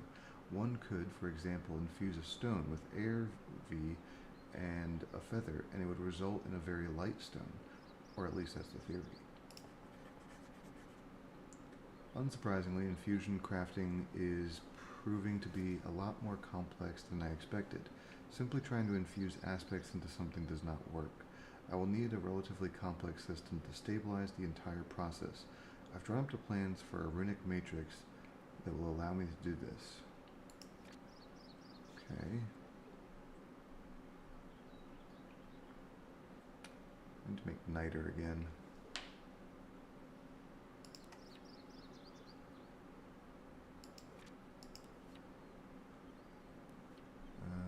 Where was glowstone? Potentia, Lux, Ignis.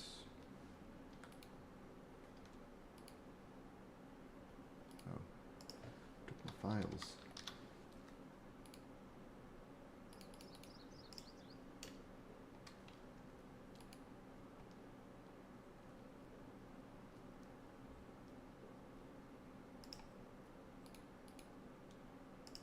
Lux.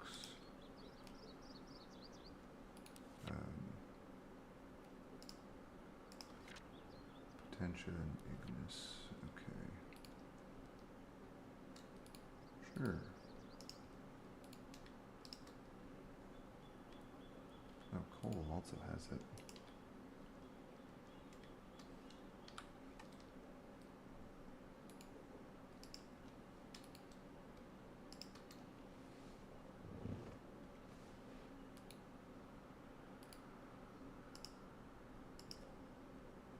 And Potentia.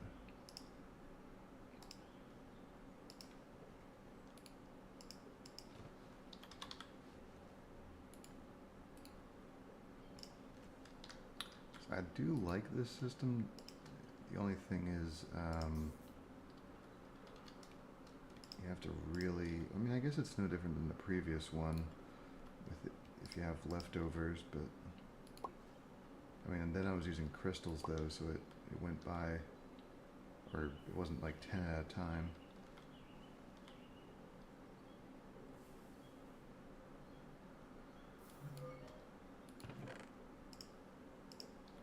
Okay, so we need the niter.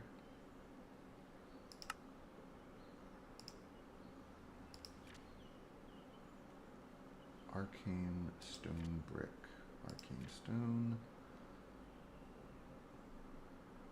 Is it just stone around an EV crystal? Okay.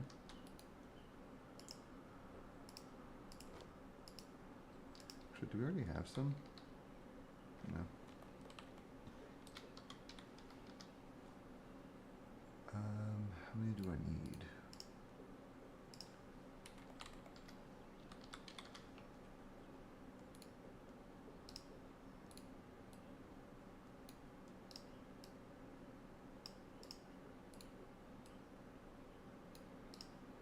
Oh, well, it gives you 9.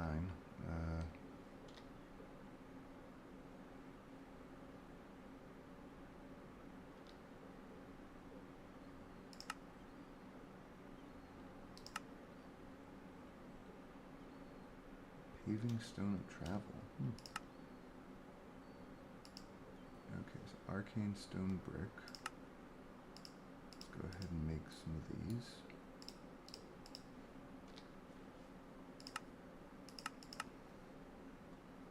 And then one of these. Oh, okay.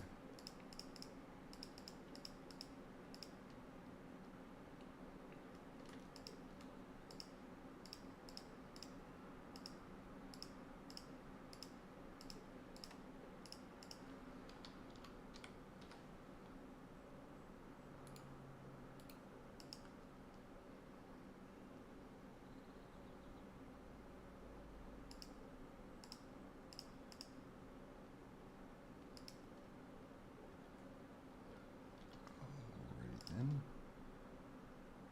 we'll go somewhere else.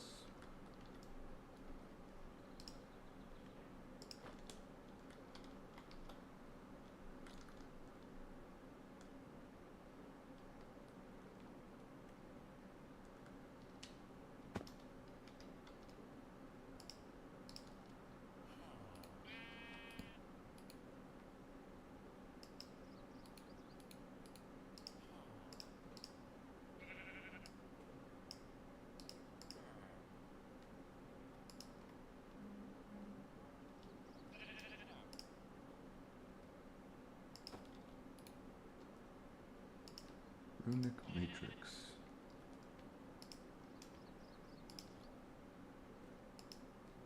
Hello.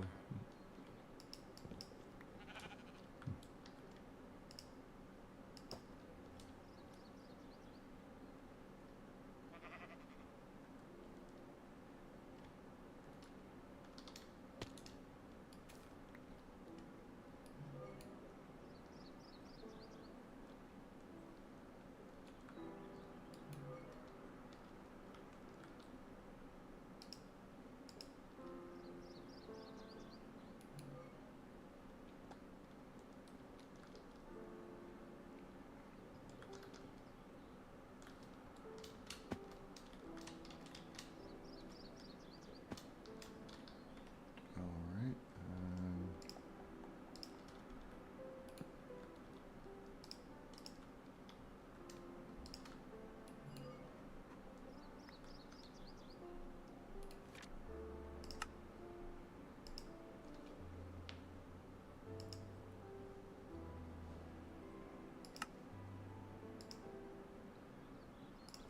Complete.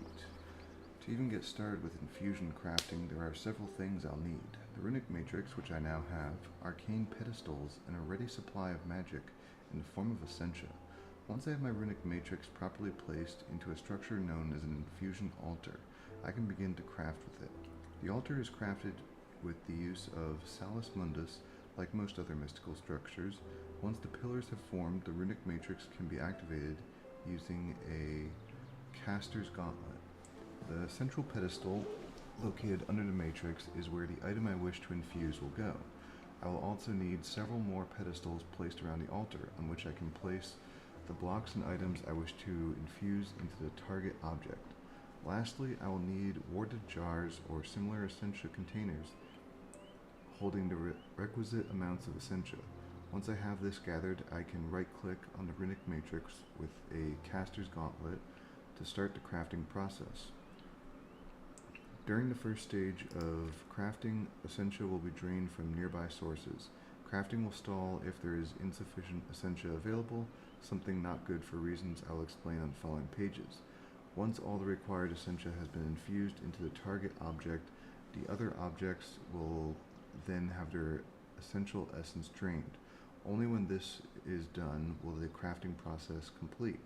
Infusion crafting is not without risks. The entire process involves forcing vast energies into a single object. Unpredictable things tend to happen. For instance, one of the infusion objects might get knocked off a pedestal, or flux could get generated, but more catastrophic events are also possible. The longer crafting continues due to unresolved problems like lack of V or dropped items, the greater the chance of something bad happening. These effects can be reduced by various means. First, they must keep the entire fusion structure as symmetrical as possible. I should take careful note of where I place pedestals and ensure they are balanced with other pedestals on the opposite side of the altar. When placing infusion items onto pedestals, I should keep their placement balanced as well. Lastly, placing occult paraphernalia around the altar in symmetrical formations, things like candles, skulls, etc., also helps by mitigating instability. Okay, good thing we made those candles. So we got the matrix, pedestal, some arcane stone. Okay, so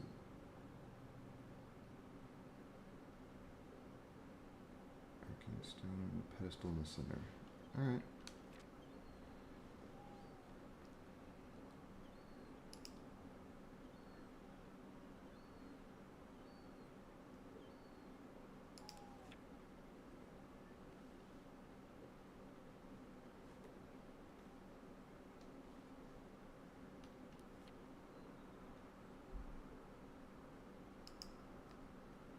Arcane stone has no innate magical properties of its own, but acts as a spell sponge of sorts. I should be able to add all manner of enchantments to them. Paving stone of travel. By altering the magical structure of arcane stone, I'm able to create paving stone that adds new bounce to the step of anyone walking across it.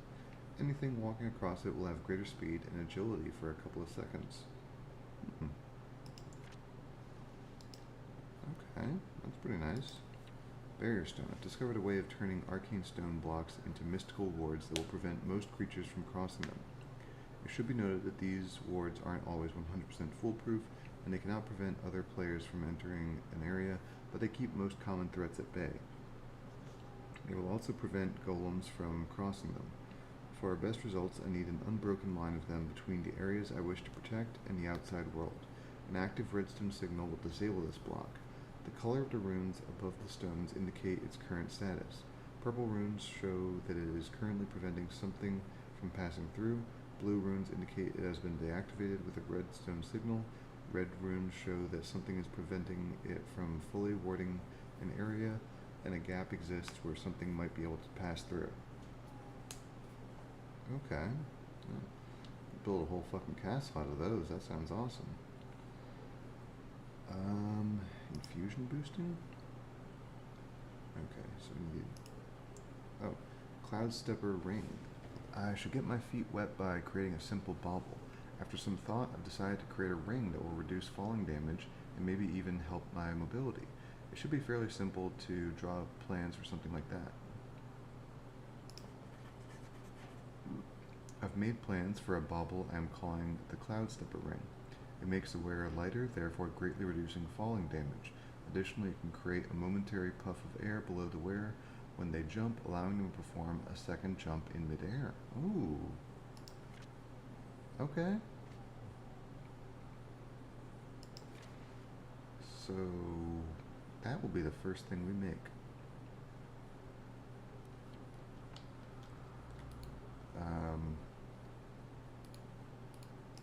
I know I probably won't be making the infusion altar tonight, but I'll just get that ring ready so I don't forget.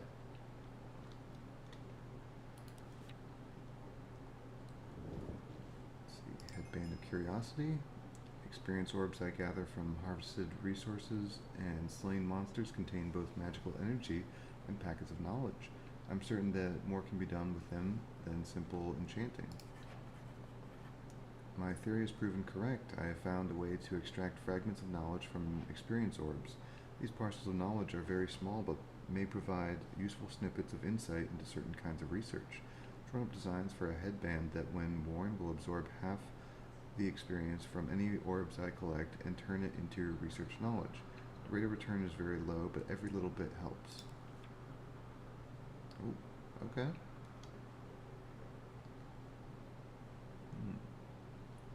100 of those. How much, did the ring cost? 50. Okay. Verdant charms. Occasionally find myself being affected with poisons and other nasty afflictions. I should find a way to protect myself. Should be able to improve the function of the infusion altar. Okay.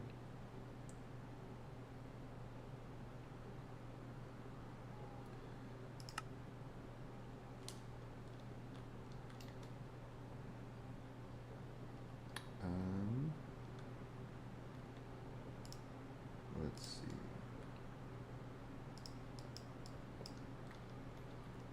I wonder if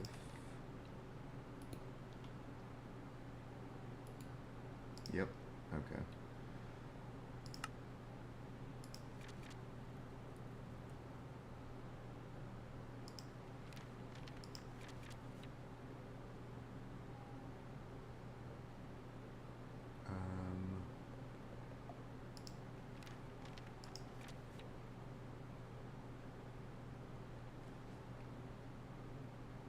Cognito Essentia.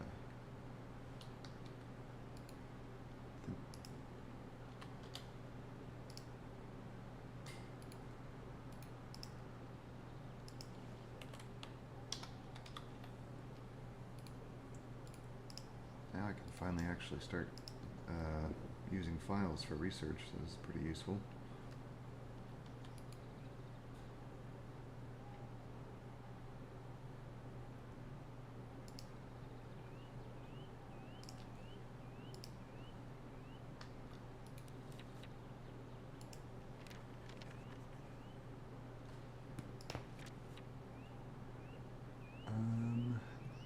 Do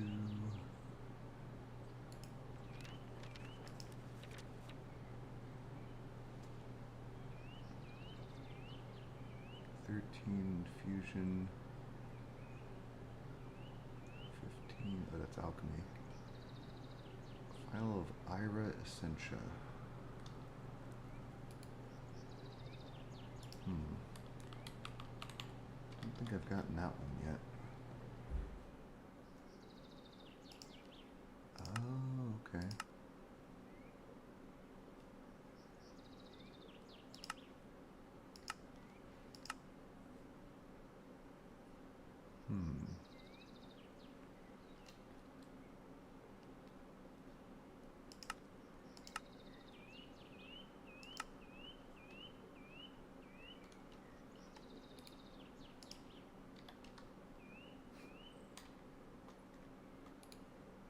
Just put some TNT in the fucking furnace here.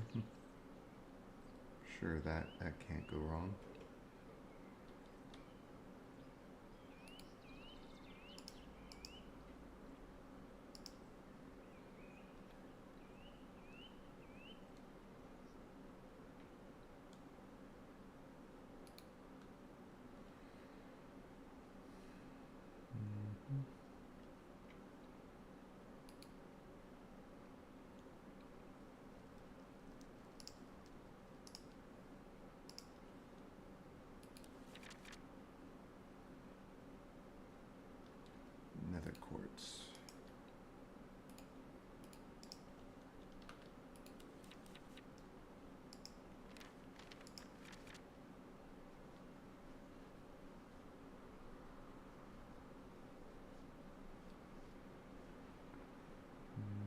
Mutatio and Instrumentum.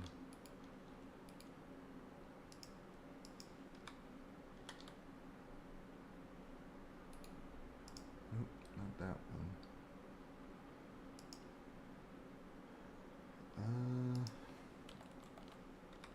Permu. Can I make crystals in that thing behind me?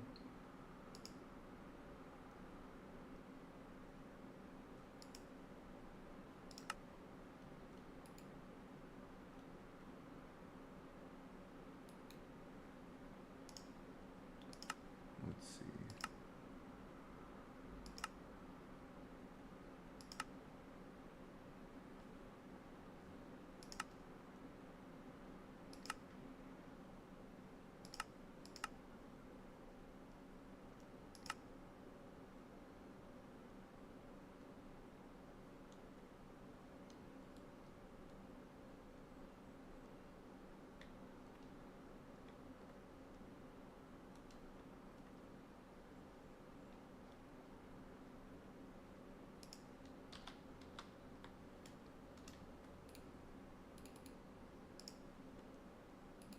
Let's find out.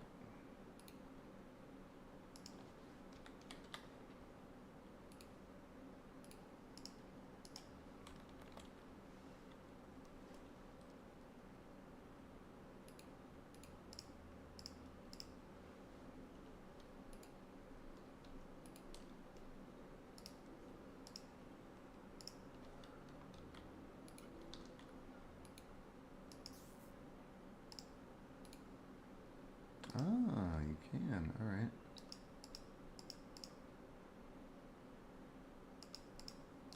That's actually pretty useful.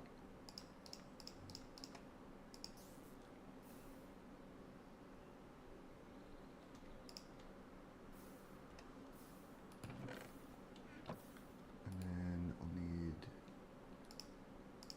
some of that.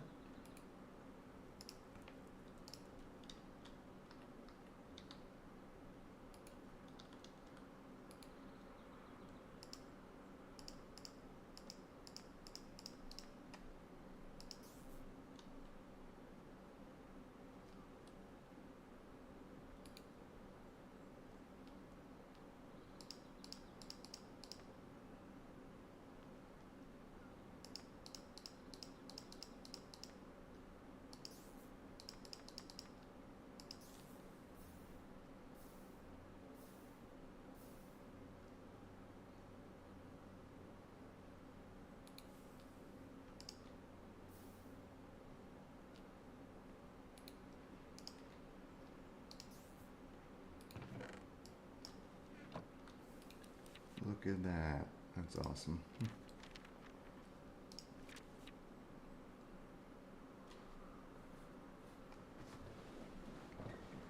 Let's see.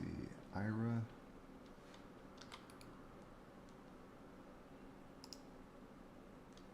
Actually, do I already have any Ira crystals? I do.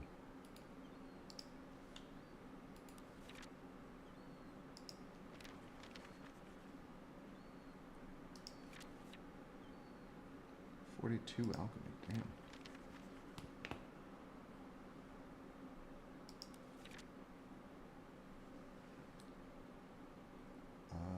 Lux.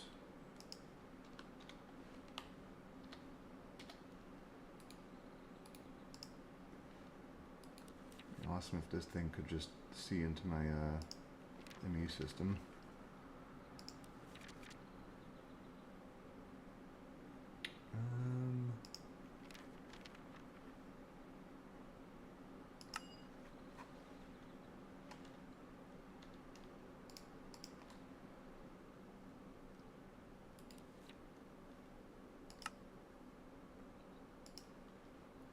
Oh, nice. All right. Curiosity is taking me down a dark path. I wonder what a liquid made mostly from entropic and death energy would do. Nothing good, I imagine. At the very least, it should make a handy weed killer or help with pest control. Oh dear, what have I done? This liquid is so dangerously toxic that virtually nothing can prevent it from dissolving flesh, bone, and even harder substances. Nothing alive or that even displays the semblance of life can survive it. Apart from obvious practical applications, this vile substance has another interesting property. Any essentia a dissolved creature possessed reforms into essentia crystals that can be harvested. Ooh. Damn, 100 mortis. It's expensive.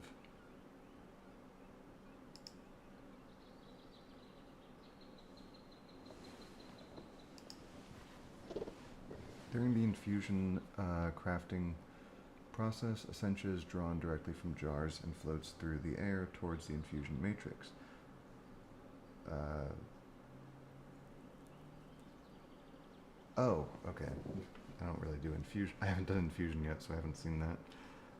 The magic of the matrix keeps it stable enough for normally oh, keeps it stable enough for the infusion process, but normally the essentia is changed in such a way that it becomes unstable for anything else.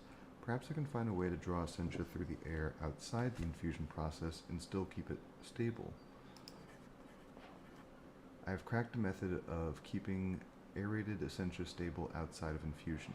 I've drawn up plans for two devices. The filling essentia transfuser can take essentia directly from a pipe network or other essentia source and transport it into jars within 16 blocks of the direction it is facing.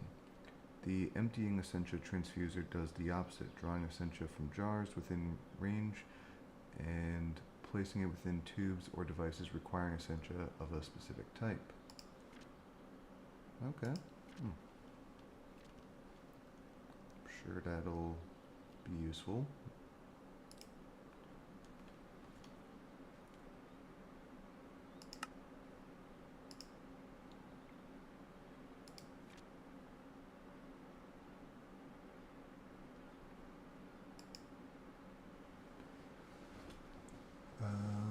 Oh, crystal farming. Nice. One of each, okay.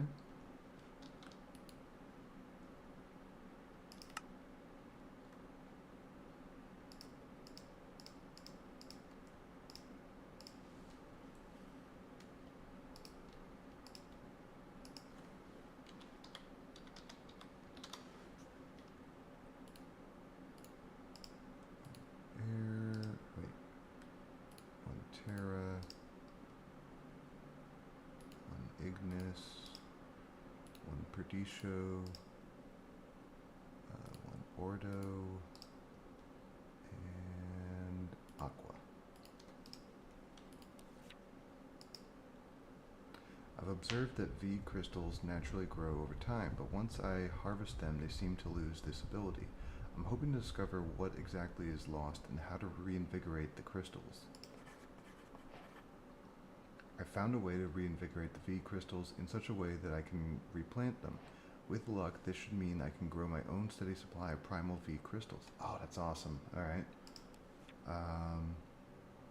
But we have to do infusion. Okay. I mean, that's fair. Ooh.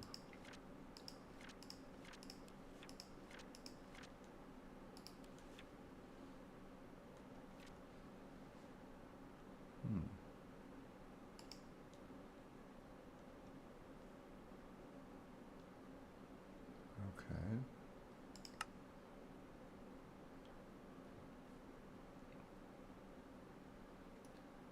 Let's take a look at this. I have the casting glove, but now I need to craft the foci. The old scrolls aren't very clear on how to go about this, so I'll need to find my own way.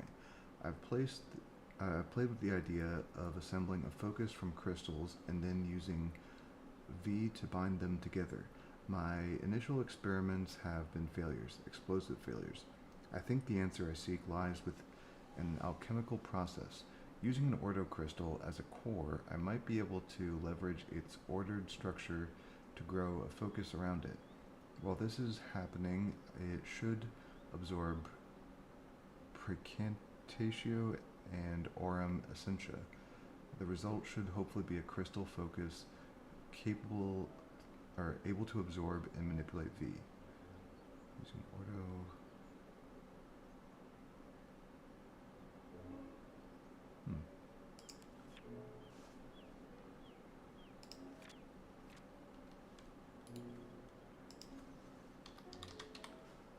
Iron.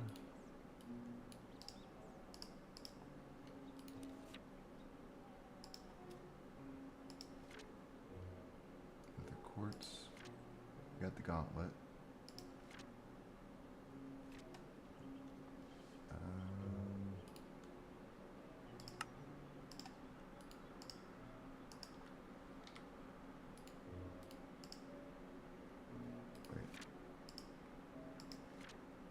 Air and aqua. Okay.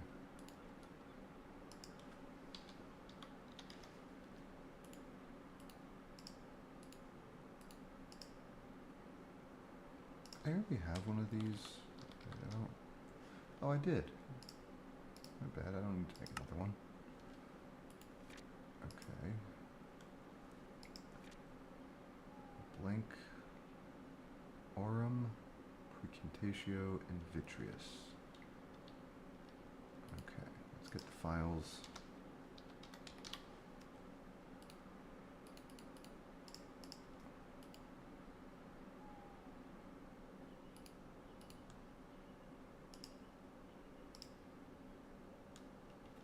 I already forgot. Vitreous and then Aurum. That one we'll have to craft.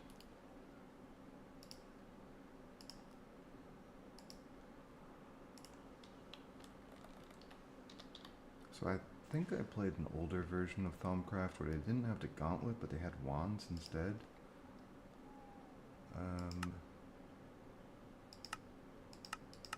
Yeah.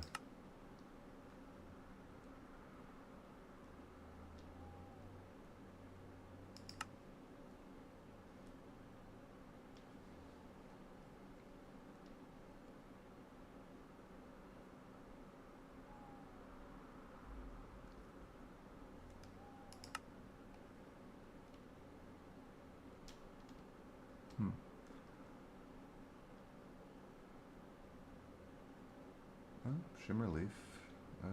Yeah, we could. I got a couple of those.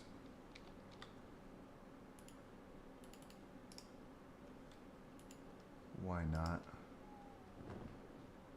Should probably go plant them actually.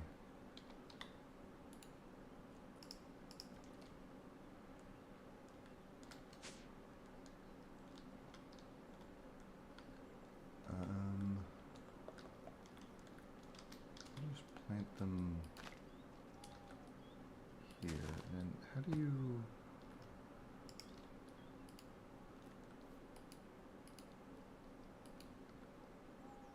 Yeah, how do you actually harvest them? Oh, you just convert them into. Okay. So we'll need to actually get. One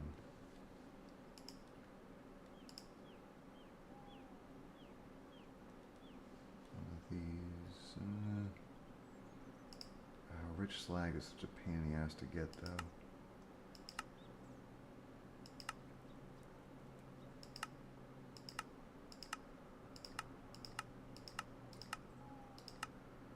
I don't think anything has a 100% chance of dropping it.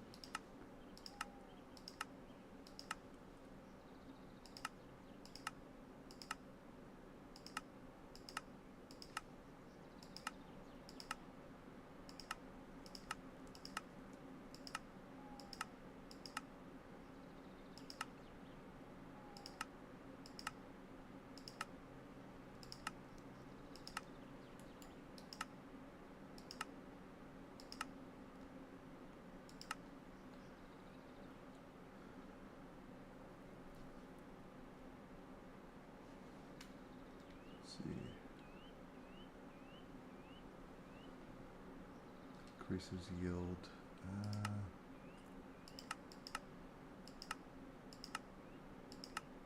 And even with this, though, I don't think any of these give it 100%.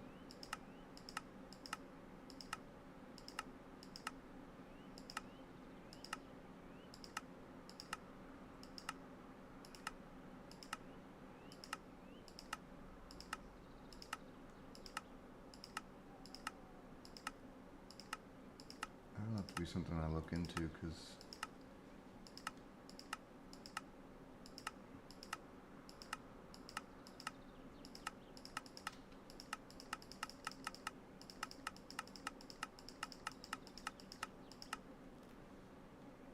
okay. Do you have to use fluxed phytogrow?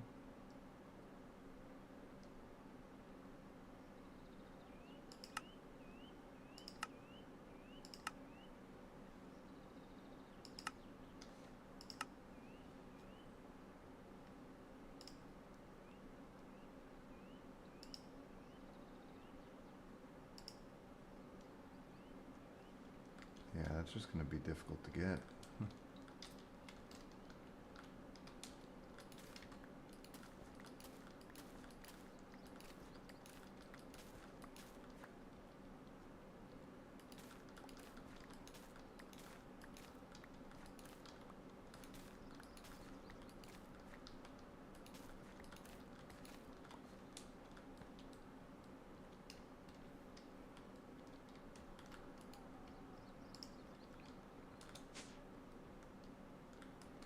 I know I already checked. What was it we were trying to get with the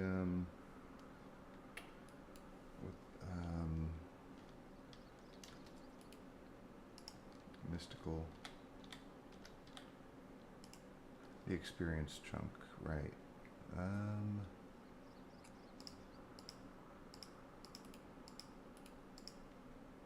Let's see, we have a tier 3, and it's I think a tier 4.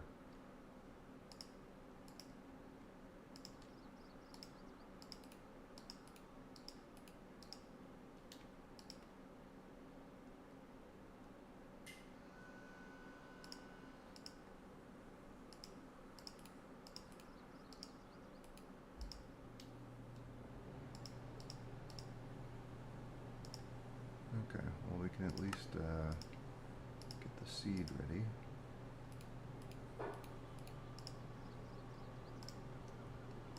Now I just need 3 more of these premiums, which let me do book and quill. Let's see. Build cryo, yeah, we got that.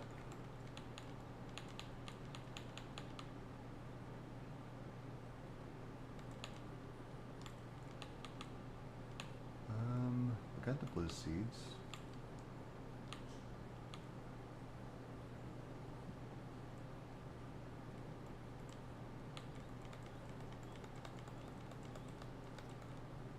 We're kind of good on all of those. Okay. Build XP seeds.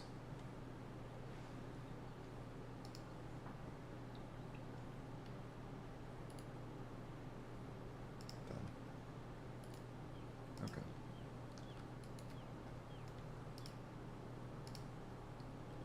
Okay. We got those. We put that in. Alright, and then an Ordo crystal. Ordo.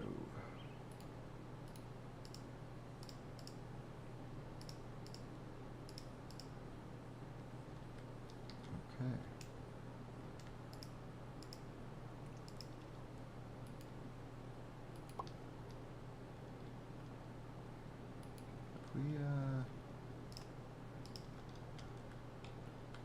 I don't think I've scanned that yet.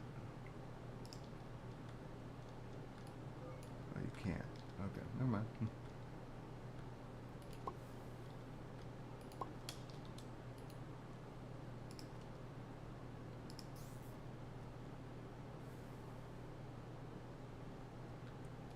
Oh, wait, did we need... Was it 30 of the... It's 30. Oh, shoot, my bad.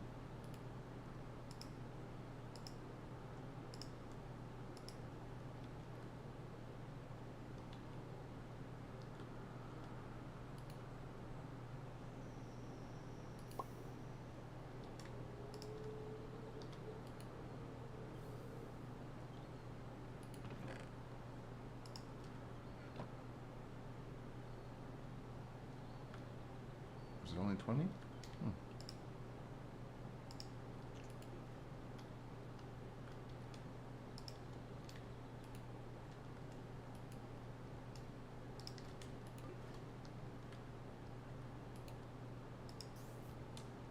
Okay.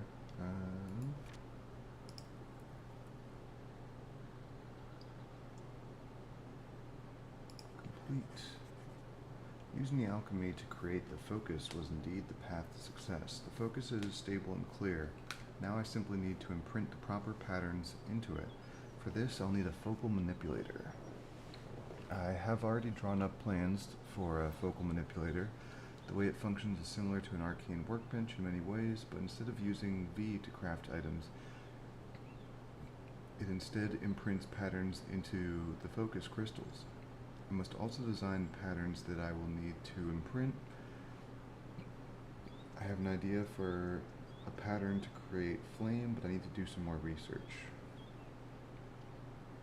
Examine fire very closely. Do I have to set myself on fire?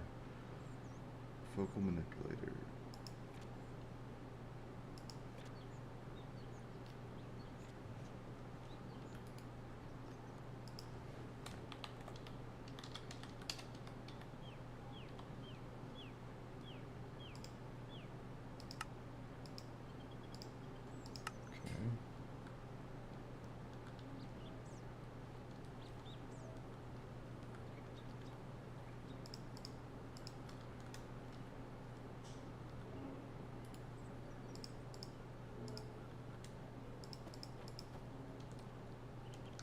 This is gonna hurt.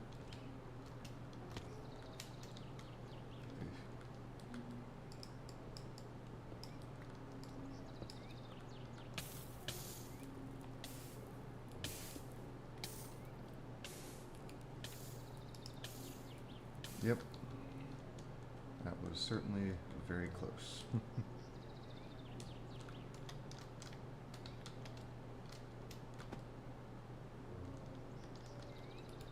Okay, what's next? Oh yeah, the focal manipulator. So we got arcane. Actually, I think I only have one.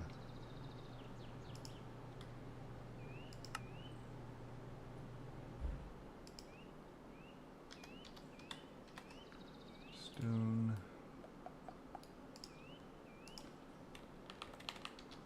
Crystal.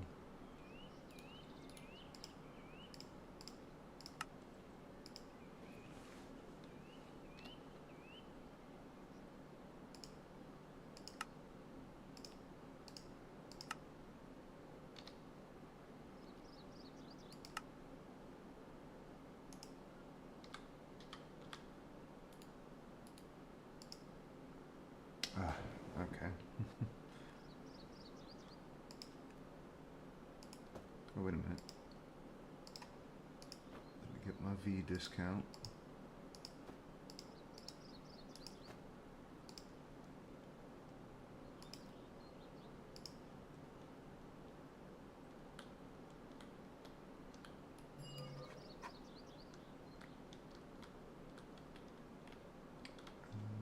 Put this one here. Huh.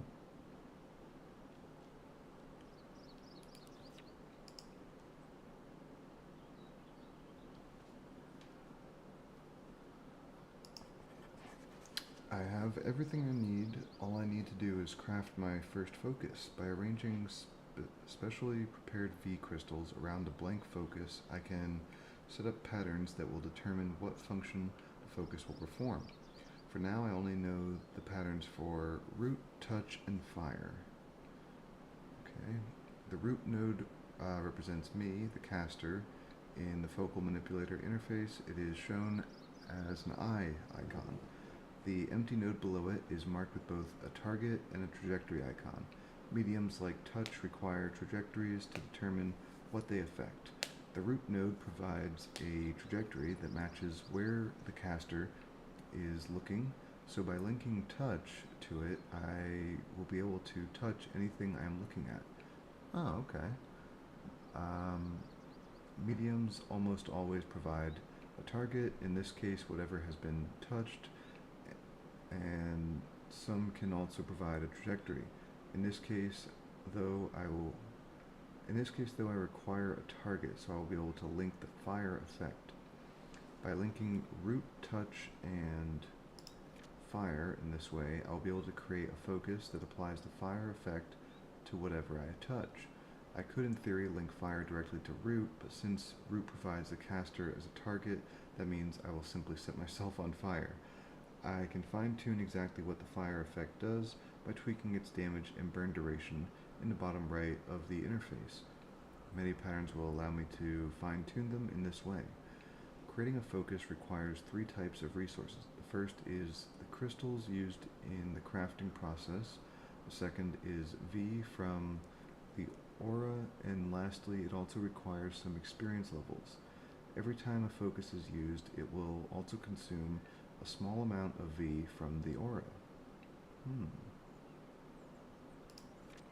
Complexity. The effects I can create now are fairly simple and limited. There is a limit to how many patterns I can attach to the focus. This is measured at the focus complexity.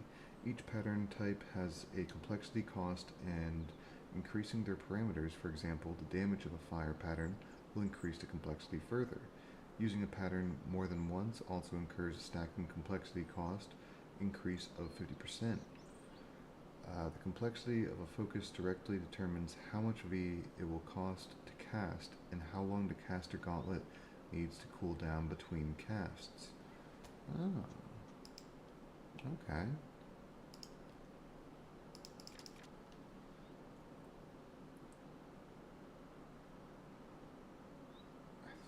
I don't really know what that means, but sure. So do I have to make...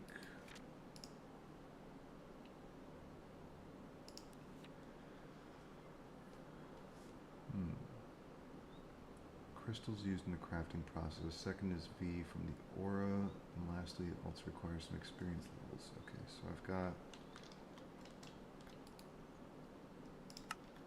retrieve some. And then I imagine we're gonna need Ignis. Ooh, I've only got 7. Oof.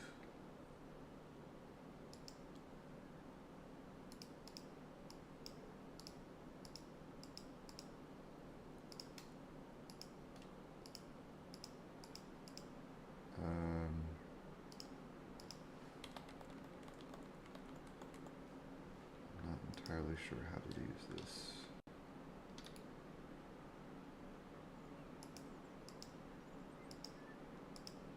Cost.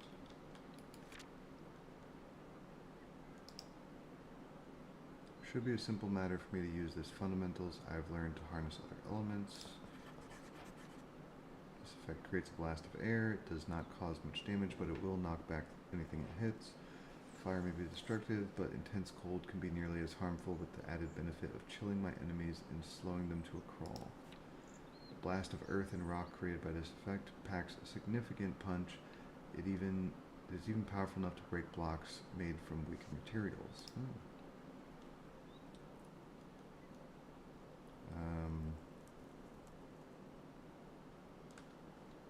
Okay, well, so those are new ones, but how do I...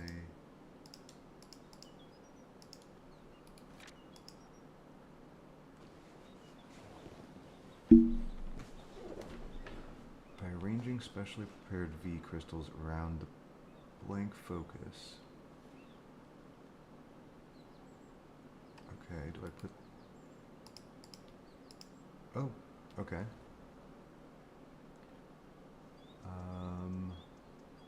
Fire, touch,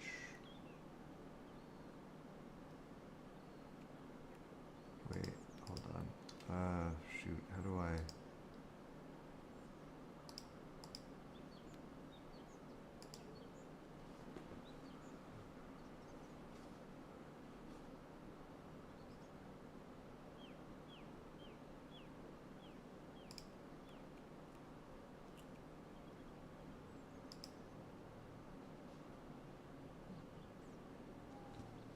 Oh, okay, so it's going to cost 40 experience, total complexity.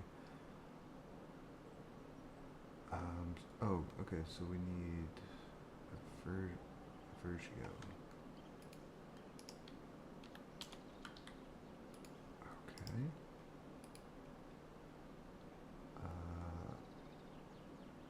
Is this...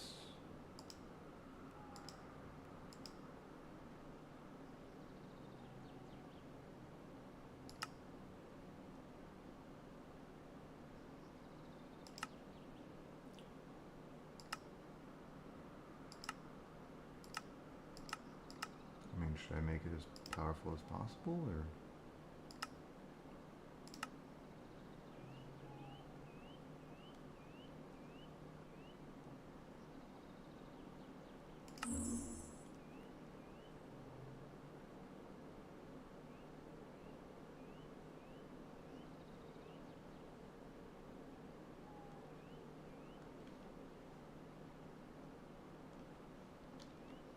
Oh, that's cool.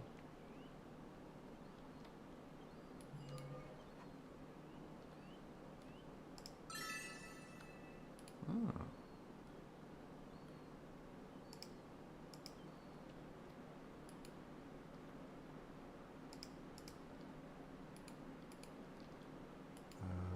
So how do I...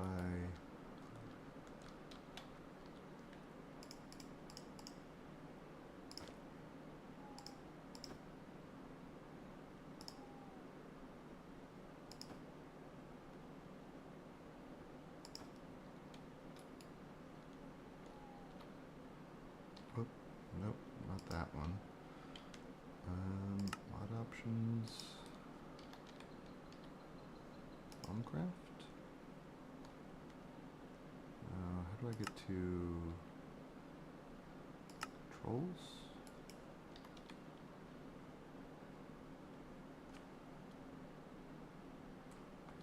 Think. What the hell? Foci? Oh, change caster okay.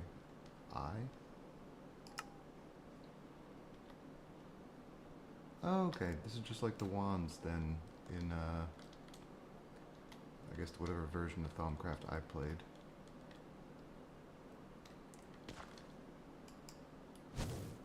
Oh.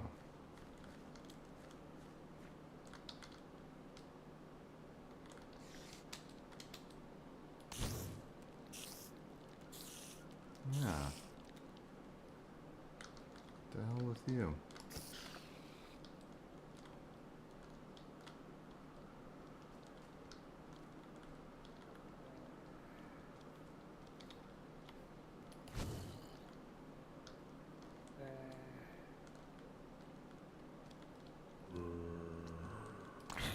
Try not to burn down the whole forest.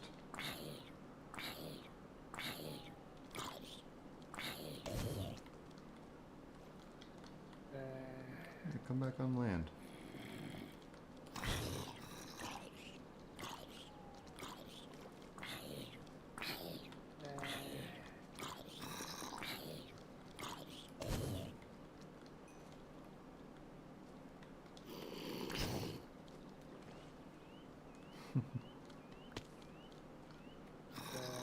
I wonder, can I apply like an enchantment on the gauntlet for like looting and stuff?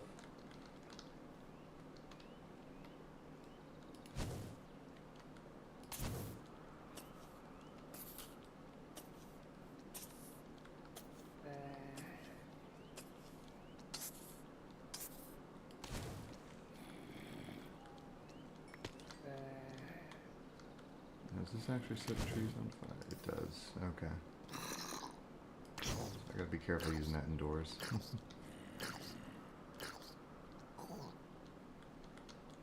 Alright, that's pretty cool. I feel like I need to write a note to myself though on how to change focus. I'm gonna do that just in case I forget. Press I, change caster focus.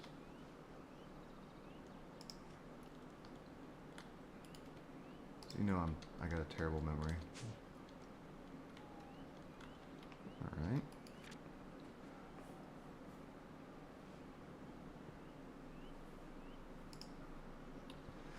Once I have gathered a sizable collection of foci, it will be quite annoying to carry them all around with me.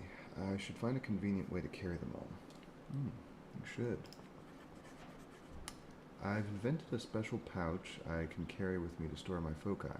Whenever I change focus in my caster, it will check this pouch first, and any foci that get removed will be placed inside it first. I can also right-click the pouch to place or remove foci by hand. It can also be carried in my belt bauble slot. Okay.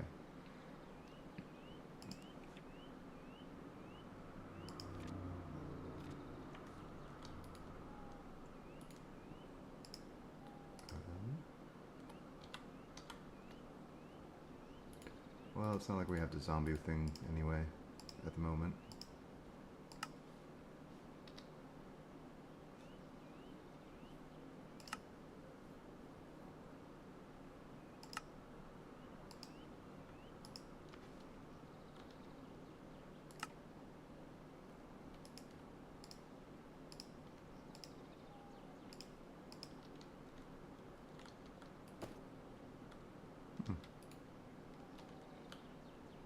That's kind of cool. Better make a...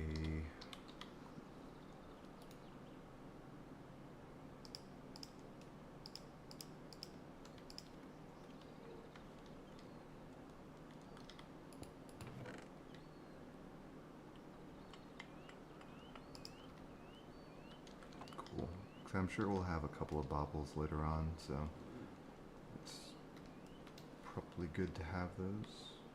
No armor with inventory equipped.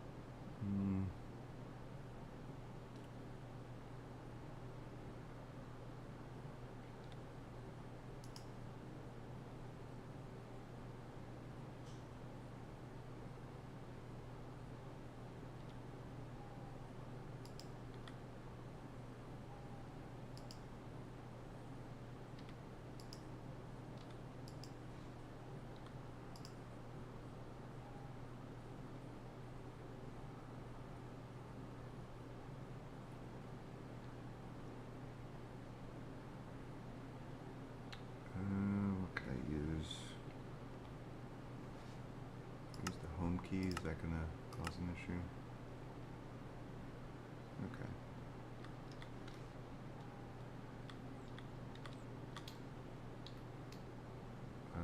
Why is it not letting me, is it because I don't have any other bauble? Or other focus? That might be it. Okay. Recharge pistol.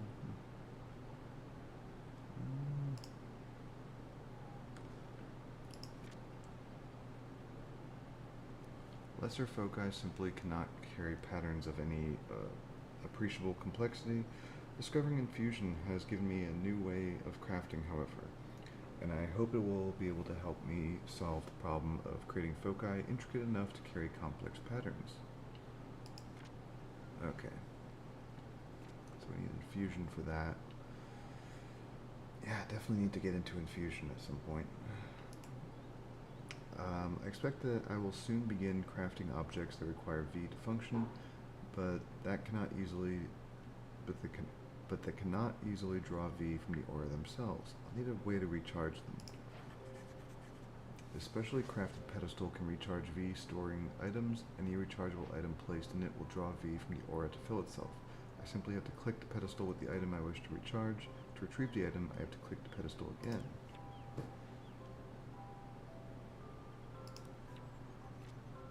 Okay.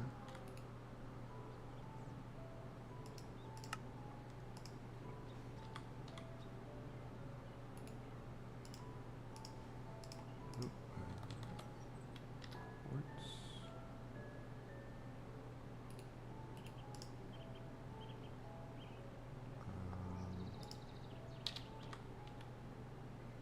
Where's the V resonator?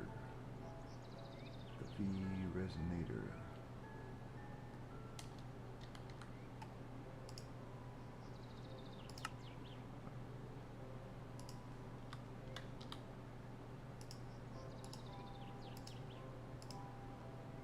Okay.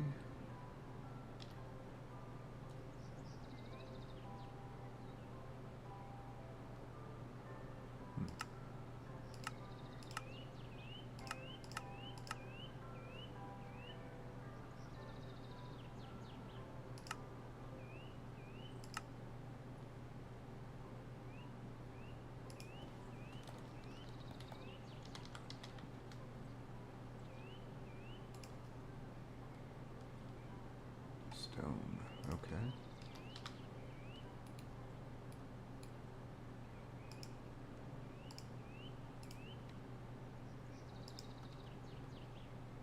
Oh.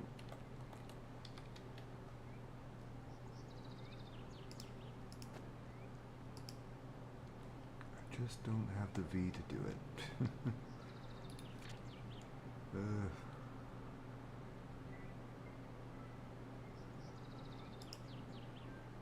Getting to run into an annoying limitation with the arcane workbench. It's only able to draw a V from its immediate surround. Oh!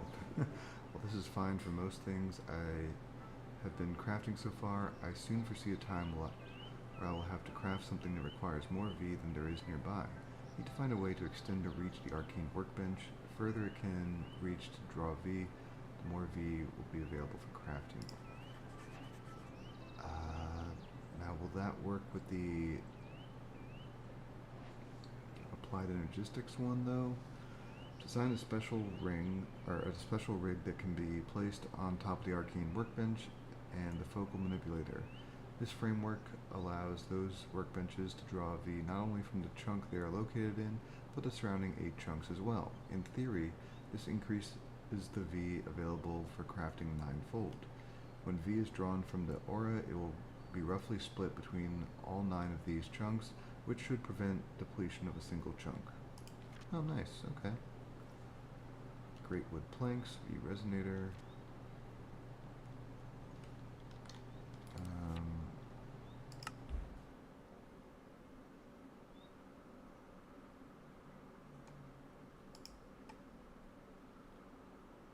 Oh. Can upgrade my arcane crafting terminal with the arcane charging upgrade to allow it to access and draw V. Perfect. Okay. Just make a workbench charger.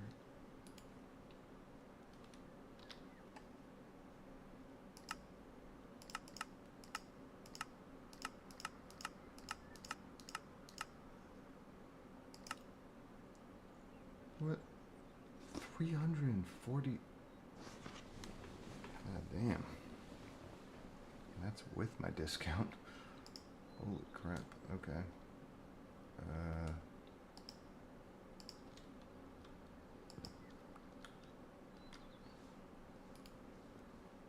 Let's take...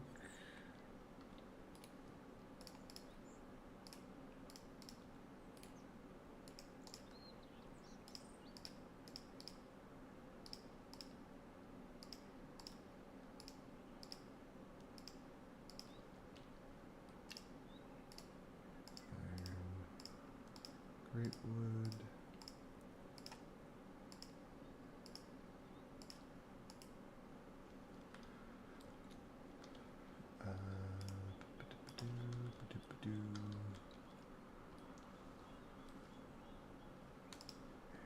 gonna need to go somewhere that's got 340.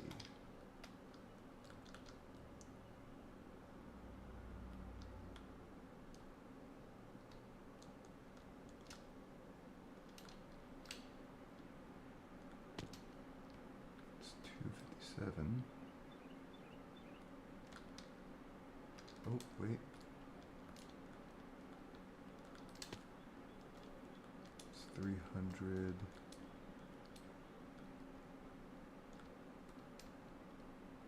251.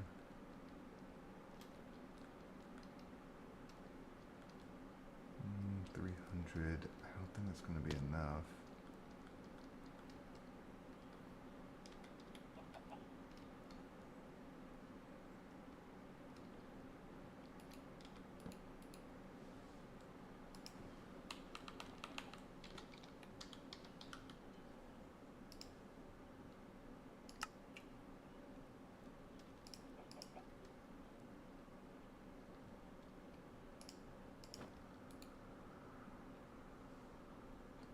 Nope.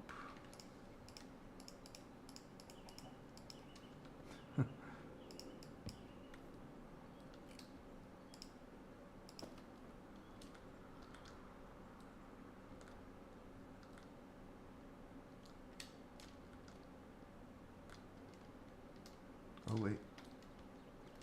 340? I just saw it. 340. Okay. Oh, wait. Where'd you go? 340.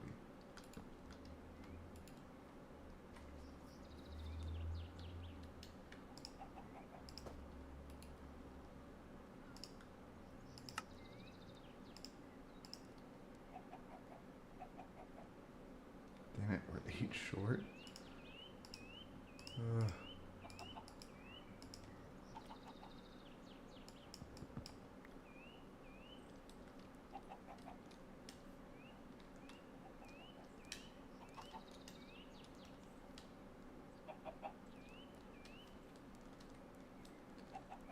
I need something that's like 348.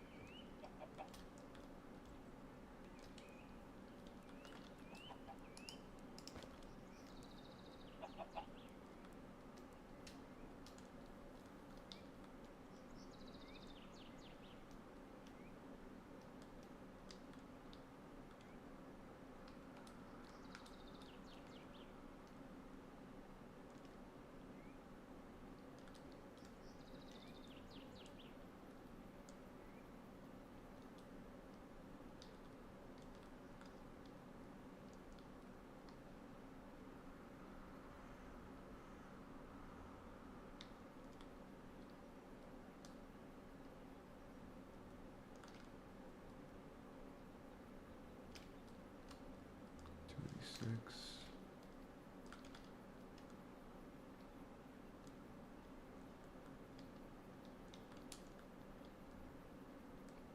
Is there like a limit to how high it can naturally get?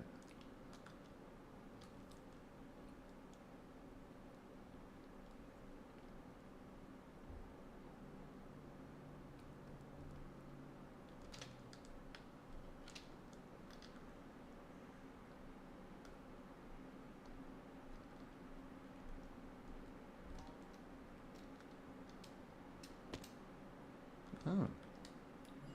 Mistcraft.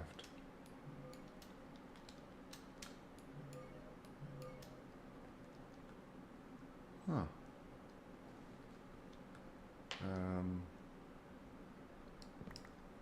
Oop.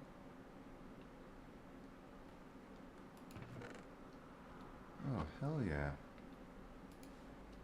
I wanted to actually get into Mistcraft at some point because I was thinking it's usually a good place to do like mining and stuff.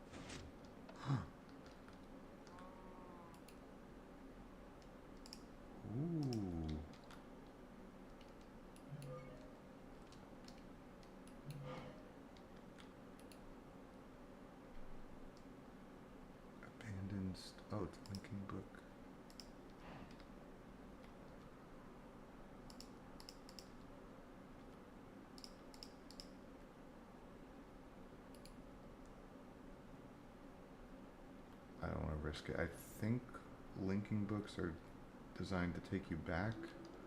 I'm not sure if that's what this one is. Huh.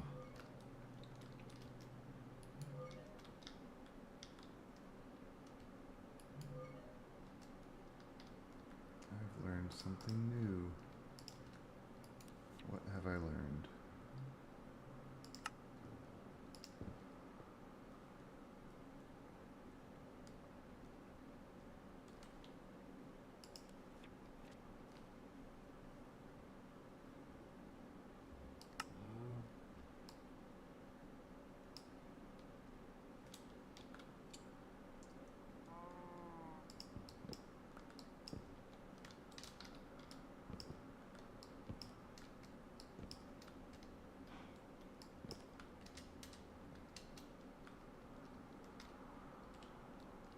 Hmm.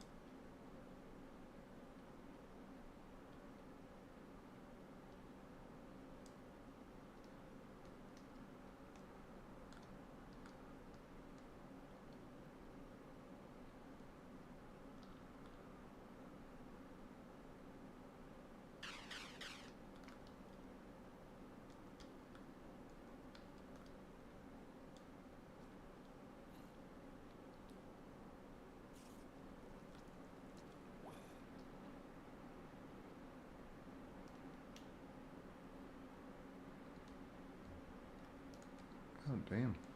That's a cool little village just tucked away in the mountains.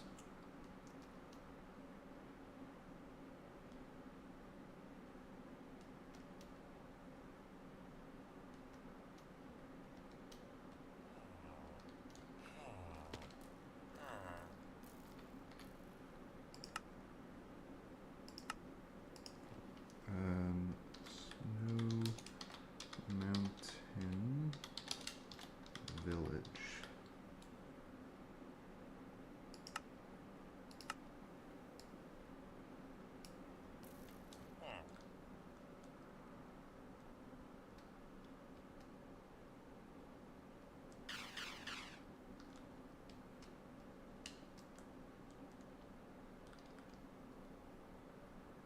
Wonder if it's like there's less V in areas with less life.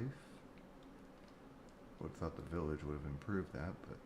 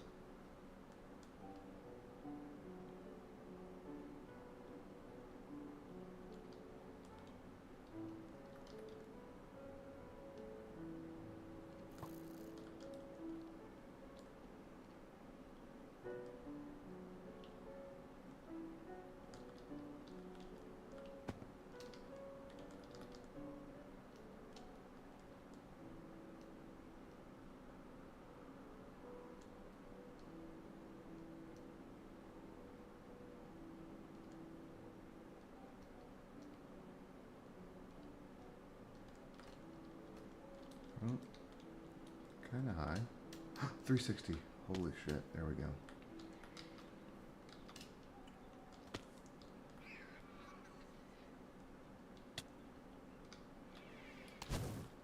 Bitch. What are you?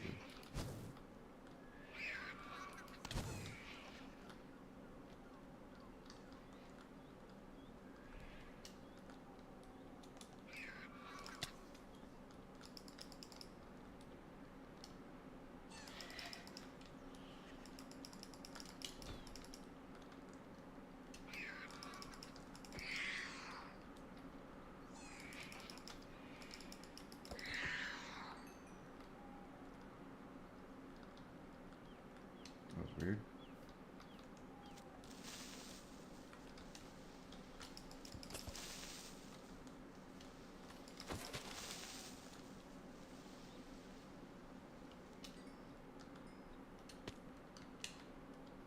Wait, what happened to the... Was that 360? What happened?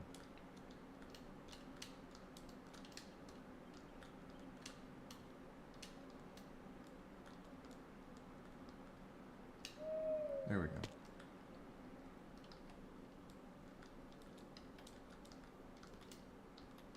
Let me just do the crafting here.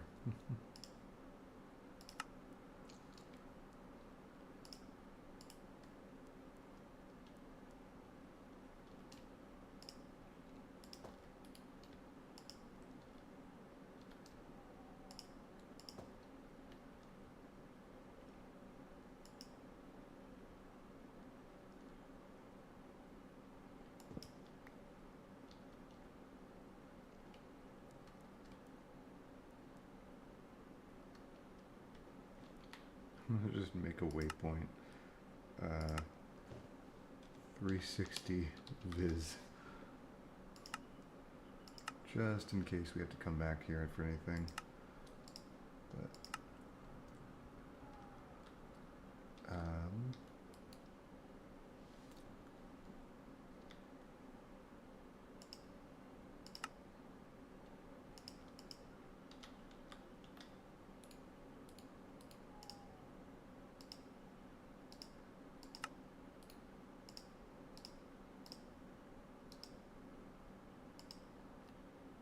damn. That's a lot of viz. That is a whole lot of viz.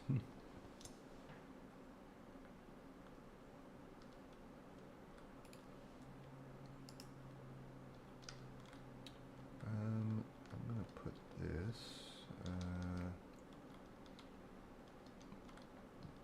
right here. Oh, I should have grabbed one of those lecterns. Oh well.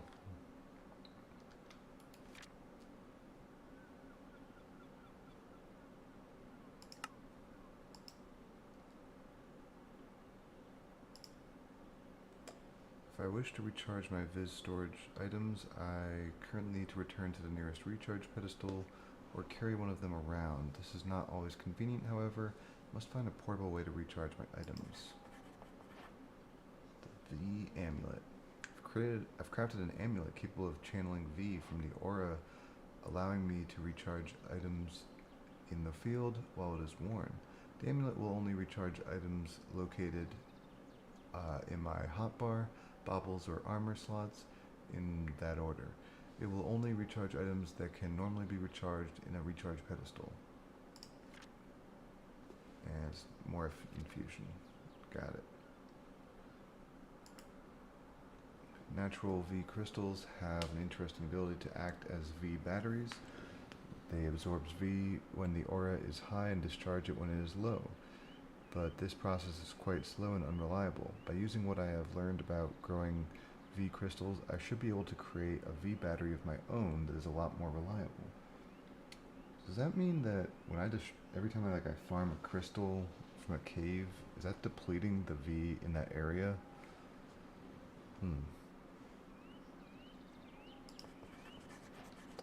Succeeded in creating a V battery. If the local area is above 95% with normal capacity, the battery will absorb V, and if the aura drops below to 75%, it will discharge. There are a few drawbacks, however. While it is quicker and a lot more reliable than natural V crystals, the battery still takes some time to react to changes in the local aura. The second drawback is its capacity. It can only store 10 points of V, and my attempts to increase this have proven disastrous. I suppose this means I will need to use them in larger numbers. Applying a redstone signal to the battery will not only prevent it from functioning, but will rapidly discharge any V it is holding back into aura. Okay.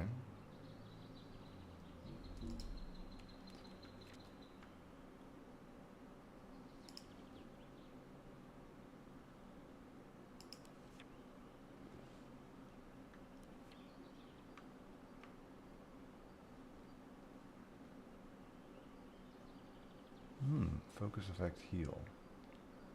That actually sounds pretty good.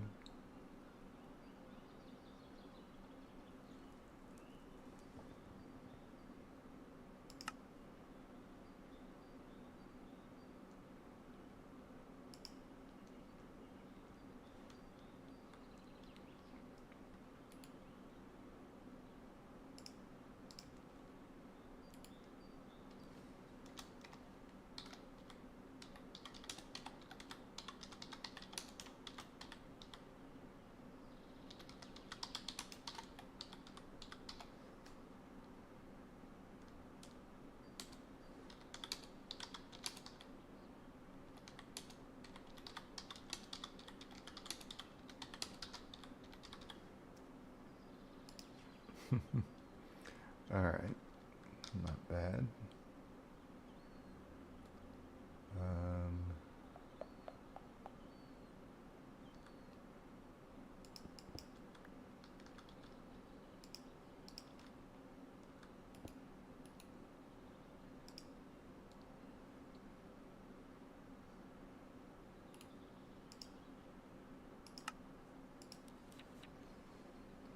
Awareness.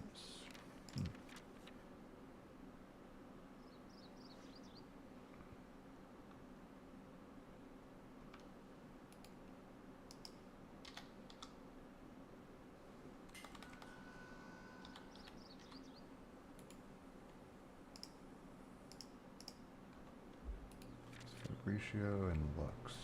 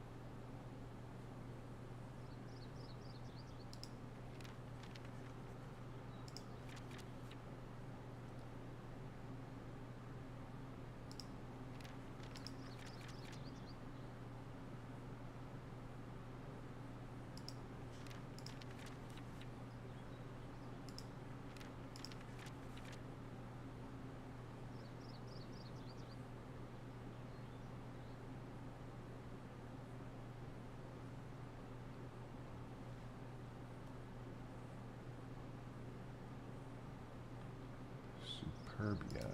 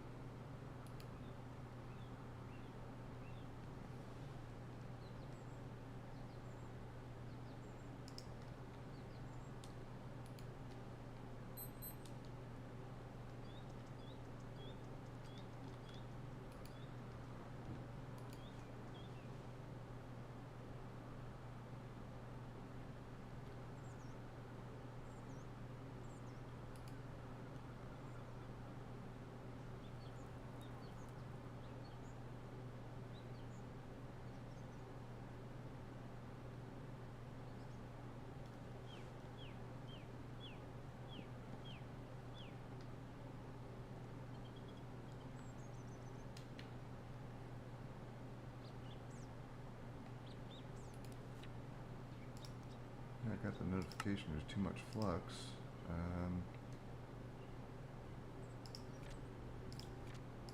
Complete.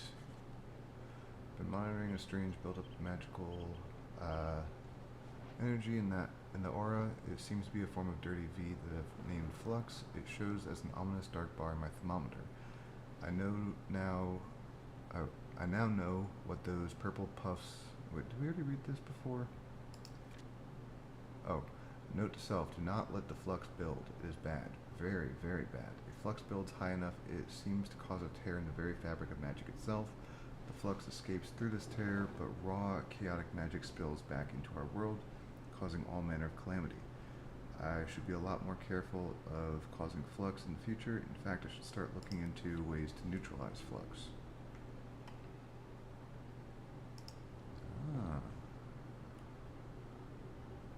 I may have made a mess of things. I have allowed flux to build up in the aura, and now I need to get rid of it fast. Fortunately, the answer might be found in one of the unique properties of flux. Technically, flux is just dirty V, but what sets it apart is the fact that it can easily transform from a form of energy into physical matter. This makes it dangerous as it can spawn taint and other forms of nastiness, but maybe it can also be coaxed into safer forms. Vitium.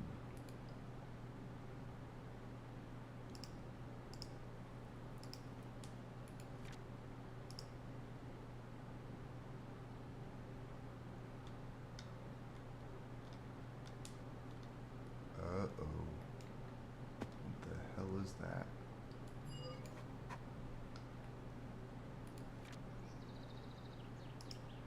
I suspected these tears are holes in reality itself. The chaotic energies that flow from them is extremely dangerous, and I should find a way to close these rifts as soon as possible.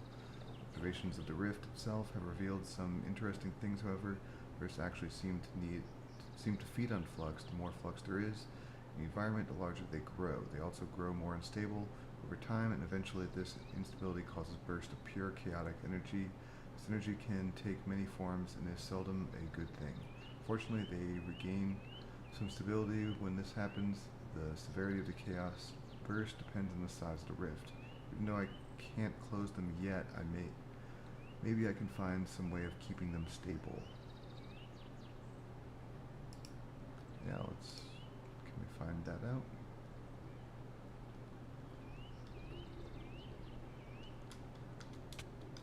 Oh, yeah, don't touch it. Okay.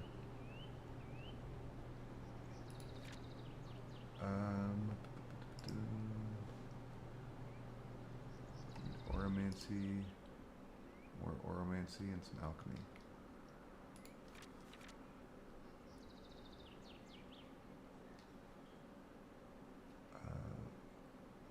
Era V.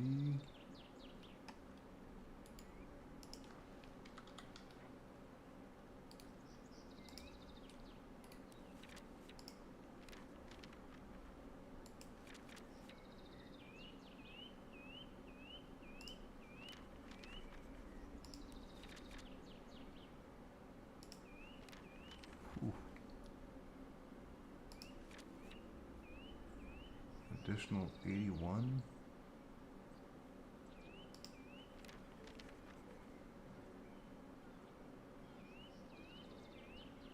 It's over 200.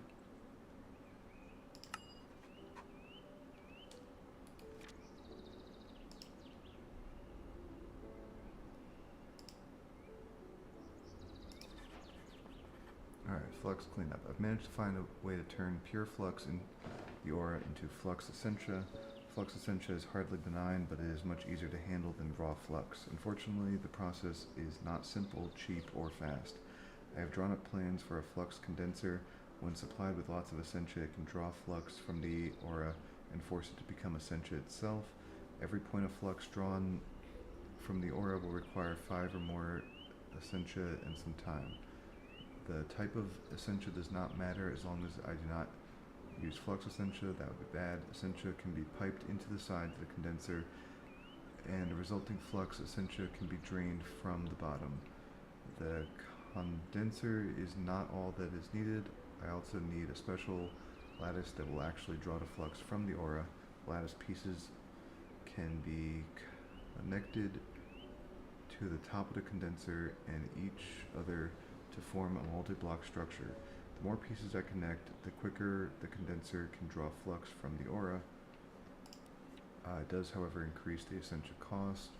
Lattice cannot be attached any old way, however. The lattice blocks must be attached to the top of the condenser, and all the connected lattice pieces must be above the condenser itself.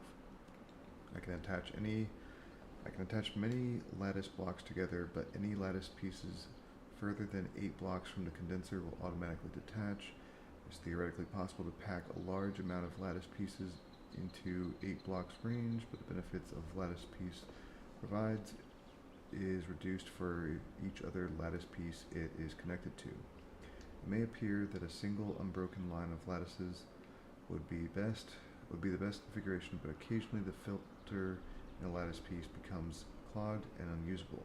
All lattice pieces after the clogged one will no longer aid the conversion speed, though they will still add to the cost. The filter can be replaced by clicking on the clogged lattice piece with a fresh one. To determine the cost and conversion rate of the condenser multiblock, I can simply use an essential resonator on the condenser itself. Okay. So we actually really need to make this, because that's going to start, like, doing something bad.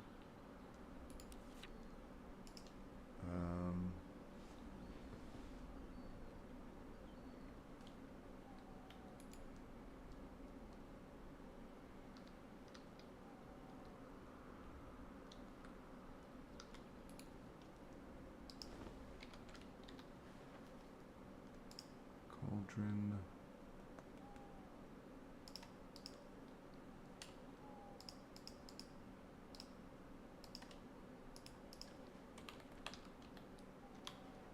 Some Salus Mundus.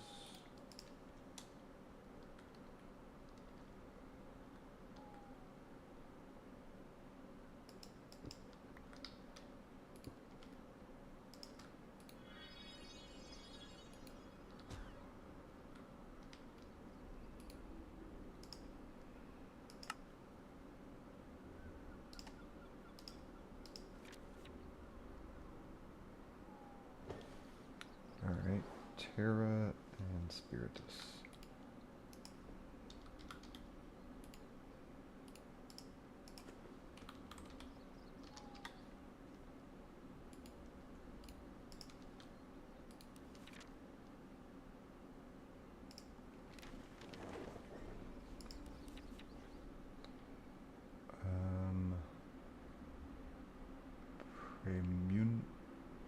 Premunio.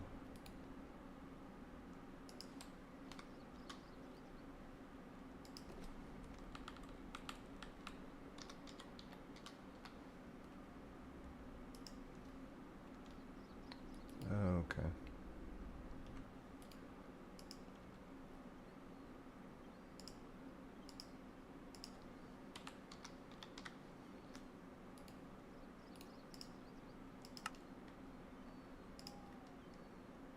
Oh wait, we have one? Oh. When did I get... Okay.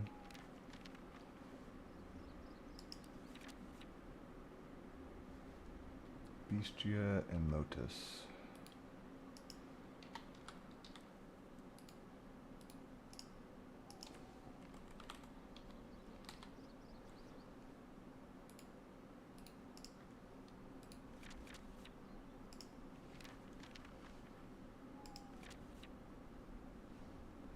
Lunar full, lunar third quarter.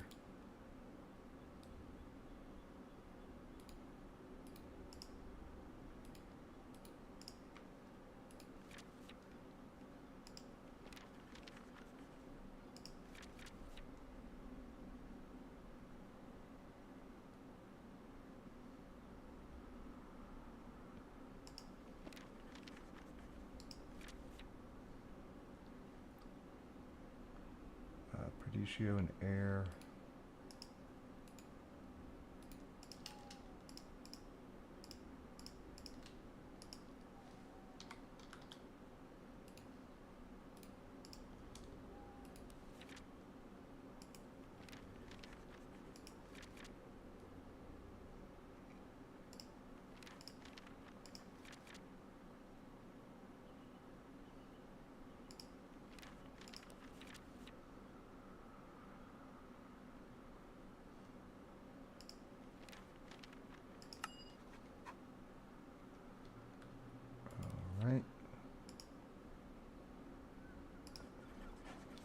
I've studied the chaotic energies that form these flux rifts and have made an interesting discovery. The rifts themselves are inherently unstable. In theory, they will close naturally should they become unstable enough, but the laws of our reality make this highly unlikely. Instead, their unstable energy is usually released in smaller bursts. That is probably a good thing. The amount of energy that will be released should a fully unstable rift collapse would be catastrophic. I think that I have worked out a way to trigger that collapse without the rift needing to be fully unstable. In short, I plan on blowing them up. No normal explosive will do, however. I need an explosive that sends its destructive energies into more than the 3 normal dimensions. To this end, I have designed an explosive I have named a causality collapser. This pulsing red sphere needs to be thrown as close to the rift as possible. In theory, it will break down the chaotic energies holding the rift together. Unfortunately, my calculations suggest that while collapsing the rift will release large amounts of unstable primal energy,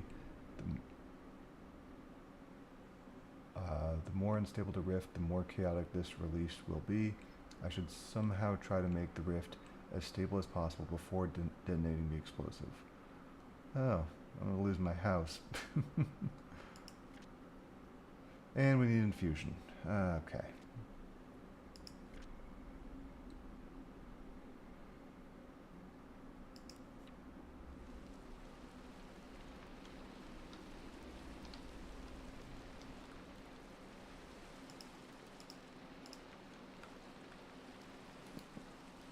Oof.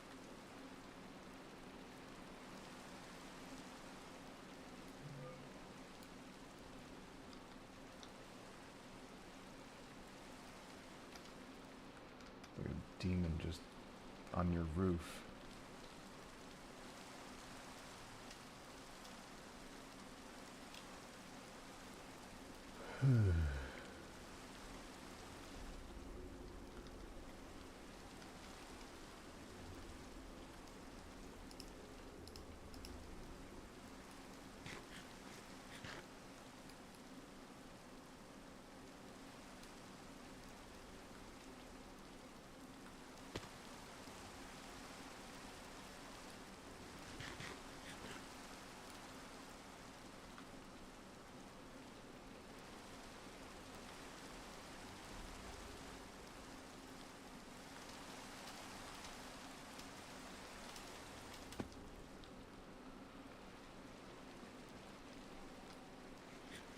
Like it's plotting against me. Alright, I'm going to be cutting the stream here. Next time I get on, hopefully we will get the infusion matrix up and running. I'm wondering if I'm wondering if I should start moving house, because like it sounds like it's still going to explode. So I don't know if that's going to be like, oh, everything from there to here just nuked. I want to at least like save my ME system and the reactor, at least move that somewhere. So yeah. Oh god. What the hell?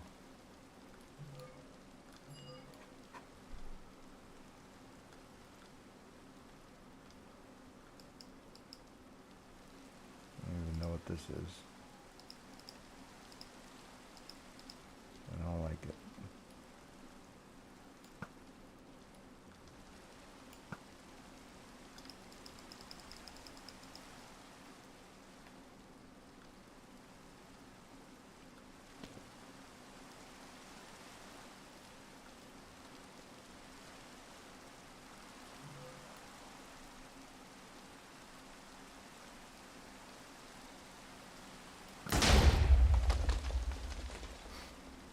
It just destroyed my entire house. Ugh.